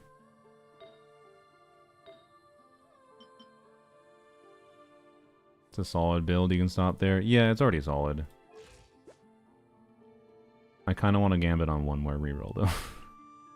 Look, they have 20 feathers. Level 0. I already did Mob. I did it like twice. Yeah. Okay. I'm gonna gambit on it. We could arguably... Okay, actually... No, you'd have to... Oh, fuck. Is that the play? No, you'd have to... I'd have to use...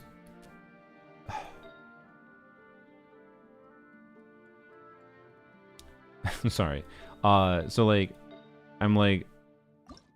Do you, like, reroll this and the good flower more? The perfect flower, but it rolled ER, right?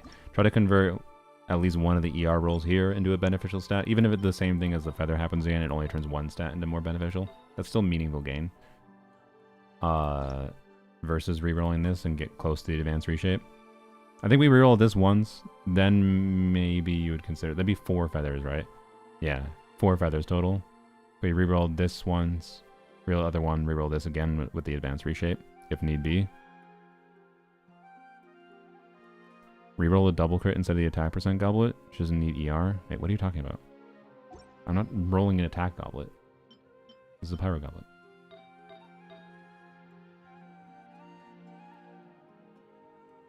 They said they like Skirk too. Yeah, I know. I guess I should peek at Skirk. That's okay. This is with our Sig, right? No, it's with Haran. Okay. I thought that was our Sig when I saw the inventory before I got confused. Still a good weapon for her, to be clear. But yeah, that's a really well balanced Skirk build already. I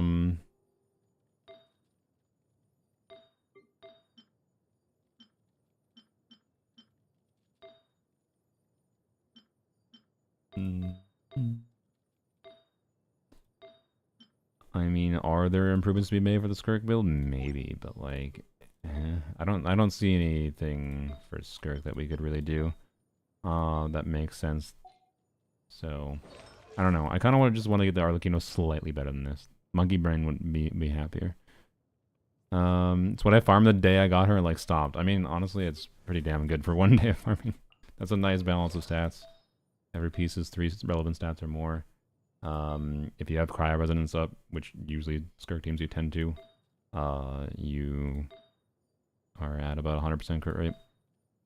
If it was a Sig weapon build, sure, the crit rate would be low enough that it maybe would be worth investing a bit more into, since she's one of your defaults. But like, with Haran needing so much more bias towards crit damage and attack percent substats, it's kind of a pain. So I wouldn't really stretch it. Oh, Goblet with attack percent substat. What are you talking about? We have to use an onset, yo. We just got this. No. This already is a significant improvement.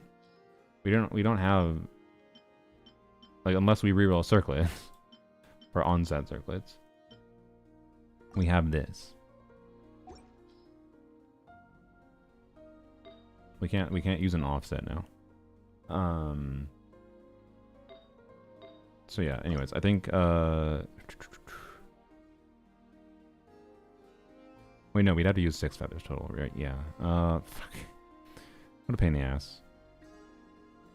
Man, could this have just had like higher roll values to start? If it had like a 7.8 crit damage, I'd have no qualms with it.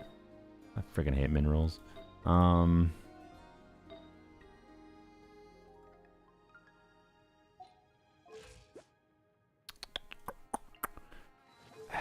gonna gambit on it. Screw it. They gave me permission. They have 20 feathers. It's fine.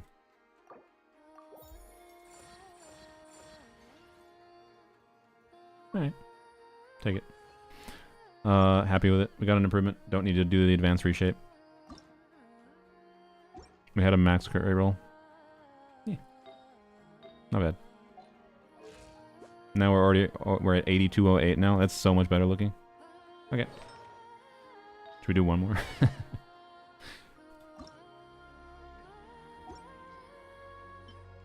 What one do I do?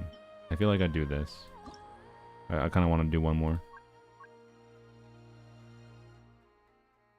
One more for the road.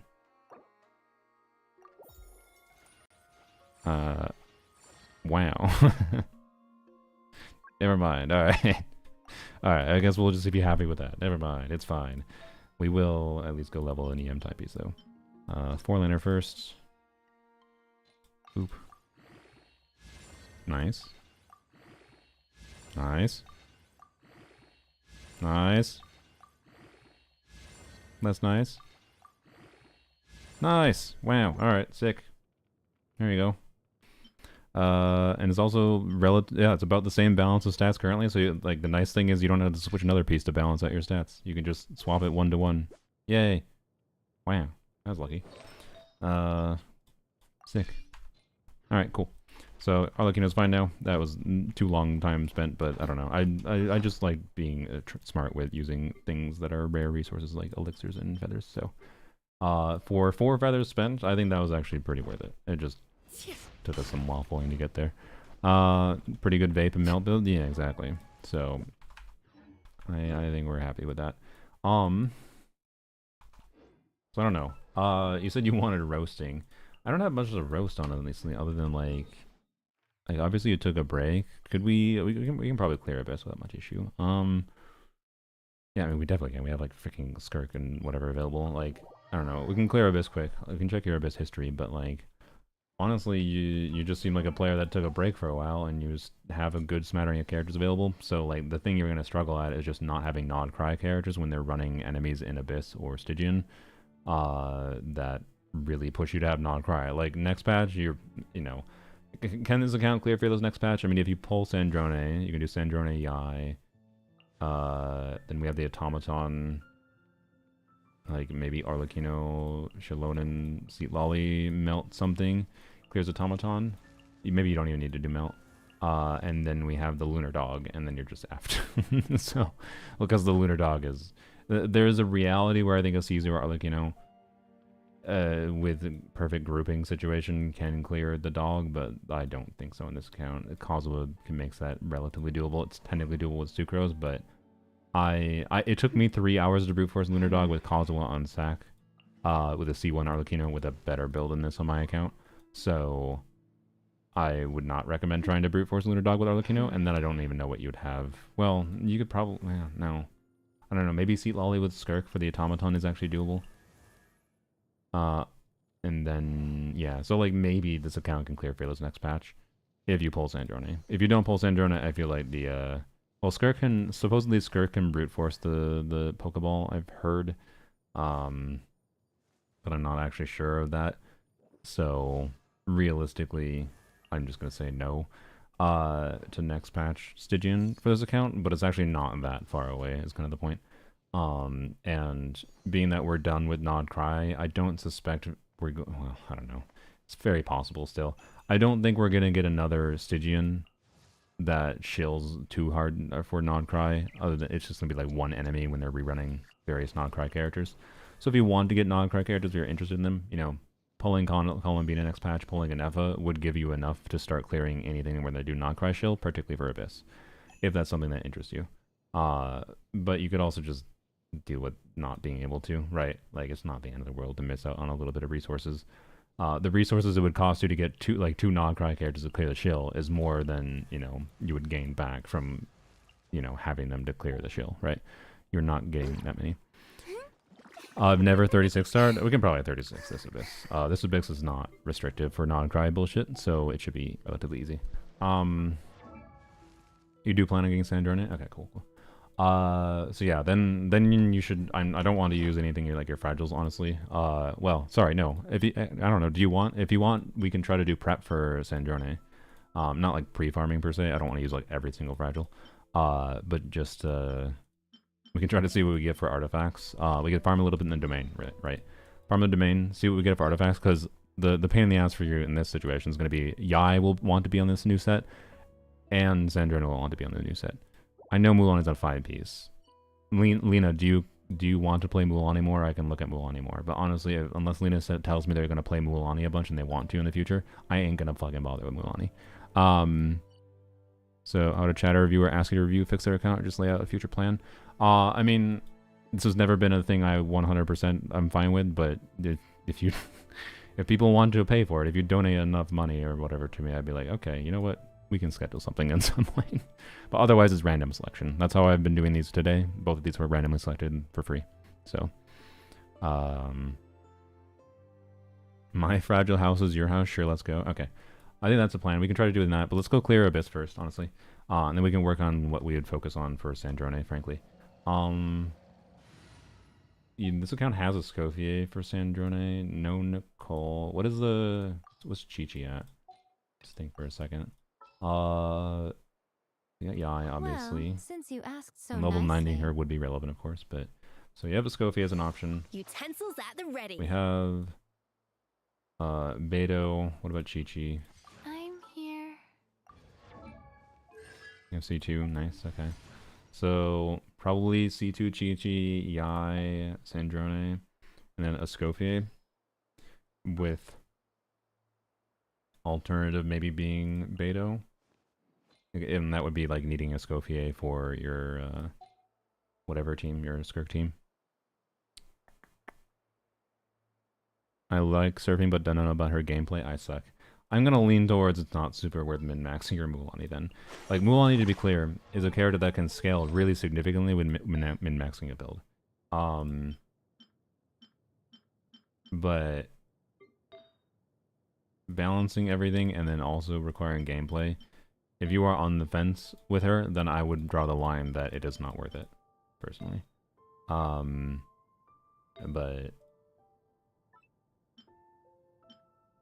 I mean, there is a better goblet right there, so, you know.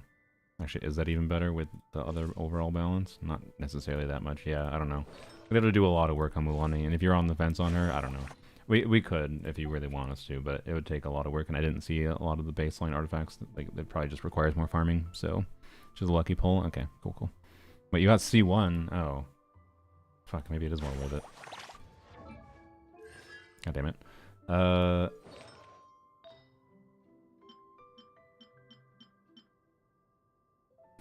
Is the EM type worth trying? It's got crit damage and HP with a high roll. Another Hydro Goblet. HP Goblets. Fuck. I don't know.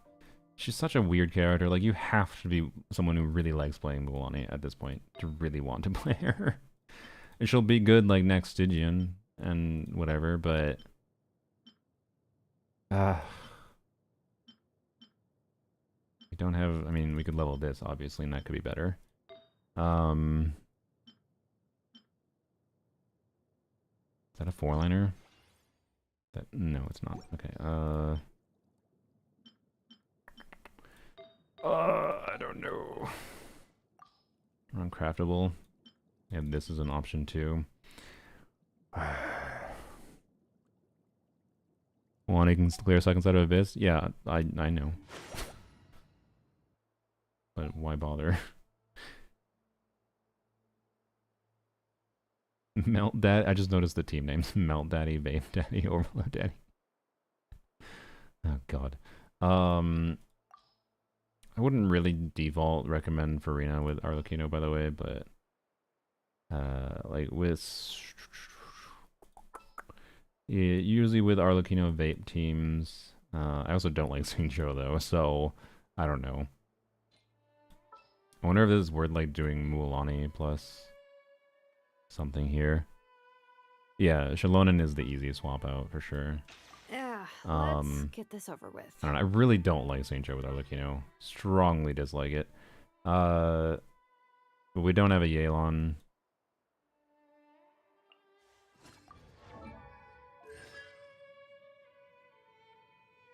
I mean,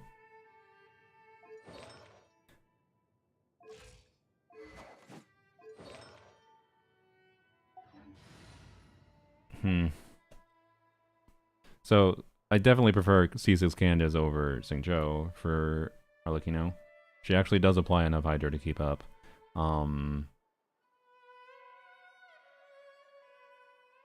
So it's a consideration, but requires resources. And the biggest, you know, gotta put a shit ton of ER on Candace. Stay close. Xingqiu battle Arlecchino. I really dislike the rotation times. It feels like shit. You never like if you're doing constant long rotations with Arlecchino, you're never really getting built up Bond of Life. Oftentimes you end up waiting a little bit on cooldown for Xingqiu, unless you're doing like extra bursts on someone like. Well, why are you doing an extra burst on Shalonen? I don't know. Right, like 22-second rotations are not it with Arlecchino. It just feels like ass. And like with her signature weapon, I think it's okay, to be clear, because her Sig giving extra Bond of Life means she doesn't literally run out of Bond of Life. You still can do pyro damage, but still you're not getting any of the advantage of like Arlecchino having the ability with shorter rotations, especially to carry over Bond of Life into future rotations, and that removes routing flexibility with her. I really think Xingqiu is just ass with Arlecchino. The only thing he provides is interruption resistance, but So, anyways, Farina has the convenience of just, you can do E-bot if you want, and that's fine. The only thing that's interesting as an alternative, I think, in my head is like something with Mona with a Hexereye buff, but I don't know, like, can you do Mona, Sucrose, Bennett? Maybe. But Mona's Hydro app is weird and not great, but maybe it's still net gain technically, especially with the TDDS build. That's harder to build than Candace potentially, so I don't know. I will leave Candace here as a suggestion for you, Lena. The easy build option, being that we have multiple 2-piece energy sets now, is just 2-piece ER on Candace. You could put Noblesse on her and like Bennett on Instructors potentially. Because usually what I would do is I'd do like Arlecchino E, well, unless you need the... You're on Bennett? No, you should be fine mostly without. So unless you need to funnel to Bennett, normally what I would do is like Arlecchino E into Shalonen, refresh scroll, then Candace EQ, then Bennett, although... Actually, wait, I can't remember. That might be wrong. I might have had to do Candace into... No, yeah, I think you do have to do Candace and Arlecchino, because her duration's not very long. Plus, it makes sure you don't accidentally have Pyro on the enemy. So, never mind. Do Arlecchino into Shalonen into Bennett, ideally. If you need to do Arlecchino into Bennett into Shalonen to funnel energy, that's fine, but I think you have enough energy, you don't have to. So yeah, this means, so Candace into Bennett means you could do Instructors Bennett, is the value there, but the fact that you can't means I think you do Candace into Arlecchino, which means Instructors Candace is ideal, but Instructors Candace is quite hard to build with solo Hydro Candace. So, what fabs do we have? Any look at fabs? We do have an R5 fab and an R2 sitting here.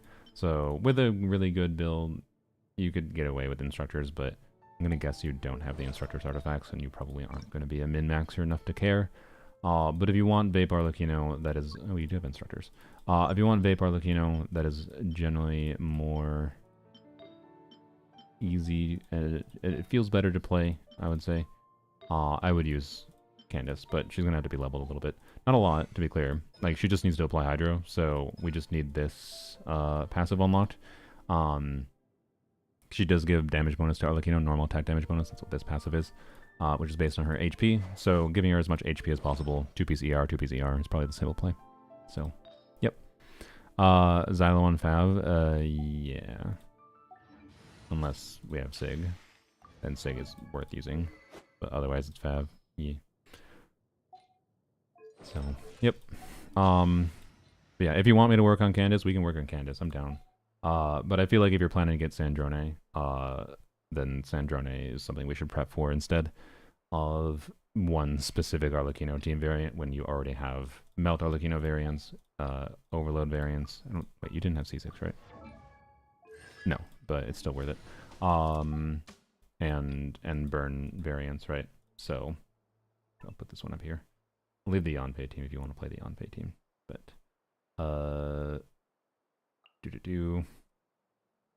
we have so many Arlecchino variants, I don't think it's worth over-focusing on one Arlecchino variant. I like Candace Arlecchino a lot, but, like, frankly, I haven't played Candace Arlecchino since Ineffa came out because I tended to enjoy Ineffa Arlecchino more. But you don't have Ineffa, so anyways. Yeah, we'll just leave this, I think, as default. If you need a Scofier for a Skork team, Beto is probably the most compelling alternative for now. For Sandrone, probably for you. But there will be consideration of units released in 7.0. Either, we don't know what the character kits are going to be, to be clear, so I don't know. But Cryo Traveler or a new 5-star, if you manage to get them, or maybe in the 4-star, could replace Beto or Scofier, most likely. So that's where that's at for Sandrone. What do we have for Skirk? I didn't peek at Skirk that much. We have Skirk Premium with Shenhe. Shenhe's fine. Got no blast, good. C1 is nice to have. That's a probably usable build. I like more ER than that, but it's probably workable. And we can steal ER from Bennett if utterly necessary. That has ER too, if needed. Okay.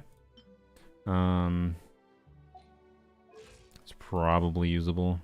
Probably, mostly, maybe. Scofier is technically best on 4-piece scroll, by the way. I regret to inform you.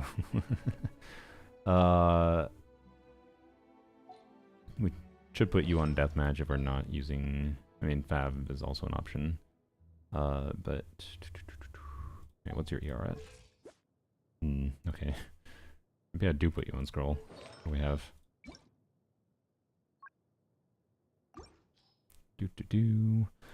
Scroll is best if you're not using Sealolly. If we are using Sealolly, then Sealolly would be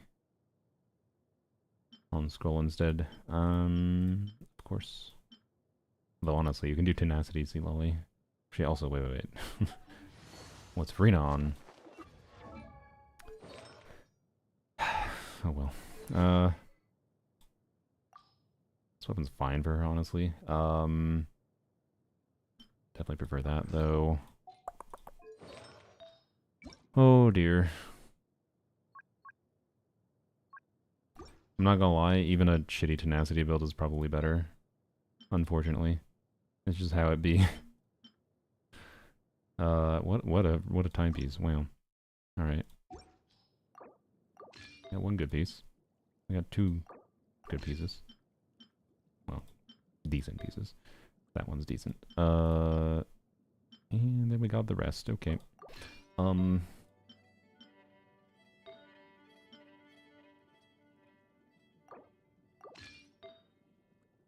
she's an HP circlet. You. Crit rate, crit damage. Yeah. Nice. Honestly, that's much better than I thought it was going to be. So, that's good. That is better. You were fine. We saw you before. So just make sure. Oh, you do have... Oh, you have a C1. Oh, shit. Okay. Interesting. Nice. Let's see.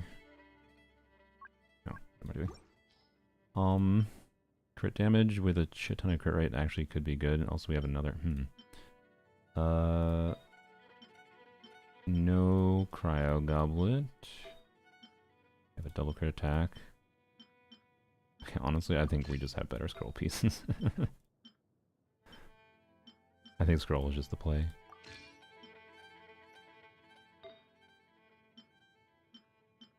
These are good enough scroll pieces. Don't have a feather other than this one, but that's fine. Temporarily. Honestly, I'd probably just level this 4-liner, but just do this. Actually, wait, do this. Shillin will be fine on that. Okay.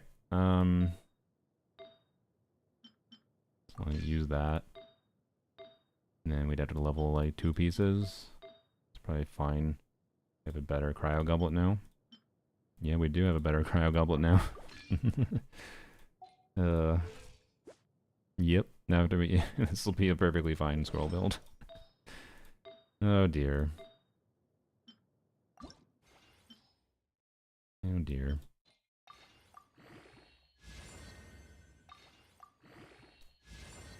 Well, that's sad. That's not sad. Also not sad. More sad. Okay, it's usable. C0, R0 Farina on MH, 135 ER with 60. She plays Farina with Skirk. Changes to tenacity, focus on HP. She bit my head off and told me why I was wrong for 10 minutes. Okay. Yeah, I mean, oh, come on. Okay. I mean, crit me or we're... okay, I'm just leaving. I'm leaving. Oh, we have a 4-liner here. Yeah, honestly. Okay, this piece is not bad, but like... 4-liner, I don't... Wait, fuck, I forgot. We might need ER. Shit. I should not have leveled a timepiece. Whoops.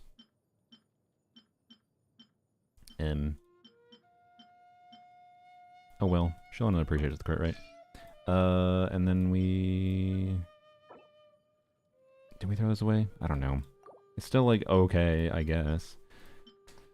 If it rolls 2 more crit rolls, that is... You know what? Here, I'll level to 16. It's not that wasteful XP-wise.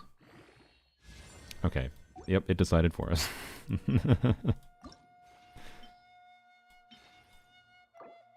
Goodbye. Ooh. Okay, it's better. Yay. It's better. Yay, thank you. Okay, it recovered. Doesn't look that good. Also, we are over-capped on crit rate. Of course we are, somehow. I guess Rosaria can have her goblet back. There we go. Okay, it's not great, but it's fine. It's usable. Okay.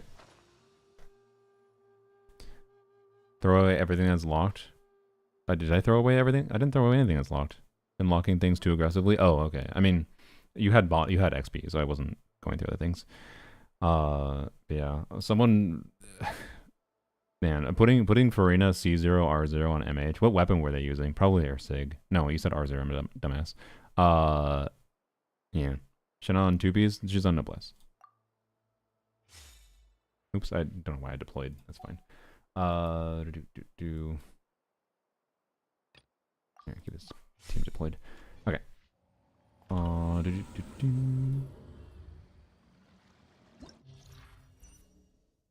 We had to clear floor 11, that's fine. Oh wait, no, you took a break. We have to clear all. Okay, whatever. For floor 12, just use the team. Well, it doesn't matter. Just use whatever. Okay, try the Skirk team. We'll get a vibe for... Well, we're gonna have... These enemies are gonna drop energy, but... We'll get a vibe for whether the Shenhe energy was fine or not. If we need to, we'll just switch to Seat Lolly. And just E-bot, TDS, Seat Lolly, and it'll be fine. First, Arlecchino. Which team do I want to play with Arlecchino? I want to say the Burning team forms. I think this is probably the best option. Like your Emily build is pretty good. This is probably the best option for like a comfortable, easy to play team. The vape team, the melt team will outperform in a lot of situations, but that requires better gameplay. So it's like, yeah. Overload, yeah, I guess we can check overload maybe the next floor, see how that performs. Strike a pose. Let the world come on. Off to the freezer. Up first, the flavor. Take your true form. By ordinance divine. Okay. I don't like Shenhe that much with Skirk, by the way. It's just too much bursting. But fine. Neutralize. Everybody stand back. Oops. One enemy. Alright. By the way, Didi has been sitting in my lap for like 30 minutes. He normally doesn't stay in my lap this long. It's adorable. Shower me with praise. Time to shine. Oops. Goose on the loose. Just kill it. Unleash transfiguration. Do your C4 Mona with C2 R1 Skirk. I like it. Yeah, I'd actually probably, if we are bursting, I would probably prefer Mona here over Shenhe, but it's not that big. For an account like this one, I don't think it's worth stressing over. Oop, oop.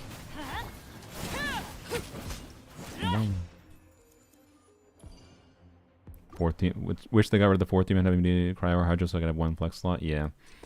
DPS is having a flex slot in their team building is a really significant difference maker to their long-term value. Like Skirk has, for what it's worth, Skirk has been surprisingly very good despite her restrictedness. And despite the fact that her teams haven't fucking changed at all, she still continues to be pretty good. But more and more and more is becoming like you have to either have a little bit of additional investment on her for her to be compelling in Stygian, at least. Or just somewhat enough, obviously, for Abyss. Yeah, our ER might be a little... Yeah, I don't know. We might want more ER on Escoffier and Shenhe. Then Escoffier would be broken. Well, okay, but how about leave the restriction on Escoffier, but then remove the restriction from Skirk, right? Like... Because like, Escoffier I think is relatively balanced, frankly. And like, if you choose to swap in like a flex slot for removing Escoffier, that'd be nice. But yeah, I don't know. It just like Skirk is very quickly reaching the point with like, especially if the buy premium is any indication that like she's not a super valuable unit, at least to anyone that isn't like really pushing her to her limits. Reconstitute. A little Do ambiance. this. Everybody stand back. Oh, it's immune. I forgot what this thing's again. Oh, I guess we just let Emily do.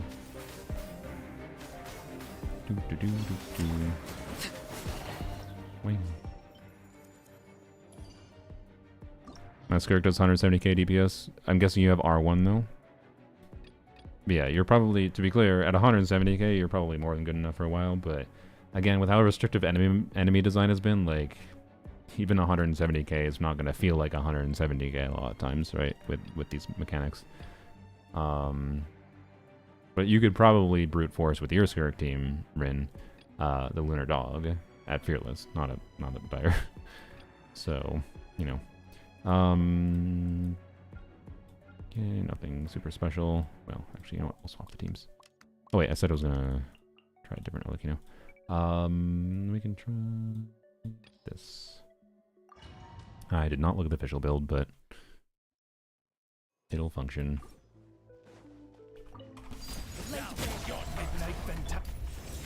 I know official snapshots. I don't usually bother first rotation with Arlecchino. So official snapshots, I guess, Lena, in case you're not aware. So official's damage, whatever her attack stat is when you activate her E or Q is what she will use for her, like, while she's off field. That's what snapshotting tends to mean. It'll use whatever it'll snapshot the stats on the character when they activate the ability. Most characters don't do that. The most relevant one, frankly, I think is official. Xiangling also does it. And it matters for like trying to push the limits of their gameplay. The reason I don't bother in the first rotation is because you need to get an overload first before you can get any buff up. So you have to do awkward shit like doing a charge attack on official before E on her, or E and then burst again. And I just don't bother. First rotation, I just don't bother snapshotting, and then after the first rotation, try to activate Fischl E or Q. Of course, Fischl you alternate rotations. When I have Bennett buff up, so yeah. Strike a pose. Let the world come alive. Off to the freezer. Boots on the loose. Shenhe's not gonna hit. Transfiguration. Fine. Nice power.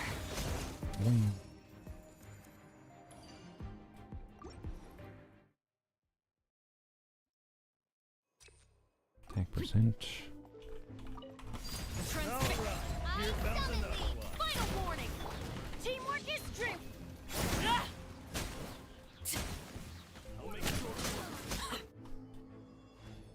Yeah, it seems like this team gets a little bit more Arlecchino damage than the burn team, which makes sense, duh, because we're getting more buffing for Arlecchino, but then we're not. The difference between this team and the burn team is we get more Arlecchino damage, but we don't have Emily's damage. And then obviously different element coverage too, so it'll be different depending on enemy mechanics. Generally speaking, I'd say honestly, even without a C6 Chevreuse, the Chevreuse team is probably more likely to be adaptable, because so often just having a combination of Electro plus Pyro together is enough to clear enemy mechanics. Floor 12, we try and melt Arlecchino. Yeah, we can. I should peek. Wait, I think I peeked it. What are you doing, Cat? Yeah, that was really funny. I didn't. Unfortunately, he didn't do it long enough for me to get the camera. Oshru was on the windowsill, and he just jumped down on the windowsill.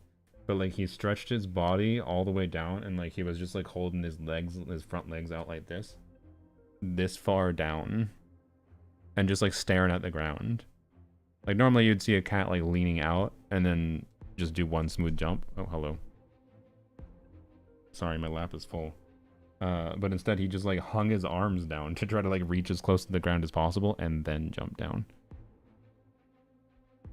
I'm sorry, kitten, my lap is full. See, when R1 in the dummy, I get around 110k DPS on Chev during Fischl. Am I just bad or that's normal? I mean, is your Chevreuse C6 or not? If without Chevreuse C6, I think that makes sense.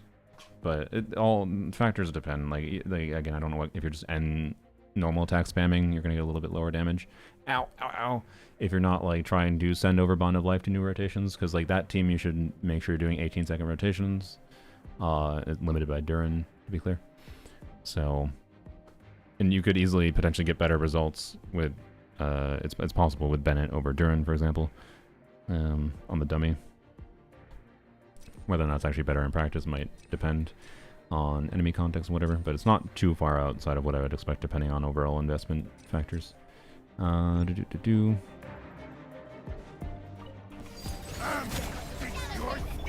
a Caesar Arlecchino.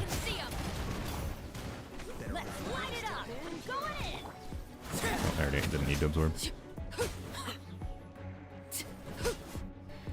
But like this team, a notable advantage that this like Arlecchino team has over Durin is you can do shorter rotations. And that means more carryover Bond of Life, more front load, which can result in, even if the DPS is a little bit lower with the Bennett variant versus the Durin variant, which I'm not sure that it even would be normally.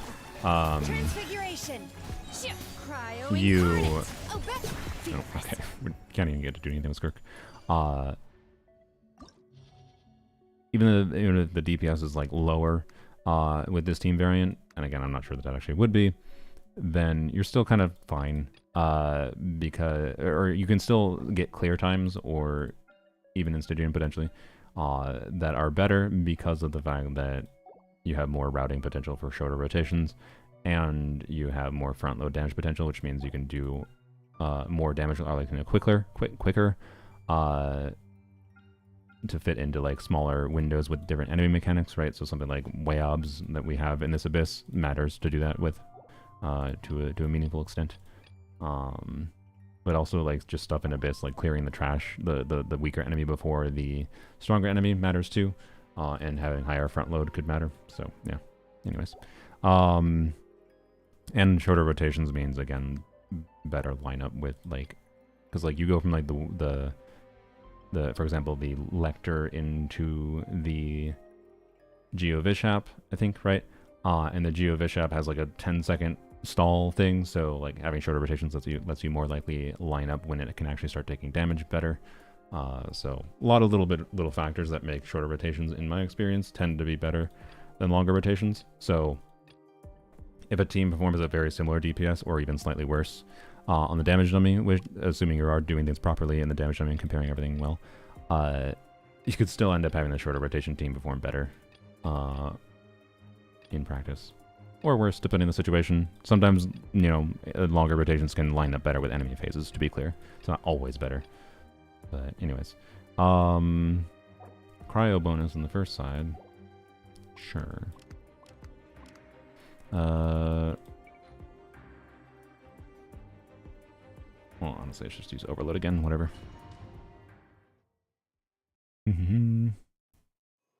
Both Fischl and Chev, but I'm normally spamming attacks. Yeah, you can try doing N3 dash then. So here, I'll try to show N3 dash if I can ever,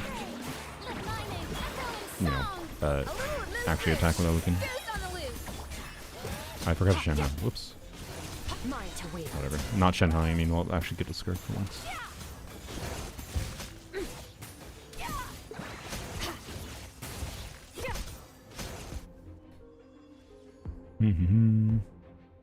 Is that in general the majority of the time shorter rotations are better? I tend to find shorter rotations to have much higher ability to route around enemy mechanics a lot better, so yes.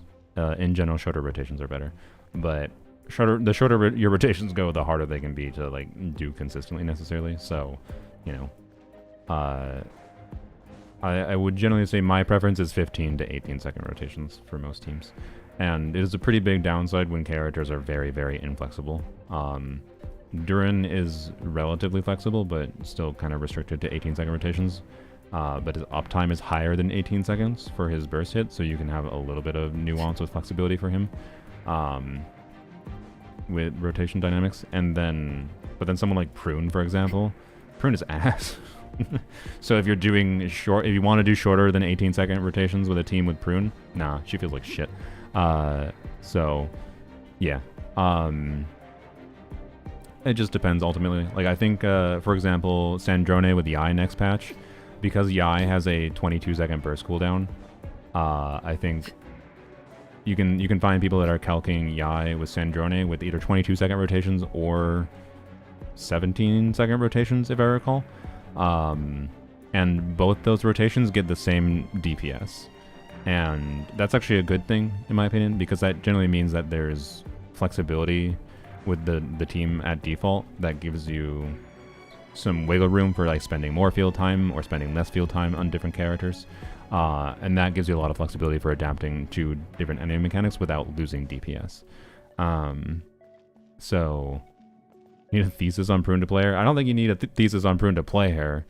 You kind of need a thesis on Prune to understand when you're actually utilizing her full kit potential. Transfix. Justice will prevail. As you wish, me.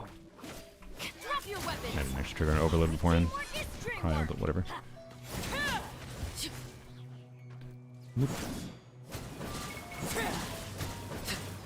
I'm just charge attacking here to break the shields. Overruled.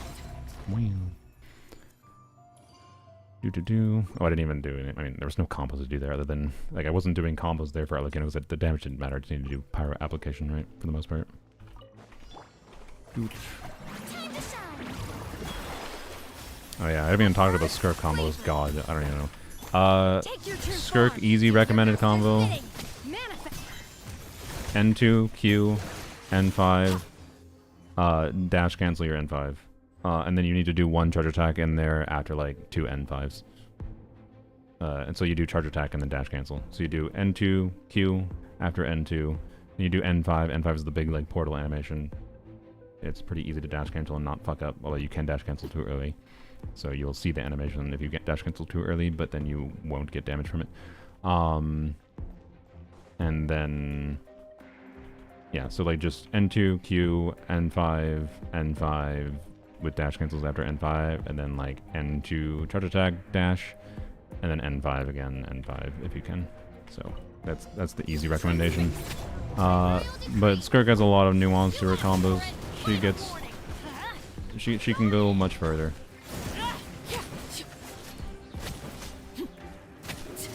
If you want Skirk combo nuance, I would recommend 7 Please's video.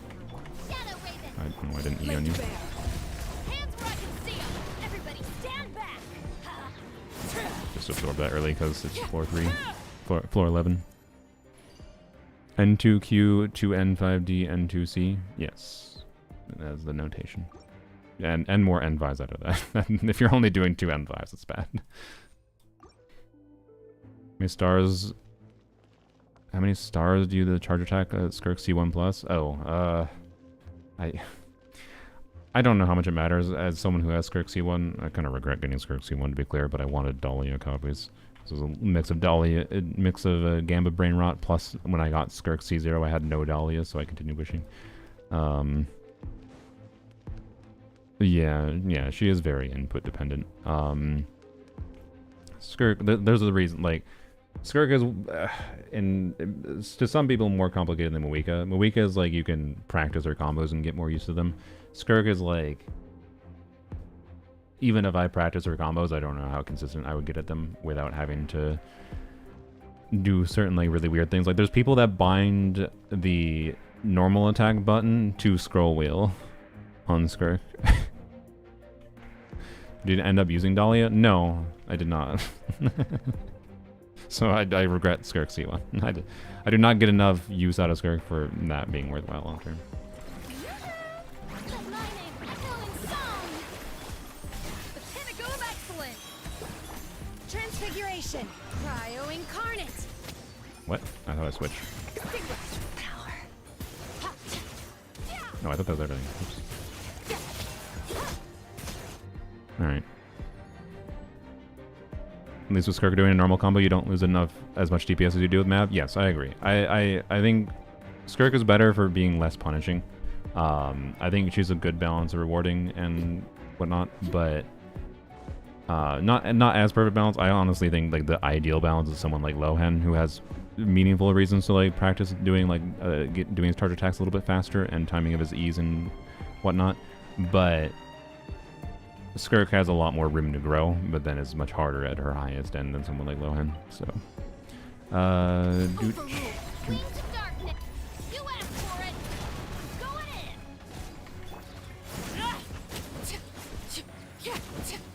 in. oh yeah, tip for dash cancel if you want to do them well, don't hold a directional input when you're doing them. I do that on accident all the time. I just did it there until I let my fingers off of the WASD keys.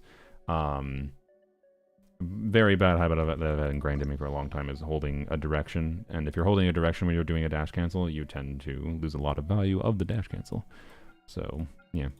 And that applies to Skirk too. It applies to Skirk more, actually. Skirk holding a directional input on her can really fuck you up. Okay, I mean, we could do... So Skirk should work on either side. Yeah. Wait, you're supposed to have a non-freeze reaction for Suwani, right? So I guess we can Arlecchino second side. We'll do that again. We'll Skirk the first side. Yeah, that'll be fine. Okay. We want to melt Arlecchino then? Is that what we want to see? I don't mind the Rosaria team. Oops. Is Rosaria built? Emblem. I mean, it's not what I would use, but it's functional. You should I just use Evenstar? Maybe. You need ER though. No wait, I took the ER timepieces on fucking Escoffier. God damn it. Well, frick. You need more ER timepieces. I mean, well, frick. Wait. I can put her on like an onset something else, right? And put her on an off piece. That'll be fine. Yeah. Just anything with ER. There we go.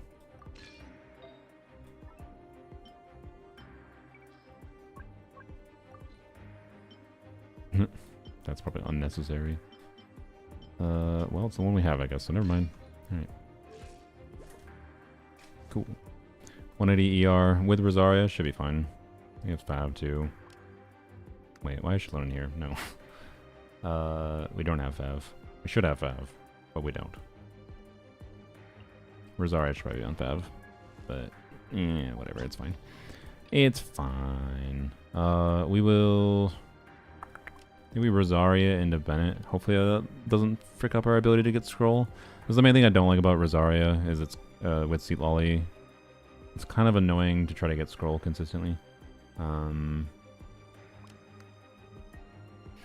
But it'll be fine. We're using strong enough team the first side. Quick question before you start. What? Sackins over ER? I mean, yeah, I could have done that. Haven't lost fun in how much I play her. Yeah, I still like Skirk. But as it turns out, the characters that I tend to play the least long term are the ones that have the least team flexibility. What a surprise. Even though, again, Skirk has been more fun than expected. Reshford was Xylo after Arla, or he did it for Cryo? Oh yeah, I changed the team. Yeah. Strike a pose. Let the world collide. Attack the frosting. Goose on the loose. Who's Take on the your true loose? form. By ordinance divine. Mine to wield.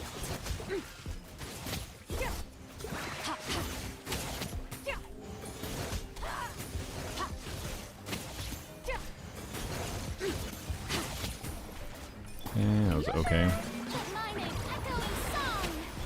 Off to the freezer. The pinnacle of excellence. My Shinna, will yeah, and Shinna body. wants a little bit more Do energy, your master's but bidding. Mana. he's okay.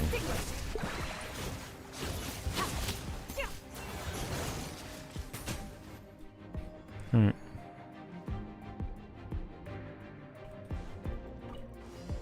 Lady Bear, you can't run. Shiver. Everybody stand back. Let's light. Show no mercy. You two. Time to...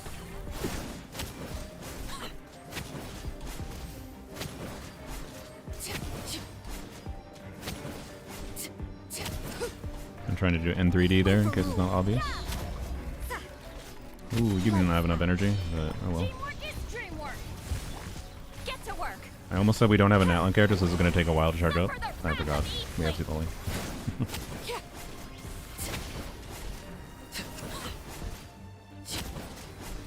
I'm waiting for Cryo. Lady Bear. Judgment. Give me energy, please. I'm gonna do this. Okay, we're gonna do Bennett.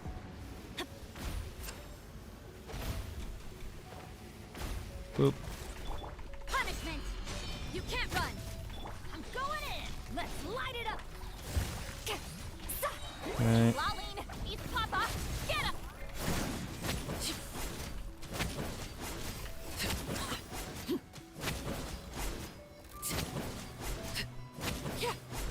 No, I should have just restarted. Though, Show no mercy. just saving energy is better. Let's see, do this.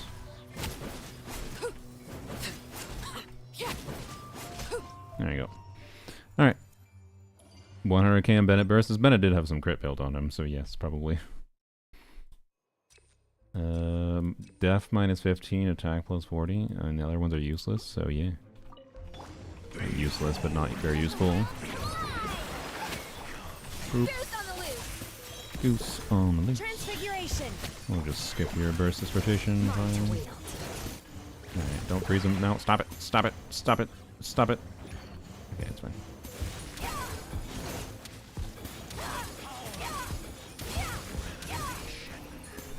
Shower me with prey. Yeah. My will and body.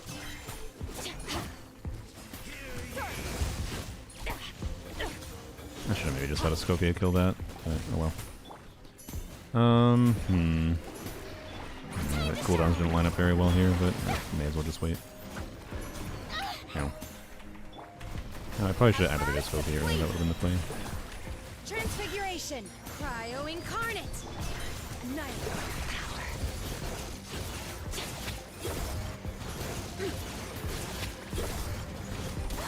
Failed to dodge that, whatever. You can iframe that if I recall, but it's tricky. Thankfully didn't one-shot me. Probably do Felix with the Skirk? Probably, yeah. Overrule. Why did I do that first? I don't know. Lights out. Now I need to do this. Fulfill our pact. You I'm wasting two. all of Bennett's uptime, but oh well.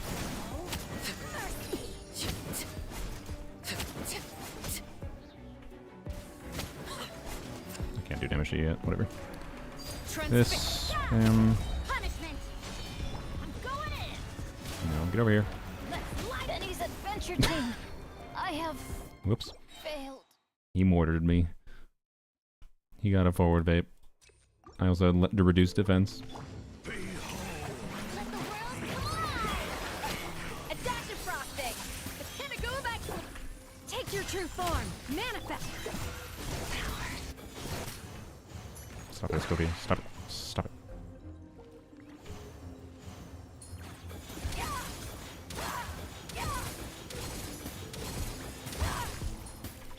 A little loose boost.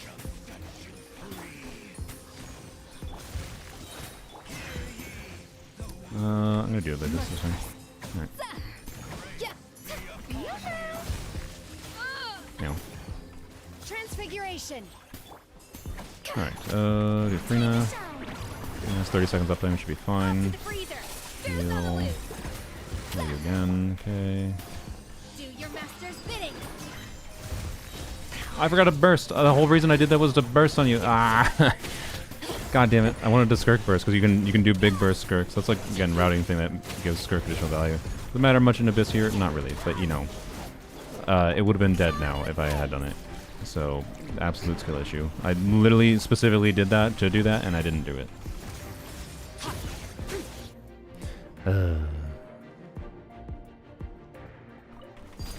Good job, brain. Stop bouncing. Teamwork is Boop, dreamwork. boop. Show no Oh, I didn't get a scroll. Lolly. So I didn't do another normal attack. Get up. Oh, god damn it. I also overtook Pyro. Wow. Okay, terrible all around. Oh my god, lady. Overrule. Lights out. Everybody stand back. Fulfill our pact. Okay, do your fly. You. Time to end them.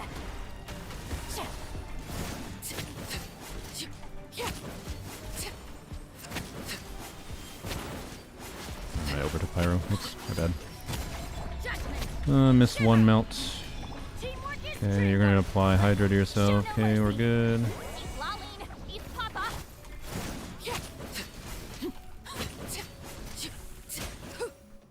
By the way, this is a funny like this is still a Caesar Arlecchino. I want to note the difference with this Caesar Arlecchino compared to the Caesar Arlecchino we were playing on the other account. That's a pretty big difference. Almost like crowning level 90 Bennett, crowning Bennett, crowned normal attack talent. All those things matter, and it's a worse build, by the way, too. So, yeah. I guess we get this again. Sure. All things come to Arlecchino or Mab? Vastly Arlecchino. Test and know my HD will be judged. Okay, we got Cryo first. It would have been better if we got Hydra first. So we're gonna have to be a little careful here. Actually, no, we're just gonna overkill. What am I talking about?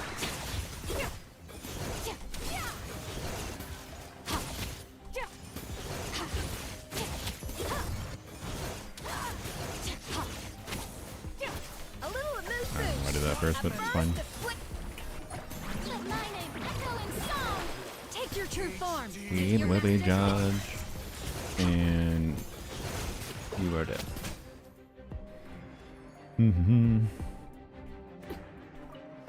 Transfix. You can't run. Ah, shit. I got it. No, absorb. Commendable. Well, that was a mistake. Boop.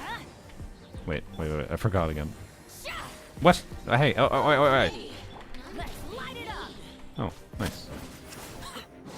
I wanted the cooldown. Lays bare. Okay. There we go. Wait. Do this. Stand back. Yeah. Vengeance. Fulfill our This. pact. I'm just gonna skip Rosaria for this rotation, because... Oh my god, that was so bad. Okay, whatever. Lights out. Alright. Lolling, it's Papa.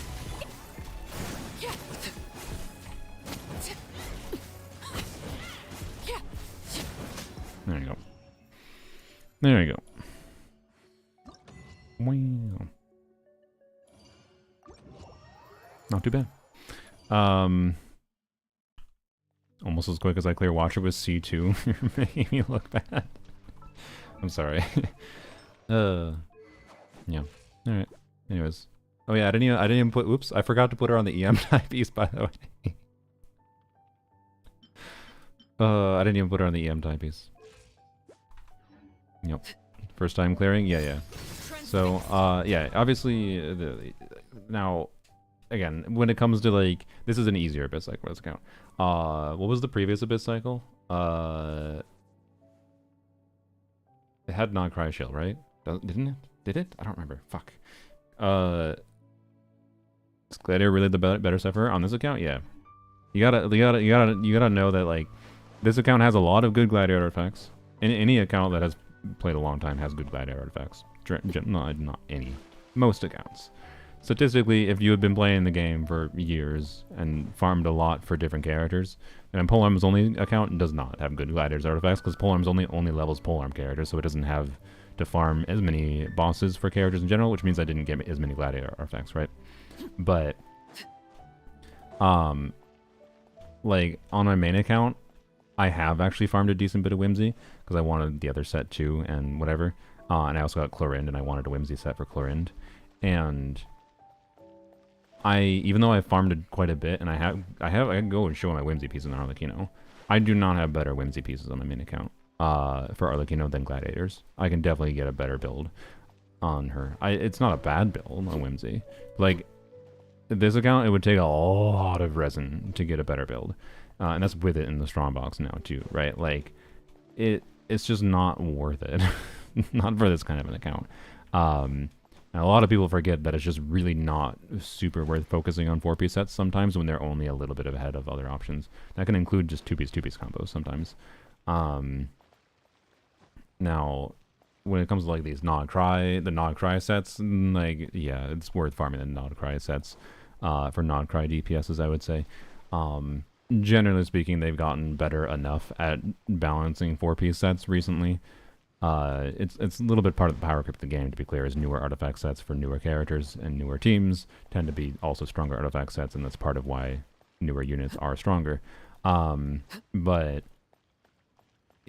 so it's been more important and more worth it. You could have worse and worse quality artifacts on the new 4-piece artifacts that could be easily better than anything else you have for other options. But for Arlecchino specifically, like, all you get on Whimsy is a little bit more damage bonus. And also, one slightly paradoxical thing with Whimsy is when the Bond of Life increases or decreases, this character deals 18% increased damage for 6 seconds. It actually takes your first, because you put her E on an enemy, right? And then you do a charge attack, and that increases Bond of Life, right? So that's one stack, right? And then you do a normal attack, and that's another stack, do another normal attack, that's another stack.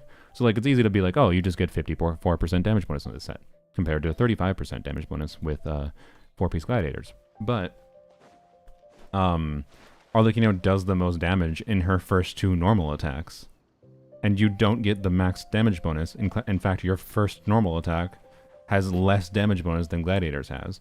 So your melt on your first Gladiators hit, if it's equivalent substats, versus your first Whimsy hit, will actually be higher. Which is actually part of the subtle aspect, I think, of Whimsy being not that much better than Gladiators, is because for the highest scaling hits on Arlecchino, you actually, which is just the first 2 hits, to be clear. Like, it's overall net gain if you had equivalent substats. If you have equivalent substats on Gladiators versus Whimsy, use Whimsy.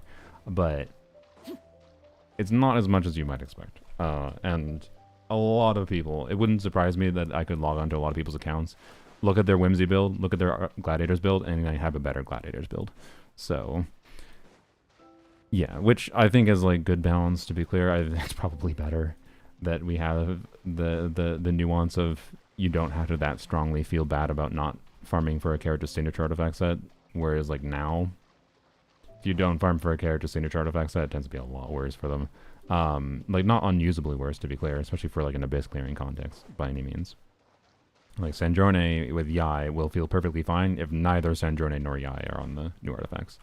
But you know, how many counts are we doing? I think this is the last one because I'd rather. I figured I could help them out with trying to. We'll farm a little bit of this domain, and then we'll see if it makes sense. Because like it probably, because this account they said they're planning to pull Sandrone, right? So also I just noticed you have 4 Master List Fortuna. Nice. Okay. Sure.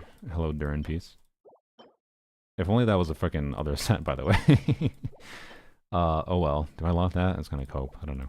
I throw it away immediately, but it's a little bit of troll. We get 3 super attack pieces in one of the other set, and it gives us double crit 4 line attack percent. Oh god. Feels wrong not to use the full set on every character. I mean, look, if you want to, but I think you just gotta acknowledge it's part of what they sneakily do to try to force you to play every day. Is like the artifact and resin system is a really key part of how they're trying to keep people playing.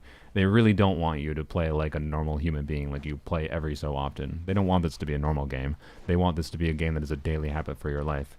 Because if you're playing something daily and you feel like you're getting a lot of enjoyment out of it, you're gonna be more fine with spending money. It's like a really core part of the monetization system is the resin system, and the grindiness of the game is to force it to like so. And to be clear, if you're fine with the grindiness, like don't get me wrong, like I want Whimsy on Arlecchino on main account. It's just like I have priorities for other new characters to build that are more important. So I'm just like occasionally strongboxing Whimsy now, but then I still have priorities for other strongboxing too. So it's like, you know, they're already like Arlecchino, might as well level 100. Yeah, I don't know, like.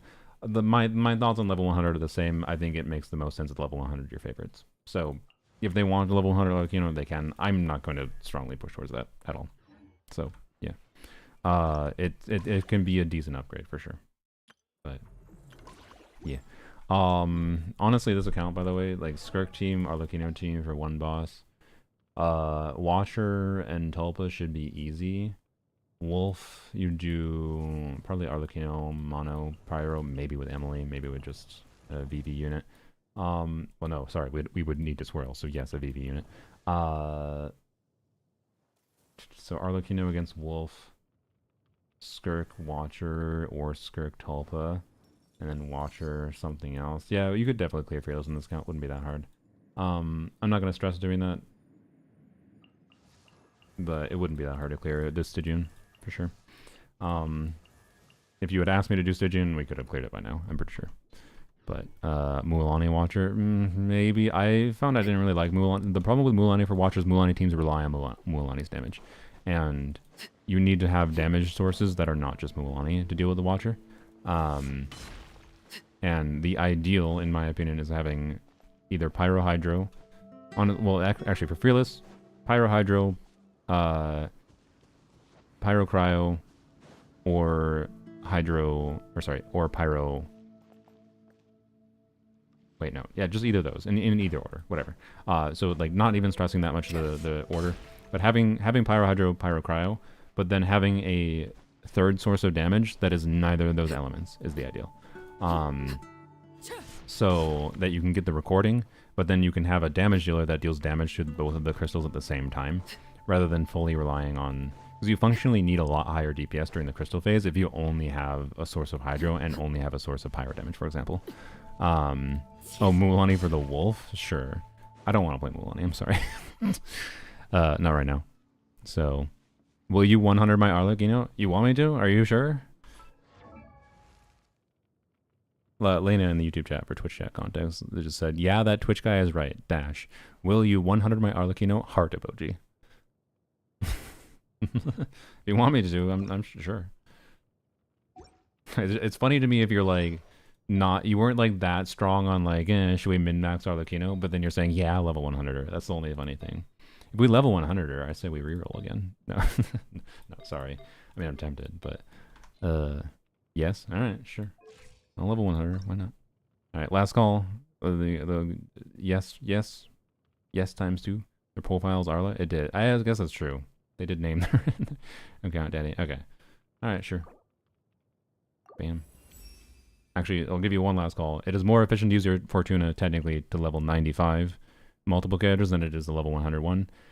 To be clear, that's not how I use it, even though it is more efficient. I prefer just level 100 characters with them, because I think it's more enjoyable to level 100 your favorites than spread it around.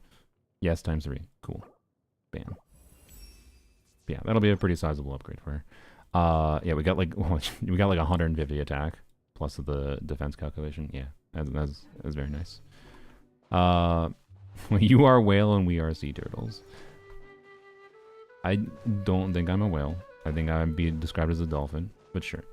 I haven't been able to level 100 that many characters, you know. Like, I had the ability to level 100 Dia, and then Lonyon was a for the bit video, or not for the bit video. It was the reason the Lonyon happened because I thought it was going to be a good video that would perform well and pay for itself, and it barely broke even. And then I let my community choose, and my community chose. So technically, yes, you know, there was some whaling, verb, not noun, that happened for Lonyon level 100, but I let my community choose which low value level 100 to do. And Lonyon is definitely not a high value level 100. She gets like a 5% damage increase from it. It's not very significant. But Mies laughed when we said you still call yourself a dolphin. I think how does Mies define dolphin? The thing is, only people that are like staunch free-to-play players laugh at the idea of someone calling themselves a dolphin. I'm pretty sure Mies does not have that strong of a definition of what a dolphin is. I think a dolphin is someone who tries to be smart with balancing their money spending and is just willing to spend money when they really want something. And for me, there's the additional layer of nuance if I've spent money for content bullshittery. Like, I assure you I would not have spent a lot of the money I've spent if it wasn't for content. But he still denies it. No, I don't deny it. I think I consider myself a dolphin, but if you don't like the term dolphin and you want to call me a whale, I don't give a fuck. If you want to call me a whale and you think I'm a whale, that's fine. I don't think I'm a whale. And I think you have to respect my ability to disagree. Anyways, you're clearly not smart with your money spending. Okay. And you're clearly a fucking asshole. Okay. But also, I have plenty of evidence to show that I am smart with my money spending. Again, I have made more money, vastly more, I assure you. I have made vastly more money from Genshin Impact than I have spent in it. Vastly more. So fuck off, bitch. Now, could I have made slightly more than vastly more if I had not spent any money at all? Maybe. But I can also definitely tell you a good chunk of the money I made from Genshin was from spending money in Genshin. So, like, again, I've emphasized 5 billion times anytime I spend money that I am a content creator, and the value equation for me spending money is different. So, one buy wasn't as smart. Oh yeah, no. As a whole, I have definitely made vastly more money from Genshin than I've ever spent in it. But, like, as far as like the individual ideas where I specifically spent money expecting to, at minimum, break even from it, there have been like, I think 2 videos where I directly spent money for the video, and it did not directly pay even, but the money I made from other videos that were those specific concept videos, to be clear, the ones where I spent money for the videos, the money I made from these other videos more than made up for the slight loss in the couple that didn't, right? Could they do impulse spending, which doesn't always look smart even if it is? Okay. Mob, you clearly are in my head more than I am, so respectfully, you're right, I guess, because you clearly know how my brain works more than you do. More than I do. So yeah, sure, you're right, Mob. I agree. Sure. Clearly, you are right. I am wrong. I've never thought in my own thoughts before. I've never been in my own head before. I only make stupid decisions. You about to end? No, I was planning on doing a little bit of farming for them to see what we can do. Because they're planning on playing Sandrone. Can I play Lonyon with Arlecchino? Yes. If so... if you are like, frankly, Lanyon in this team, for example, the value of Lanyon is going to give you more interruption resistance from enemies whacking you with Arlecchino. The better you get at playing Arlecchino, the less that's a problem, frankly. You want to do dash cancels on Arlecchino anyways. And so slightly staggering the timing of when you're doing normal attack inputs and dashing at certain times is like how you optimize her without a shield. This team also gives a little bit of a crystallized shield for some uptime anyway, so like Lanyon doesn't, I think, have a need to be included here. But Lanyon can buff just about as much as Shallonen does, frankly. So, because you can use Twirling Tales of Dragon Slayers and VV is similar buff to her. It's just a little bit less uptime than what Shallonen does, so like it's not gonna be that much different, right? So like yeah, something like Lanyon for even Lanyon without TDTS, like Lanyon is probably what we would use with Arlecchino for the Stygian Onslaught boss, the Wolf, because we need to do a bunch of swirls. So, yep. Dorsal raid. Wow, Dorsal ended a stream. Wow, at a different time than normally Dorsal streams later than me, so it's rare. Welcome. Imagine a bagel. What kind of bagel? I'm imagining a bagel. I'm imagining a bagel without anything on it. I'm imagining prepping a bagel. Do you toast a bagel before or after you put something on it? I think you toast a bagel. I don't know. Can you tell I don't eat bagels very often? Any kind. The world is your bagel. I see. Wonderful. Thank you for the raid, Dorsal. How was your stream? Starting to get FOMO. Do I need Sandrone? I'm skipping her. So, no. She's not game changing. Before. Okay, that's what I thought. Throwing that bagel at someone? Yes. I throw the bagel at Mob. I think Mob is the best example. So Mob is banned, I think, in Dorsal's and Misa's chat. And I understand why. But I tolerate people that rage bait me maybe a little too much. So, anyways. Respectfully, Mob, I appreciate you watching my content, but fuck you. I clearly didn't deserve the ban.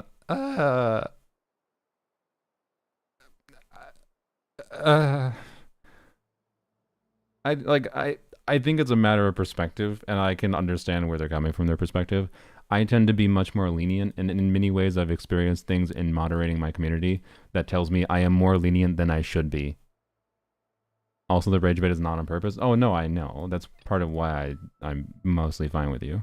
It's also why I say respectfully, fuck you. I'm going to do this again. Honestly, I might do another one this week if I can finally fucking, the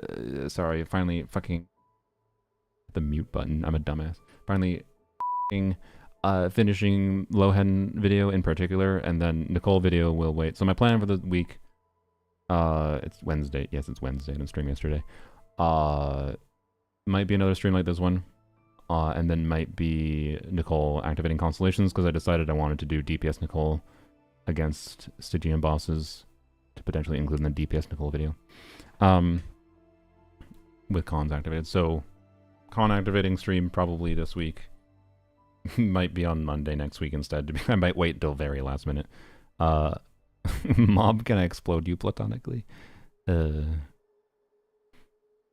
to tell Jeff his recently Sandrone video got some folks really angry for him suggesting Sandrone as a skip unit. I didn't watch a Sandrone video, but I strongly agree with him, frankly.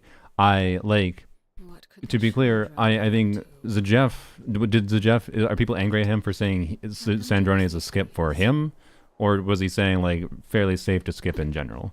Because skip in general, I agree, because I think the only time Sandrone is going to feel really needed is specifically for the next Stygian boss, but only for the next patch. As soon as 7.0 comes out, I think they're going to release a 5-star unit where if you have Yai, or honestly even without Yai, there's a good chance, just Yai and Cryo Traveler probably can end up beating whatever shill boss, at least in 7.0 is my prediction. So like Sandrone is just like a main DPS that is going to incentivize you to pull more off-fielders that synergize with her to get her full premium team, and she will probably scale perfectly fine and gain value in the future. But I can almost assure you the most needed she is going to be on her release patch, and she's not going to be super needed on her release patch. If you want to clear dire difficulty without insanely high investment C6 Nicole shenanigans, you probably want Sandrone.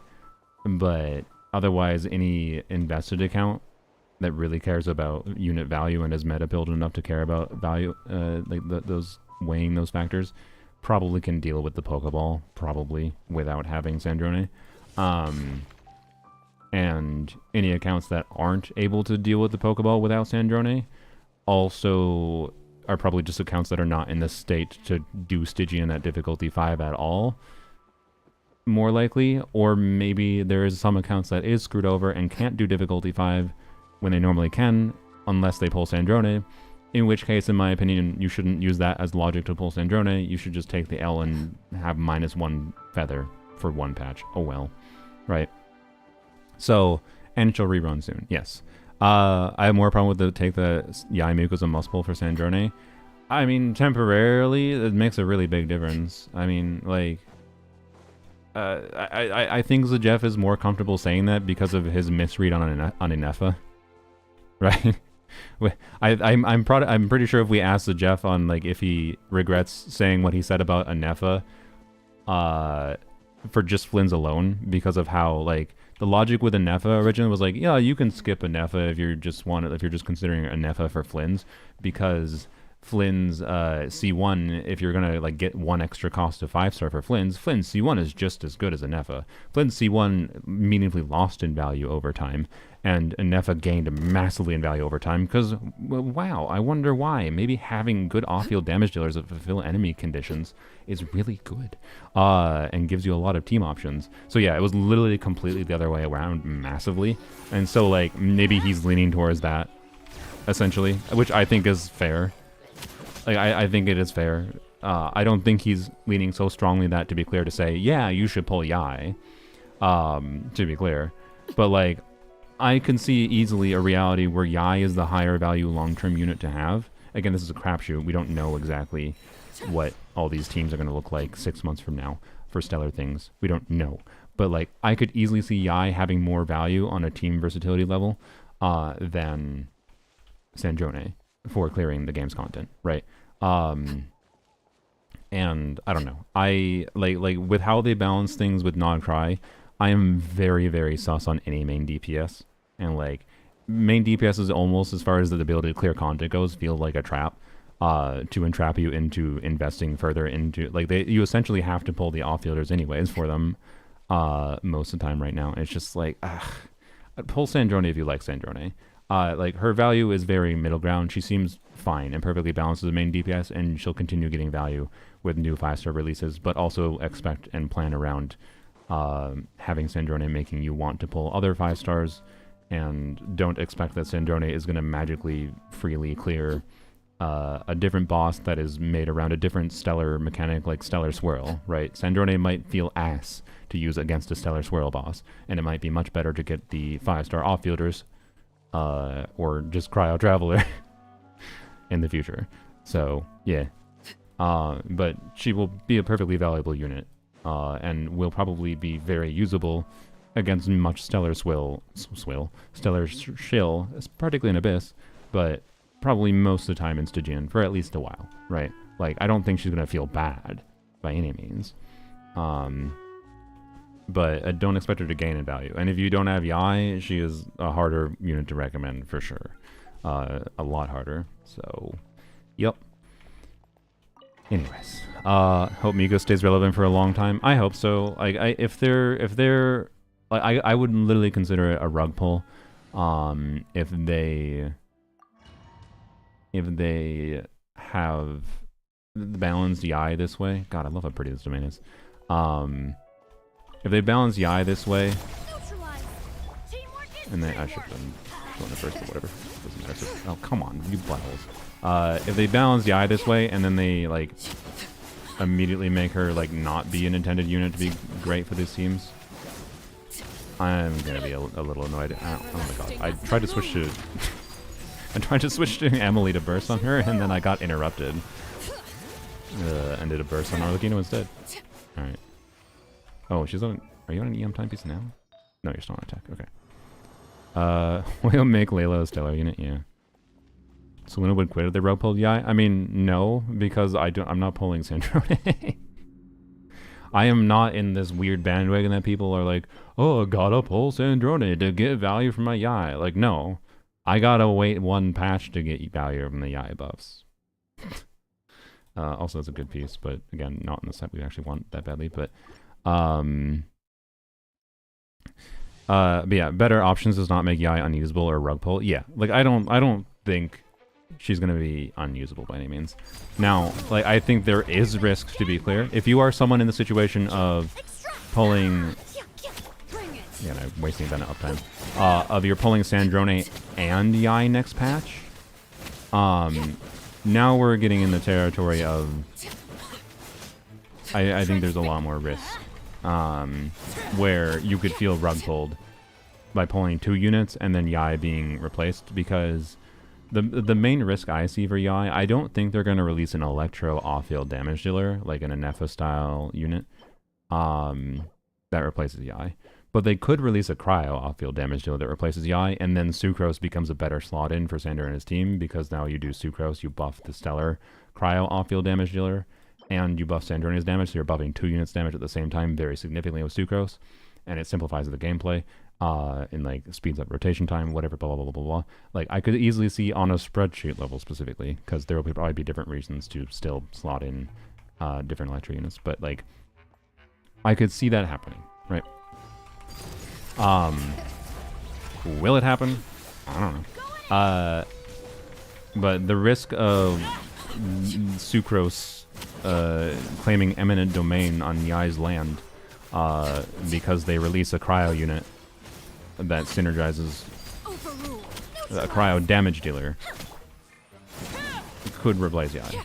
But also, maybe the best team still includes Yai, and it's Yai, this cryo damage dealer, and then another new buffer, right? Like, I don't know. But if you're pulling Yai, god damn it. It's so close. It's so far. Bro. I mean, okay. I would have been slightly upset, to be clear, if this was an attack timepiece. Because if this is an attack timepiece and I've been farming in this damn domain this whole patch, just wanting a goddamn attack timepiece, and it gave a 4-line high roll double crit attack timepiece with flat attack and ER, I would have been slightly upset. But I still would have been happy for you. But as a troll. Anyways. So, and this account needs this set more than I need this set, so, because they're planning to pull Sandrone, and they have Yai already, so they need 2 characters. Anyways. Emote request, sure. I'll pull the Yaikons, get Risley, and play him upset with this kit and Sandrone shield. I mean, I'll be honest, Risley on the Chronicle Battle, again, this is dependent on what the 7.0 character is. I am definitely pulling for Yaikons. Sure, we'll add this emote. It's a terrible looking emote, that's why we add it. If I don't care that much at all about the 4-star or the 5-star in 7.0, then I am almost assuredly pulling on Yai banner. Yeah, I didn't realize these things were this tanky in this domain. I've used too strong of teams for this domain. We should use the melt theme. It'd probably appear a lot better. But.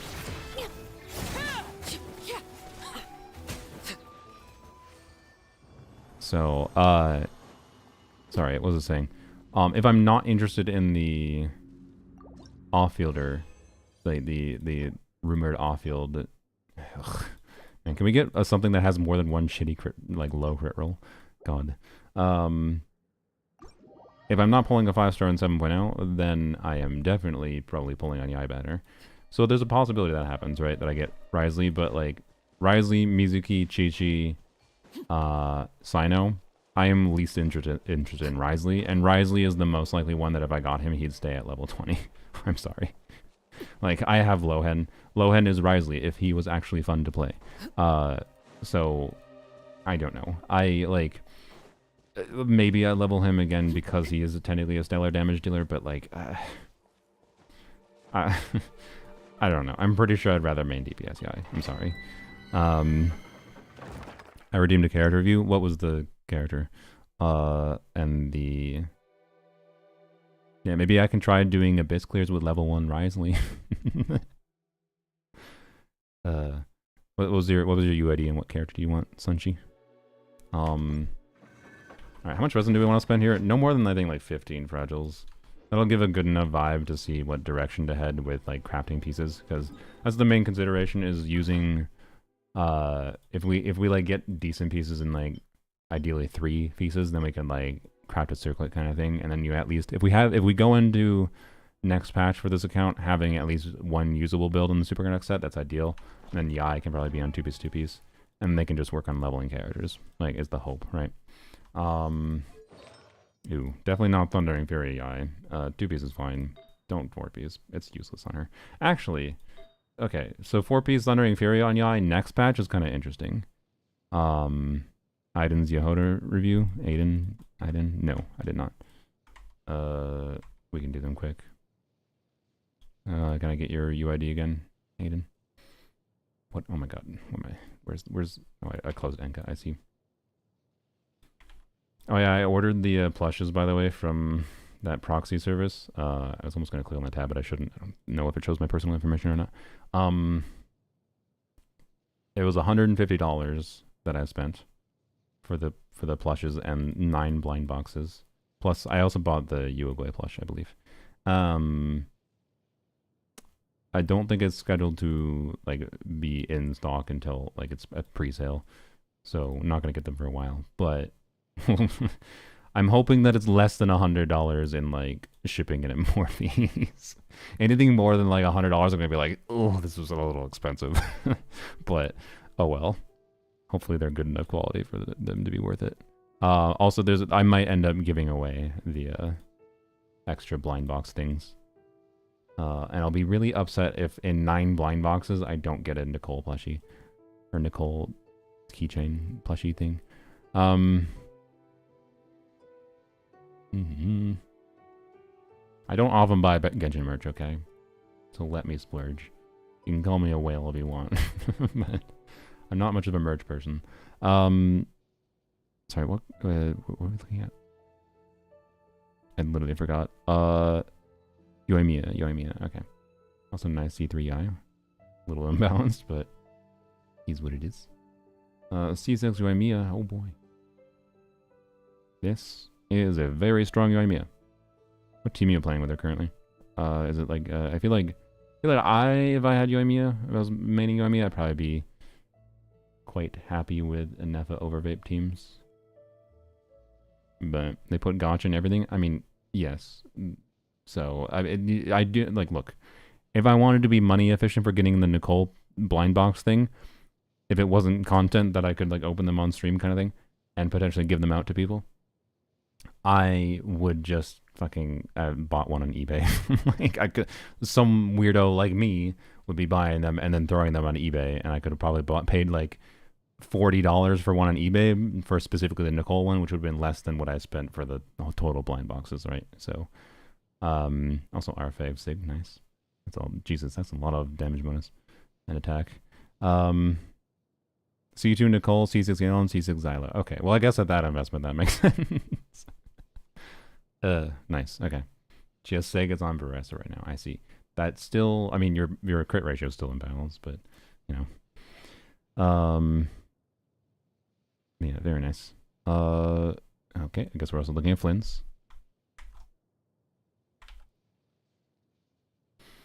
I think Aiden left. I kind of never remember what, I don't know. So, oh well.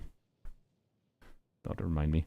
Flimsy Boy C1 ER with Sig is probably fine, depending on favs. You have a fav, it's probably fine. Probably. Maybe. I don't know. Flynn's ER is weird. Some more wouldn't hurt. That's what I would say. This is a good Flynn's build with a little bit of sad roll values. That's my vibe. I feel like every one of your pieces, low crit rate rolls. Okay crit damage rolls is pretty average. Low crit rate rolls, low crit damage rolls, low crit rate, low crit damage. That's so annoying. I hate it. The compounding effect of having like 8 freaking low rolls is like, oh, I just lost 2 or 3 crit rolls. Yay. Thanks. Aiden redeemed a Yahoda review. Okay, but I don't have Aiden's UID. Or Aiden. So, Yai as a result of wanting to get C6 Kirara? Wait, really? Oh, good lord. Flynn's with Dory for the energy Dory gives. I think it's interesting. I hope Dory gets a more interesting kit in the future because that's the only thing she really does that's that valuable. And then she had some interesting reaction shenanigan themes for a while, kind of like Razor did, but they're not that compelling at this point in the game. So yeah, Yai can be on every 2-piece under the sun. Gilded, so 2-piece EM, 2-piece Golden Troop, 2-piece Glad. 2-piece Golden Troop, I guess, with next patch with Stellar Conduct is a bit worse because it doesn't benefit the stellar damage, so that's a little bit more no. Same thing with Thundering Fury, so I guess for next patch is 2-piece Gilded, 2-piece Glad, well, any of the 2-piece EM, so that's not EM, so I guess this, just looking at what we had the highest number, like, total artifacts in. I guess it'd have to be a 2-piece Glad and maybe 2-piece. Do this. Well, look at this first. It's a 4-liner or 3-liner. I mean, sorry. I mean, honestly, yeah, like this at a default, and then 3-liner. Don't want to steal from Arlecchino, but I'll steal this from now. Yeah, that's very good. And then what do you go from here? What's your Electro Goblets? You have an onset. That's poopy. Never mind. Oh, we got this already. That's interesting. I didn't even notice that. Wait, you want to? No, you want an attack goblet. I'm stupid. Attack, or technically right now the ideal is technically an EM timepiece on one slot and an attack timepiece in the other. But that could change depending on like new supportive artifact sets that might give EM in the future. So attack might become ideal in the future, and attack is not that much worse than EM attack, so it's either or right now.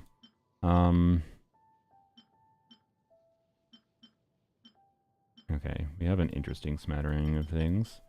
I would lean towards this. And then we have that too. And we have an existing attack. We have that. Okay, we have an existing attack goblets, but this could be an onset goblet, is my thinking. And this is not great, but let's see, crit rate, crit damage. Oh yeah, wait, we had that circlet that we just got, didn't we? Interesting. Maybe we have a different onset circlet we could use. Honestly, we'll switch to this though, because that's kind of cracked for her. And then timepiece. There we go. 4-line attack. Perfect. Again, EM could be a little bit better, but it's fine. So right now, with just leveling up, like hopefully the goblet rolls well. The timepiece will probably roll well. Should we try to level it? I guess we should. I said they have a bunch of like pieces that were garbage that were locked that could be thrown away. This is wow. This does not look like a 5-star artifact. It's level 20. 10.9 crit damage. 1, 2, 3, 4. Wow, that's really bad. Alright. Okay. That's fine. Would've liked another crit rate roll, but maybe we get it here. We don't. We get crit damage. That's a solid piece. That's very solid. What do we have for crit rate without? Yeah. Oh, we're fine. We are fine. We would like some more crit rate rolls, but you know, we are pretty chillin'. Electro, no. Is there another glad piece? No, don't throw away that. That's a cracked piece. They just have really good glad pieces, so it's relatively easy to throw away some glad pieces, I think. 1 crit rate roll, an EM, and HP. And they had really good other feathers, including those ones. Yeah, pick this piece. This is a 3. Wait, no. 1, 2, 3. Yeah, it's a 3-liner. Okay. Okay. Well, we're really heavy in the crit damage, but oh well. That might mean a reroll is in order. That's a little imbalanced, but that's a pretty damn good 2-piece. So there you go, Lena. Your Yai is now functional. I would not stress Yai. This is a good enough Yai build that the priority is definitely putting Sandrone on the new set rather than Yai. We would like more crit rate than this. This is a bit imbalanced, but it's imbalanced to a degree that like this piece is probably better. Is this a 4-laner? No. Damn. Okay. Can I reroll it again? Can I reroll this one more time? So Luna for president for having okay gamble luck. I wanna reload again. I'm hoping for like 4 crit rate rolls, honestly, and that would like kind of perfect the Yai build. To be clear, it's a little silly to do this, but this could result in an Arlecchino upgrade too. That's why I'm fine with it. But I want permission. Go ahead. All right, I believe. Okay, it has chosen to troll us. I mean, we're keeping it because it's cracked, but we got less crit rate rolls.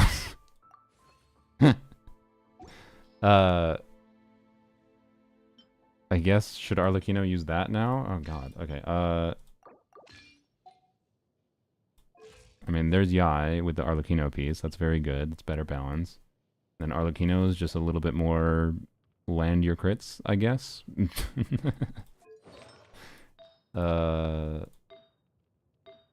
Yeah, now I want to go back to a crit rate circlet on Arlecchino. Oh well, whatever. I'll let you decide on that. We just lost. What if? Okay, that's a really funny result. God damn it.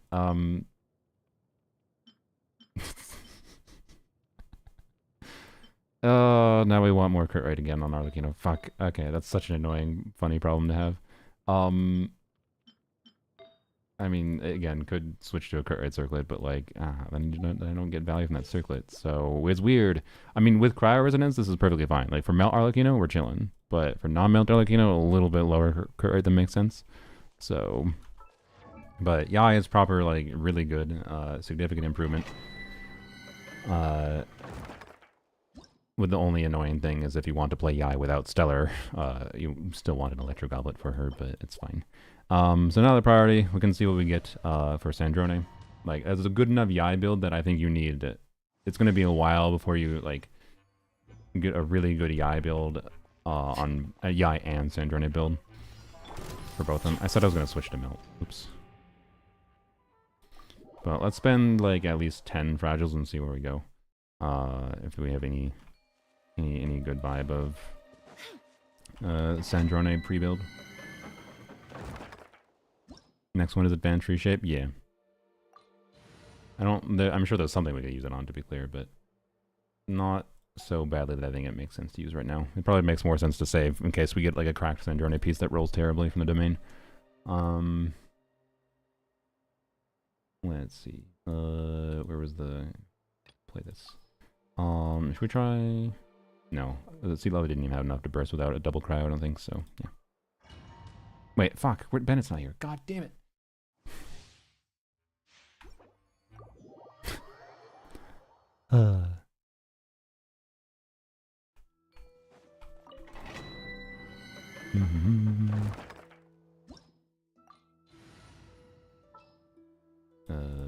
Bennett.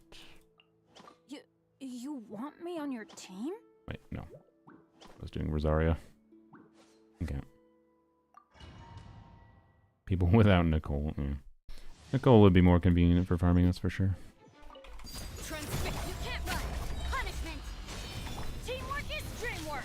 Let's light it up. Show no mercy. Should probably just put Sacregs and Sealolly for farming convenience.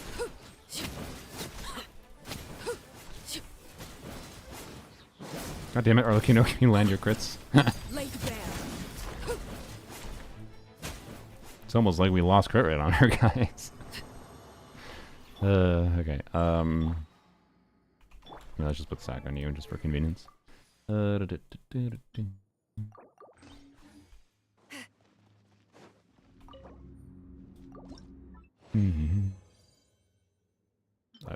5 artifacts threw me for a loop for a second. That's good enough to be worth trying. That is not. That is not. Alright.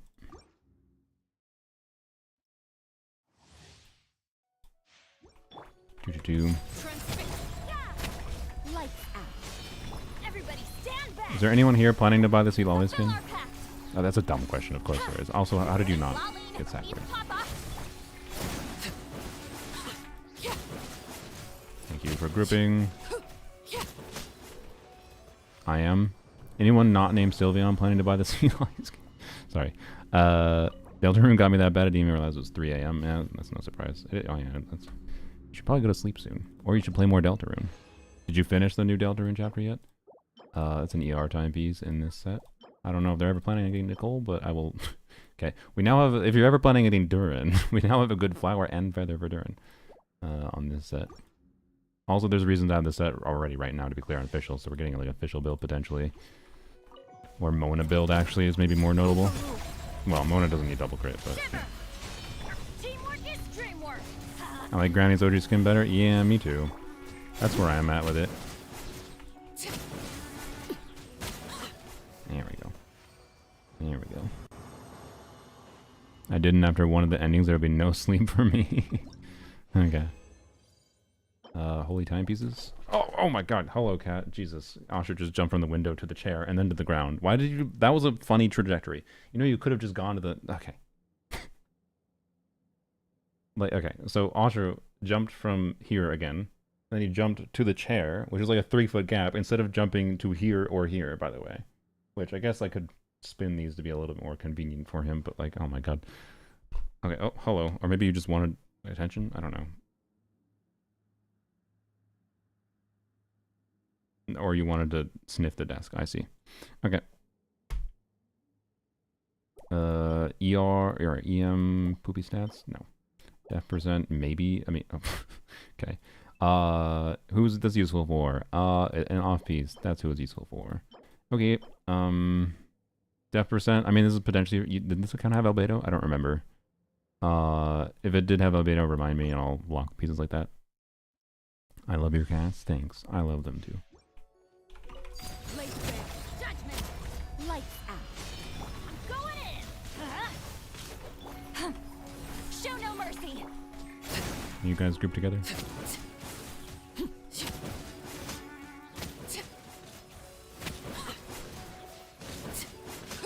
Okay. Yeah, I don't think I'm in the same. Is there like a... Do we know how many chapters there is going to be for Deltarune? Because like I'm down to play it after it's fully out. 3 years? Jesus. Hasn't it already been like 18? It's a joke, but 7 total? Okay. Overruled. You can't run. Punishment. Teamwork is dreamwork. Yeah. Let's light it up. Get to work. How am I missing sacks this much? They're super not grouped. God damn it. Why did I not burst if I missed sack? Yeah, the thing you do with sack on Sealolly is you just burst on the rotation, you miss sack. It's fine, usually. Fulfill our pact. Judgment. How do you sell a pyro on you? I did 2 melts. Laid bare. Alright. After a nut cat. Oh my god, I can't speak. Can you give me the other artifacts set? After enough cat videos, you have enough moolah for C12, R10, Durkol. No, I have zero desire for C6 Durin. I know that might seem weird, but I like Durin. I just... The thing is, Durin is just like stat increase, whereas Nicole C6, when I got as lucky as I did for Nicole, was too tempting to continue going for when it gets rid of the major gameplay problem I have with her. With her kit. So like, you know. And that matters. Is it cringe that they did that? Yeah. But that's where it's at. And like, Durin is just like, ooh, more damage. I don't think I'm, after activating C6 Nicole, I don't think anywhere I use C6 Nicole, I'm gonna be like, if only my Durin was C6 too, right? Like, I don't think I'm gonna feel that. I wish that was the other set, but oh well. It could have been relevant on set Goblet. EMS crit rate is good enough that it's worth a shot, but it's kind of cope. Does Sandrone ascends with crit damage, right? I think she does. Also, oh fuck, what you use Tidal Shadow on her, right? So yeah, we really want double crit pieces. I assume this account doesn't have Claymore crit stat stick. No. Yeah. Yeah, so this account needs to use Tidal Shadow. So you'll want to plan around, or actually Milled Flower is okay too, right? Does anyone know how Milled Flower compares to Tidal Shadow for her? Yeah, no Wolf's Gravestone. So either way, like, having none of those means quite strongly you want to Everybody stand back. use... Get to work. Go back to this. Okay. Wish I could get them to group more consistently. What? There we go. She's crit rate? Oh, okay. Well, that helps a little bit. It's okay. Is it worse than... How much worse than Tidal Shadow is the real question. Is it worth crafting 5 copies of Tidal Shadow versus how much better it is? Crit damage EM? Good enough. 2 stats is good enough, particularly with high rolls. Alright, Serpent Spine with crit rate circlet. I mean, damage bonus doesn't do anything for her, so... I don't know, like, refines at least don't matter on it, which is convenient. Is it bad? If it is the difference maker to allow you to use a crit damage circlet, I could see it being minorly better. But otherwise, I'm pretty sure a proper, like, balanced build is going to be better even on a Mailed Flower, is my assumption. Also, do we have billets?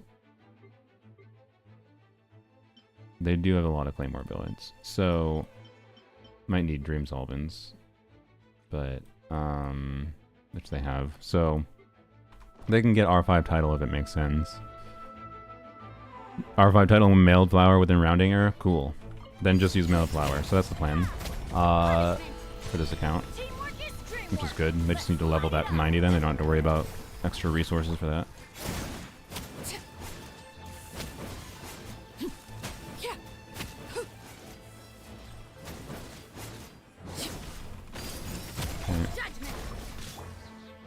You'll over crit with Serpent Spine? Will you?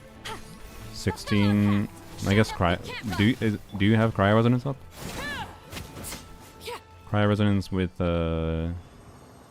Chi-Chi applying. Chi-Chi applies more cryo now, right? So yeah, I guess he probably would. Dang. Yeah. So lock it on principle, but that's not a piece you're happy to level.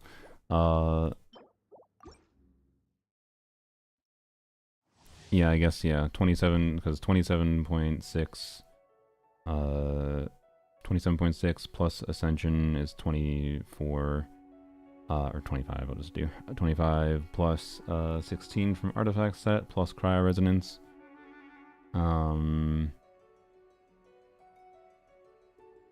It's not overcapped, but it's getting close. So you can make it work, but yeah, probably not. Not with the passive, doesn't do anything for you. Just, I don't think it makes sense. So yeah. I would use Mailed Flower. Fulfill our pact. Show no mercy.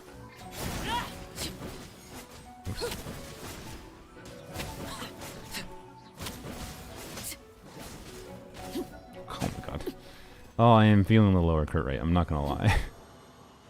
I am feeling a little lower crit rate.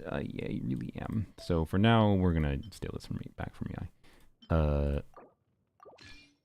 Alright. Back to this. 81,208. Oh, hello, cat. He is on my shoulder. Ugh. Holy shit. Let's go. After so long of nothing, we got a god piece.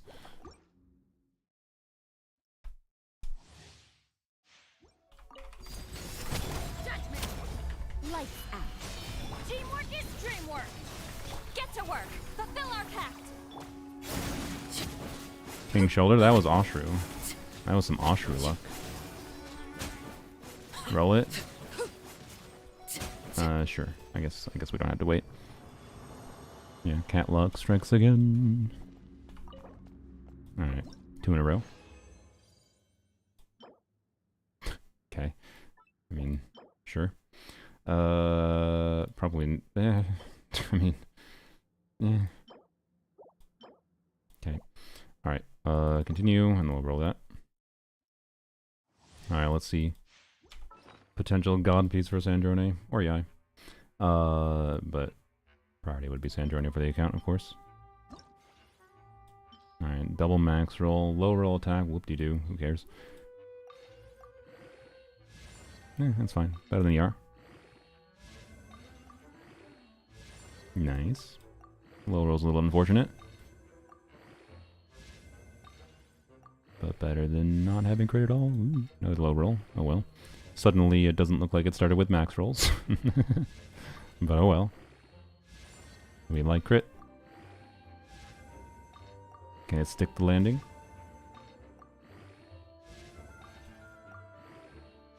It can indeed. Although the crit rate roll is a little awkward. But yeah, there's a lot of low rolls. But I mean, having no bad rolls is much better than like low rolls. Okay, well actually, okay. There is a reality where it all max rolled and then one roll went into ER, right? And in that reality, that's probably like almost exactly like I'm pretty sure max rolls. Let's check that. Just for validity, for like how much why low rolls suck, right? Started with 3.5 crit rate. It was max crit damage. Let's assume they were all max rolls. So 3.5 plus 3.9 plus 3.9 plus 3.9. Because this is 4 crit rate rolls. Would be 15.2 crit rate. And then the crit damage would be 15.6 crit damage, or 15.5. So that'd be so it'd be an over 40 CVP. So actually, yeah. Wait, no, sorry. I was trying to simulate. Wait. I was trying to simulate one less crit roll. So sorry, 11.3 crit rate, right? Times 2 plus 15 would have been a 37.6 crit value if it was all max rolls, but one less crit roll, right? One less crit roll, but all max rolls. Versus this is 12.8 times 2 plus 13.2 would have been 38.8. So if it had all max rolls but one less roll, it would have had 0.8% less crit value. So, like, it kind of turned into a perfect 3-line artifact is what happened. But this is part of why 4-liners are actually good, is because 4-liners significantly mitigate roll value problems, in my opinion. And so it's still a god piece, is my point. It's just like you could have a reality where a 3-line piece rolled perfectly and it's basically equivalent to this piece, essentially. So it's not a yikes. It's just like a little sad that it didn't reach its true like god potential. But yeah, anyways, very happy with that. No need to use any rerolls, obviously. Now it means if we get any more feathers, we only want feathers for Yai, which is fine. Show no mercy. I want to get you healed up a little bit. You can't run.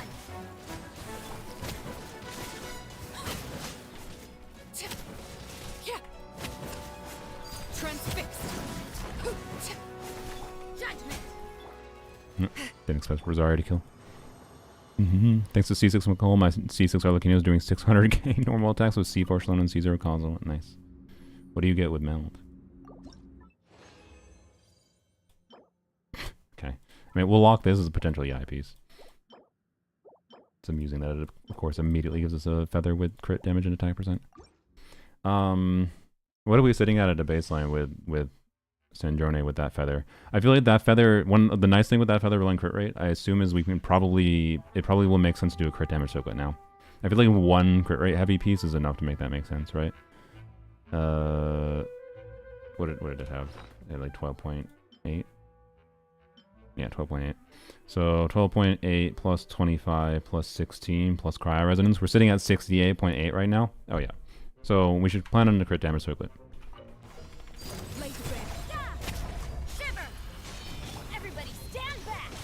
God damn it. I hate this thing. It goes slightly in there and it makes me miss Bennett E, so I don't get the pyro. And not getting the pyro means no scroll. It's so fucking annoying. Why are you over here? Overrule judgment. Fulfill our path. Die. There we go. Come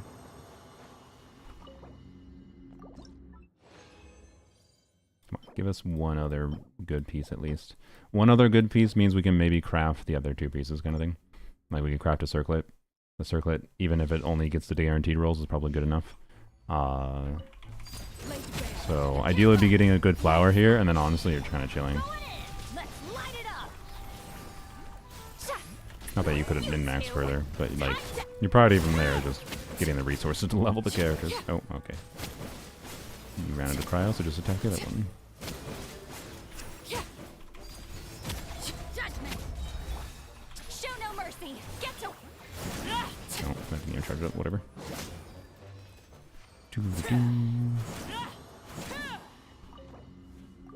Alright, we're at 15 fragiles. It's good enough to keep. Is it good enough to be happy with? Okay. I'm gonna do it a couple more. I don't want to go below 10 fragiles though. You can't run. Like, there's a non-zero chance we could basically be done with a good build on Sandroni Show here. no mercy. Get to work.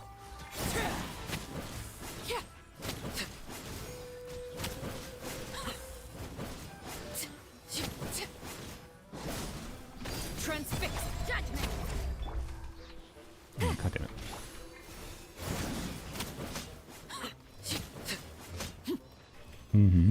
In the bunker quest, the UI off and it helps the experience so much. Nice. Genshin is oftentimes like quite a bit more enjoyable with UI off. I mean, it's crit rate attack %. And crit rate ER, no. Okay. I need a cat back on my shoulders. Overrule. You can't run. Lights out. Teamwork is dreamwork. Fulfill our pact. Show no mercy.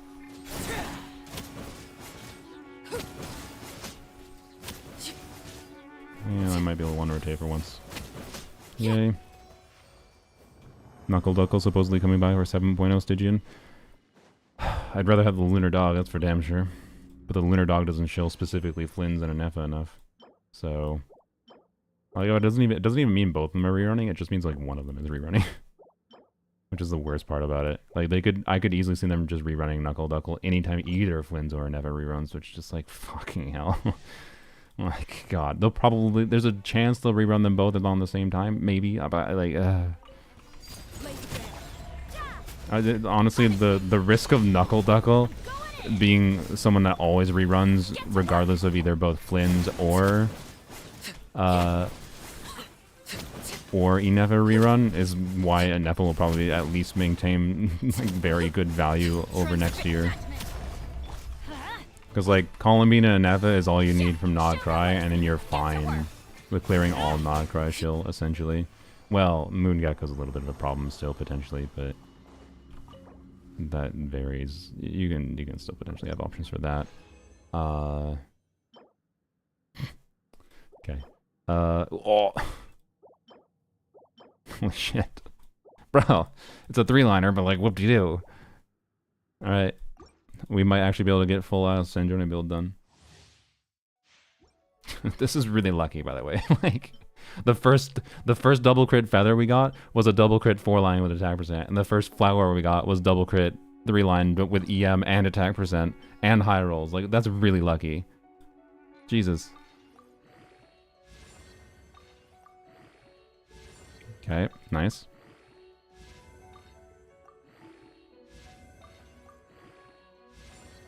Okay. EM is the worst stat for her, for sure. But...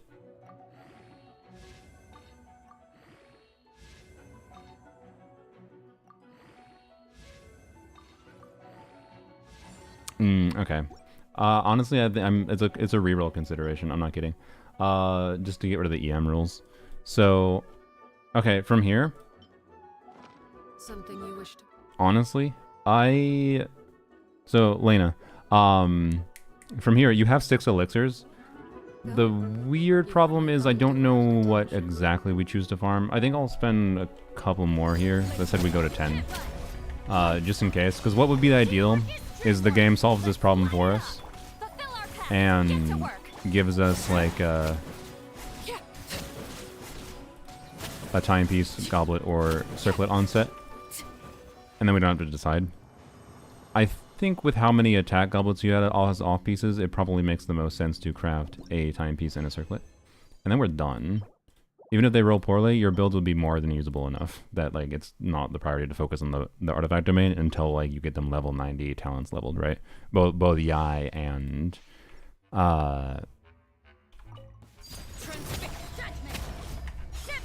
both Yai and whatever. Fulfill our pact. Show no. Sandrone, sorry, my brain, I don't know. Him, her, what?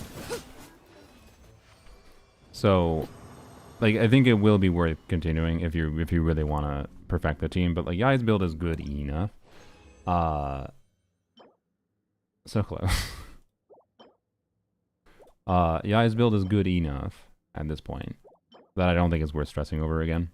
Like, getting Yai to level 90, getting maybe Yai's talents leveled up. Well, actually, Yai's getting a lot of her damage from this Stellar Conduct passive next patch, so her talents don't matter that much. Having level 9 probably is worth it. At least in skill. Burst, not necessarily.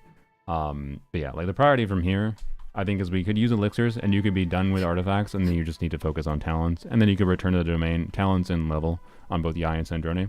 And potentially leveling up Chi-Chi, to be clear, or Beto. Because that's a factor too.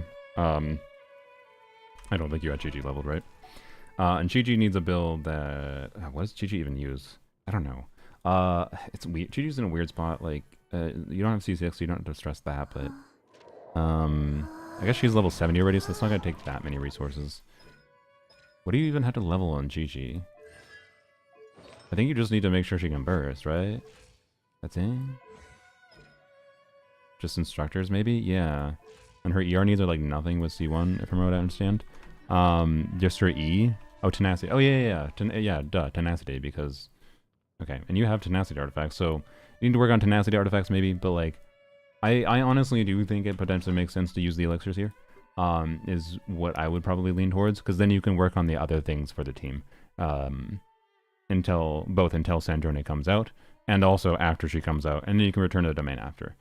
If you wanted to, though, there's the option of just being fine with using 2-piece temporarily. Yeah, you could farm, well, during next Stygian, I don't know if you'd want to farm Tenacity, because, like, Chi-Chi has very little stat needs, like, you can build her for healing, ideally. Let's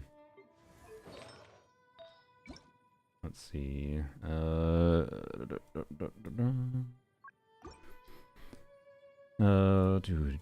so, I mean, that's on her, but, like, this is fine. This is probably fine. What's Chi-Chi? Chi-Chi should be on Fab, I guess, right? Technically. We're getting to a point where maybe you're regretting refining your Fabs. Is there a non-Fab option? Kind of, not really. Maybe Sapwood is like not cope entirely. But, I don't know. As long as you're not using Shallonen or Farina, use one of their Fabs. Probably. Fab or Sac, yeah. I'll just put Sac on her temporarily. But, wait, we have a leveled Sac. We'll just put that on her temporarily. Yeah, ideally would like, you know, probably an attack circlet, whatever. Healing bonus circlet would be nice, but like honestly, I don't think it matters enough to stress that much, and you can kind of maybe just force the set bonus kind of thing. So, you know, we'll take from Layla instead. Chi-Chi on Skyward. I mean, I'd rather just leave Bennett on Skyward most of the time. The attack is not going to matter that much, right? I mean, you can get... It's weird. You can get some damage out of Chi-Chi, like, but it's definitely not like a you min-maxer amount of damage. So, I don't know. Like, I wouldn't... I think for farming Stygian, because of the relevancy of having Yai on the Super Connect set still, you should just probably farm the Super Connect set in the next Stygian. Not bother with it this time. So yeah, honestly, I don't know. I think it makes sense, but it's a little weird in that I think a circlet makes sense to go for. And another reason I think this is fine is because even if you craft these now and you get better pieces from the domain, because of needing them on 2 characters, these can then become Yai pieces potentially, right? Chi-Chi the only option here? Not the only option, but Chi-Chi's being buffed to become like a very compelling one. Chi-Chi's base kit basically does the same buff that Yai C1 does. So it's like, if you have her, you should use Chi-Chi. So, they're true Skyward Blades? Oh, I didn't even know that.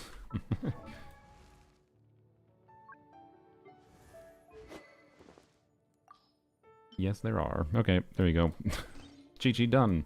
Well, other than, again, giving her any amount of, like, crit as a bonus. Crit is, like, a bonus on her. This should be all the ER she needs to burst, from my understanding. And with her buff kit, like, she should be very chilled. Attack timepiece, attack goblet, healing bonus circlet, or attack circlet, or crit circlet. It doesn't really matter. Attack, the healing bonus is just want more healing. Wee woo, Jesus. It's an ambulance, I think. Diona, which is only C6, yeah. So, like, she is trivial to build. Like, she is like, we could throw a couple artifacts into Strongbox and get her completely done, kind of thing. But if you want to, before Sandrone releases, instead of like pre-farming Sandrone talent materials or whatever, you could go and like farm Tenacity. But I would not farm Tenacity in Stygian personally, not with it being in Strongbox, right? And the domain being bad. To get, like, you don't want Pale Flame artifacts from Stygian, right? So, yeah. Anyways, there's no reason not to use Chi-Chi. Like Chi-Chi should just be a lot better than your other options, frankly. You would use Rosaria, to be clear, instead of like using someone like Beidou or Escoffier. I think that would be fine. I don't think you're struggling that much. Using Rosaria as an alternative to them, but yeah. But you don't even need to level your Chi-Chi that much more, to be clear. Like, again, you could to min-max things, but, like, it's really, really, really not the priority. You should just use Chi-Chi. She's easy to level. Oh, yeah, Diana. If Diana is C6, I forgot. She's a worthwhile option. She is, so you could do Diana, too. Diana, Sakbo. Yeah. So if you want. There's options, but yeah, go check out whatever videos for her team options. You can decide. I think that's the best route. So I don't know. Are you fine with that? Do you wanna craft the pieces, or are you not if you're not 100% set on Sandrone? I mean, we should have asked that question before spending 20 fragiles. But there should be. I mean, there's definitely enough exploration next patch that with your existing wishes, I'm pretty sure. And there's events and stuff to finish still on your account, and you have that's weapon banner. And you have some pity. So yeah, you should be able to easily guarantee Sandrone. So I think this is fine, right? I think biometrics, I'd be surprised that this is a bad idea. Oh yeah, you're chilling. You'll get Sandrone easily. I mean, yeah, I guess they might be on a 50-50. If they're on a 50-50, then they're if they're on a guarantee, then they're just gonna get Sandrone immediately. As soon as the patch starts. Hello? What the fuck? By the way, okay. Oh wait, no, that's 15. Okay, Mona. You have a. Never mind. You're just gonna immediately get her anyways. So, all the more reason to be prepped for artifacts right away, in my opinion. Let's craft those. Okay. Yeah, my vote is crit damage circlet, attack timepiece. Since we had good offset goblets, I think. Who do we want to use as a pre-build? Let's see. How about Kaya?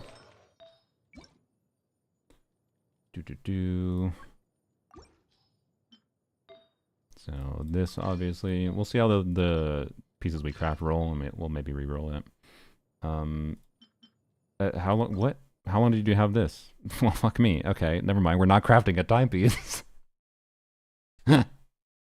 Well, this makes okay. Actually, I don't know. No, we have 16 feathers. We should just re-roll a 4-liner instead of. Well, okay. I don't. Do we? I don't know. Sorry. Do we craft a timepiece? Because we need 2 potentially in the future anyways. She likes ER? Does she? Okay. But with all the cryo goblets. She doesn't want a cryo goblet, by the way. It's bad. So I'm just going to unlock these. You definitely want attack goblet. Okay, well then let's level up Onset Goblet first. I think, well, okay. It's at least saved to craft a circlet. We can tell that. Well, no, maybe it's not, because maybe we craft a goblet and... Oh, fuck. God damn it.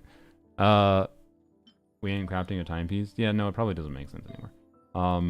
We should level it to max. Yeah, circlet is cheaper. We have existing goblets. Okay. I say that's a reroll target. For sure. And also, wait, should I just reroll this now, honestly? Like, we have an advanced reshape. Also, it's a double min roll, which is unfortunate, but 4-line makes up for it. So... Gamba? Alright. Wait. Just, let's do the circlet first. craft the circlet first. Just in case it makes more sense. Because 4-liners are interesting in that you can just gambit on the non-guaranteed stat thing. Whereas like if we get a 3-line circlet and it rolls really shit, I think using the 3-stat guarantee on the circlet might be better to guarantee 3 valuable stats on the circlet rather than it just being RNG on 2. Because like missing 1 out of 4 possible good stats on a circlet with a crafted circlet is not that bad. Right. So we do attack, crit rate. Oops. All right. Is the right? Super index set. Yep. Crit damage main stat. Okay. Double checking. All right. Yeah, I think it'll probably be worth it. Okay. Double min roll. Or low roll. At least the flat attack is a nice bonus, but no ER, no EM is unfortunate too. Okay. See how it rolls. Alright,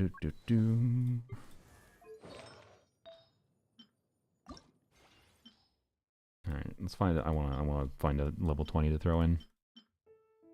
HP, crit damage, attack rolls. That seems dookie. I don't know what reality you need that in.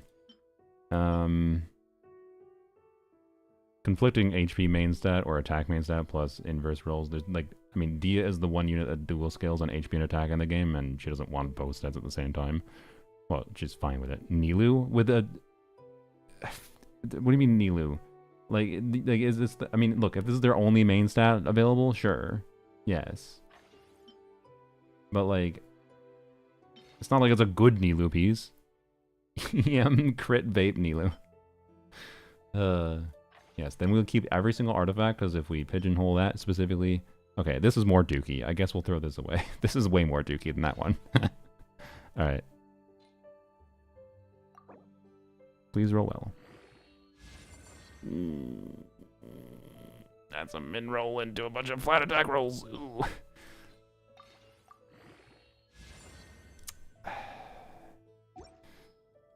What an incredibly mid piece. It wasn't flat HP. Let's see what our crit rate balance is before we consider rerolling. We need to check goblets. Crit damage, crit rate. We had a 4-liner, didn't we? Yeah, we did. We have this 4-liner. I thought we had another one for some reason, but no. Okay. So we have 1 high roll piece with flat attack, 1 4-liner with not. Okay. All right.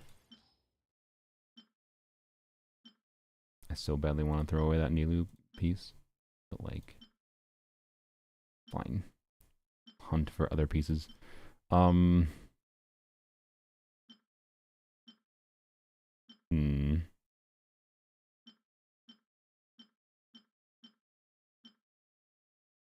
Definitely not that.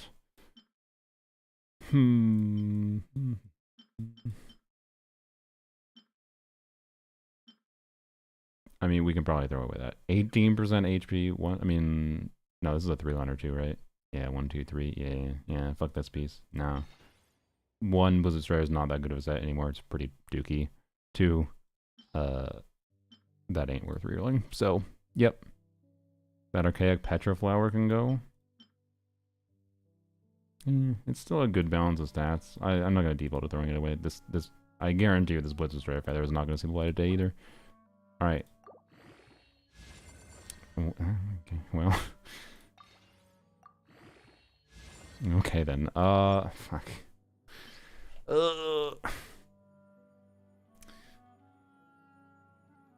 Really would have preferred that not roll shit.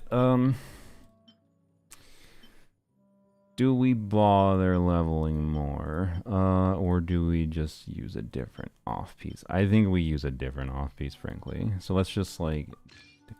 Wait, Xiangling, it's an onset goblet. Well, fuck Xiangling. No one gives a shit about Xiangling. Xiangling can use this goblet. Perfect. Still has a functional set bonus. So let's just use that then. I don't think it's worth keeping. I'm not gonna immediately throw it away. Okay, and then overall crit balance right now, we have to add the crit rate from her Ascension, is... It's lower crit damage than I wanted. She is crit rate Ascension? Why did I think she was crit damage? Okay, so we have to add like the 16 plus Ascension, so plus 20. So 36 plus 46, we're at 82. Cat, hello. We're at a good ratio. We're at a good ratio. Don't bite the microphone. Thank you. That couple is bad on her anyway, no ER. Is there, does anyone know what the ER breakpoint is for her? Currently, with Chi-Chi? Well, I guess having a Scophia or not. Well, if you don't have a Scophia, just put in Diona in the team, right? I imagine. I meant Shanling, sure. For Kofi? No, I thought someone said Sanjorna's ER was relevant, but I don't think it's... I thought it wasn't that relevant, but maybe it is relevant enough to... Like, if it's like only a 20, 30 ER. It's not? Okay. Heard about 130? Okay.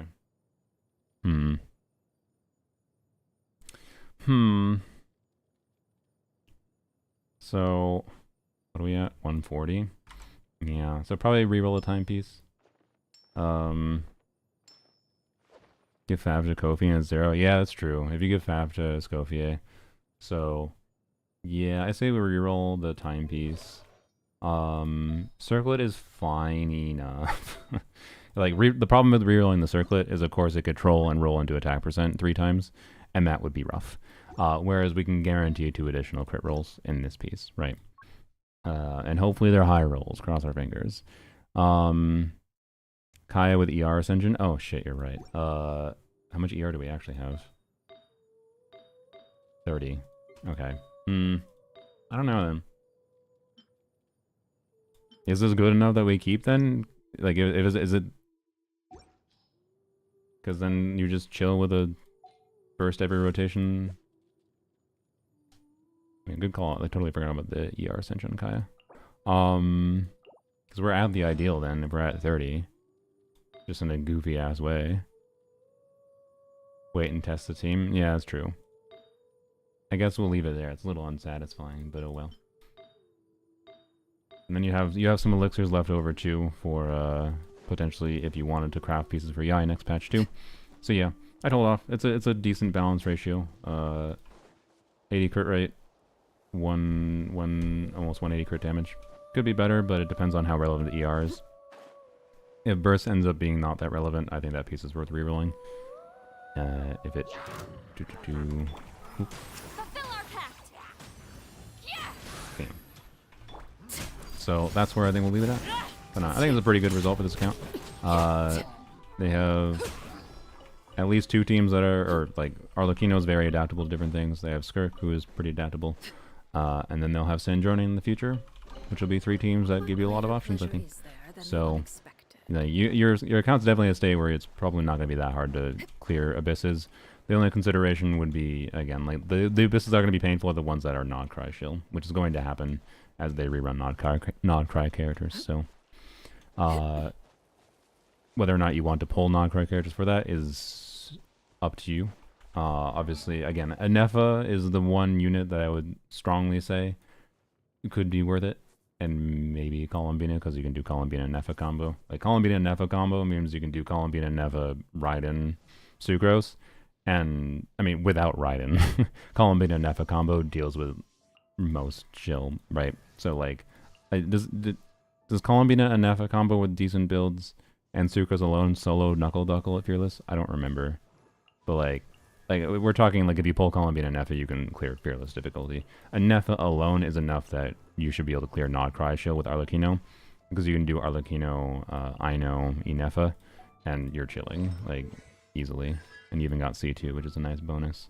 Extra Hydra application, then 80 EM buffs Arlecchino a little bit more. So, that would be my vibe. But you could also just be fine skipping Anefa if you don't care that strongly.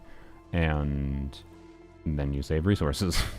And the only L you take is that occasionally you're not going to clear an Abyss cycle or whatever, right? But, yeah. Been super fun. I hope you had fun as well. Yeah, it was a cool one to look at. So, this one was a little bit less all over the place. The other count was all over the place because, like, every character's level 80, level 8 talents, which is, like, fine. It saves you a lot of grinding during that. It's just, like, missing a lot of damage on the table that I don't I certainly don't recommend blanket never level 90 or never crowning your characters kind of thing. And if you have a goal of clearing Stygian ever in the future, it definitely makes sense to generally do that for at least a good chunk of characters. But yep. So, anyways, it was good. It was an interesting contrast because both the accounts were like not too dissimilar of a state, but this one is a little bit better since you already had better investment into a couple units. So, I don't know. A good example, I think, a relatively pleasing experience we had with Genshin's content clearing, even with older characters like Arlecchino. As long as you invested a little bit decently in them, had decent artifacts or good artifacts. This one definitely has good artifacts.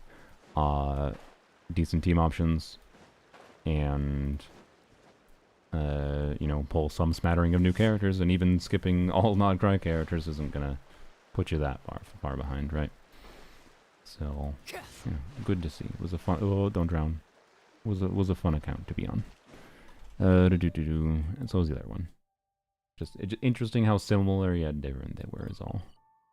The other account, to be clear, was in a better state than this one in theory, with having so many more character options. Like, that account has more ability to like clear any future content, including fearless difficulty, but also that account would take more time to get the characters and teams ready to get to that point, which is interesting, right? So yeah, interesting contrast. But yeah, I think that's all I got for this stream. And now we go log into my account, and we do one run in the domain, and see if I get an attack percent timepiece.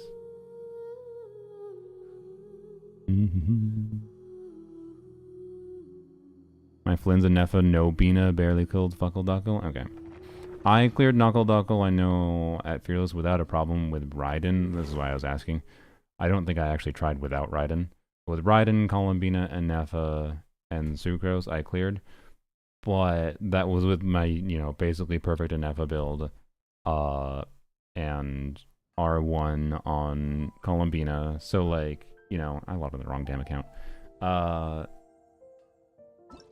guess we'll claim pretty much M's. Wham. Boop. So, yeah, I don't know. It's weird. But anyways, NF is not rerunning next patch, so it doesn't really help the previous account, to be clear. Just a thought that popped in my head, and like, how rough is, or sorry, NF probably is rerunning with 7.0, though. I don't know. Anyways. Bye, Lena. Cat, stop. Orange creature trying to get in the treats. I've captured you. Alright. Wrong account. Okay. Cone time? Maybe. Cone the creature? I have to get Velcro. It is quite annoying to put the cone on them without getting a better situation for that. It's really annoying to put it on them right now. Oh, he's jumping. He's jumping to me when I open the cone up.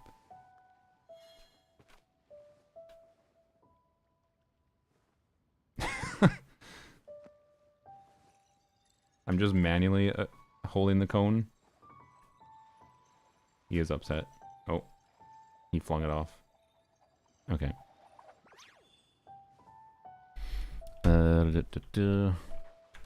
Alright. Let's see if we can get some transient luck from that account. The 4-line feather and that flower were crazy luck. Oh yeah, I forgot. That flower could be rerolled too, for sure. You got plenty of rerollers in that count, so that gives you a lot of flexibility for new builds. That's the main reason to save a little bit of feathers and elixirs, by the way, is just it gives you a lot of flexibility for building new characters. Like, we got a little lucky, to be clear. But, like, we spent 20 fragiles, and we have a very competent Sandrone build, right? Although they have that timepiece already, and I don't know how much resin that was spent, but...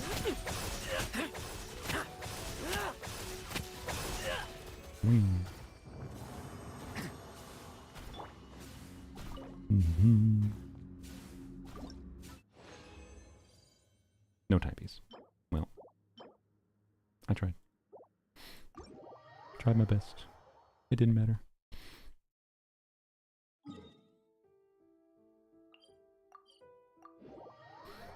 You know what? Since there was so much Arlecchino today, Strongbox for Whimsy. I believe. Bam. Okay. Well, quality. Extra quality. Super worth. Alright, cool. Is this a min-max team? You just like Albedo? No, it's not min-max right now. My Nicole's in the DPS set and Durin's on the Celestial Gift. So, this is I want friendship on Albedo. And Albedo is not really that much worse than the other options. So, yep. Like, he's definitely better than or definitely significantly worse than C2 Shallonen. Duh. As you would think a C0 Albedo would be. But not so much worse that it fucking matters for domain farming. Also, frankly, he is... I don't know why, but like he seems better at triggering Paw Patrol buff than Shallonen. Something about the way that Shallonen's normal attacks hit and how long they take to come out makes her feel annoyingly clunky sometimes. Like in that domain when those enemies are running away from you. Stop biting the cord! So, yeah. Bye, Jordan, and bye, YouTube chat.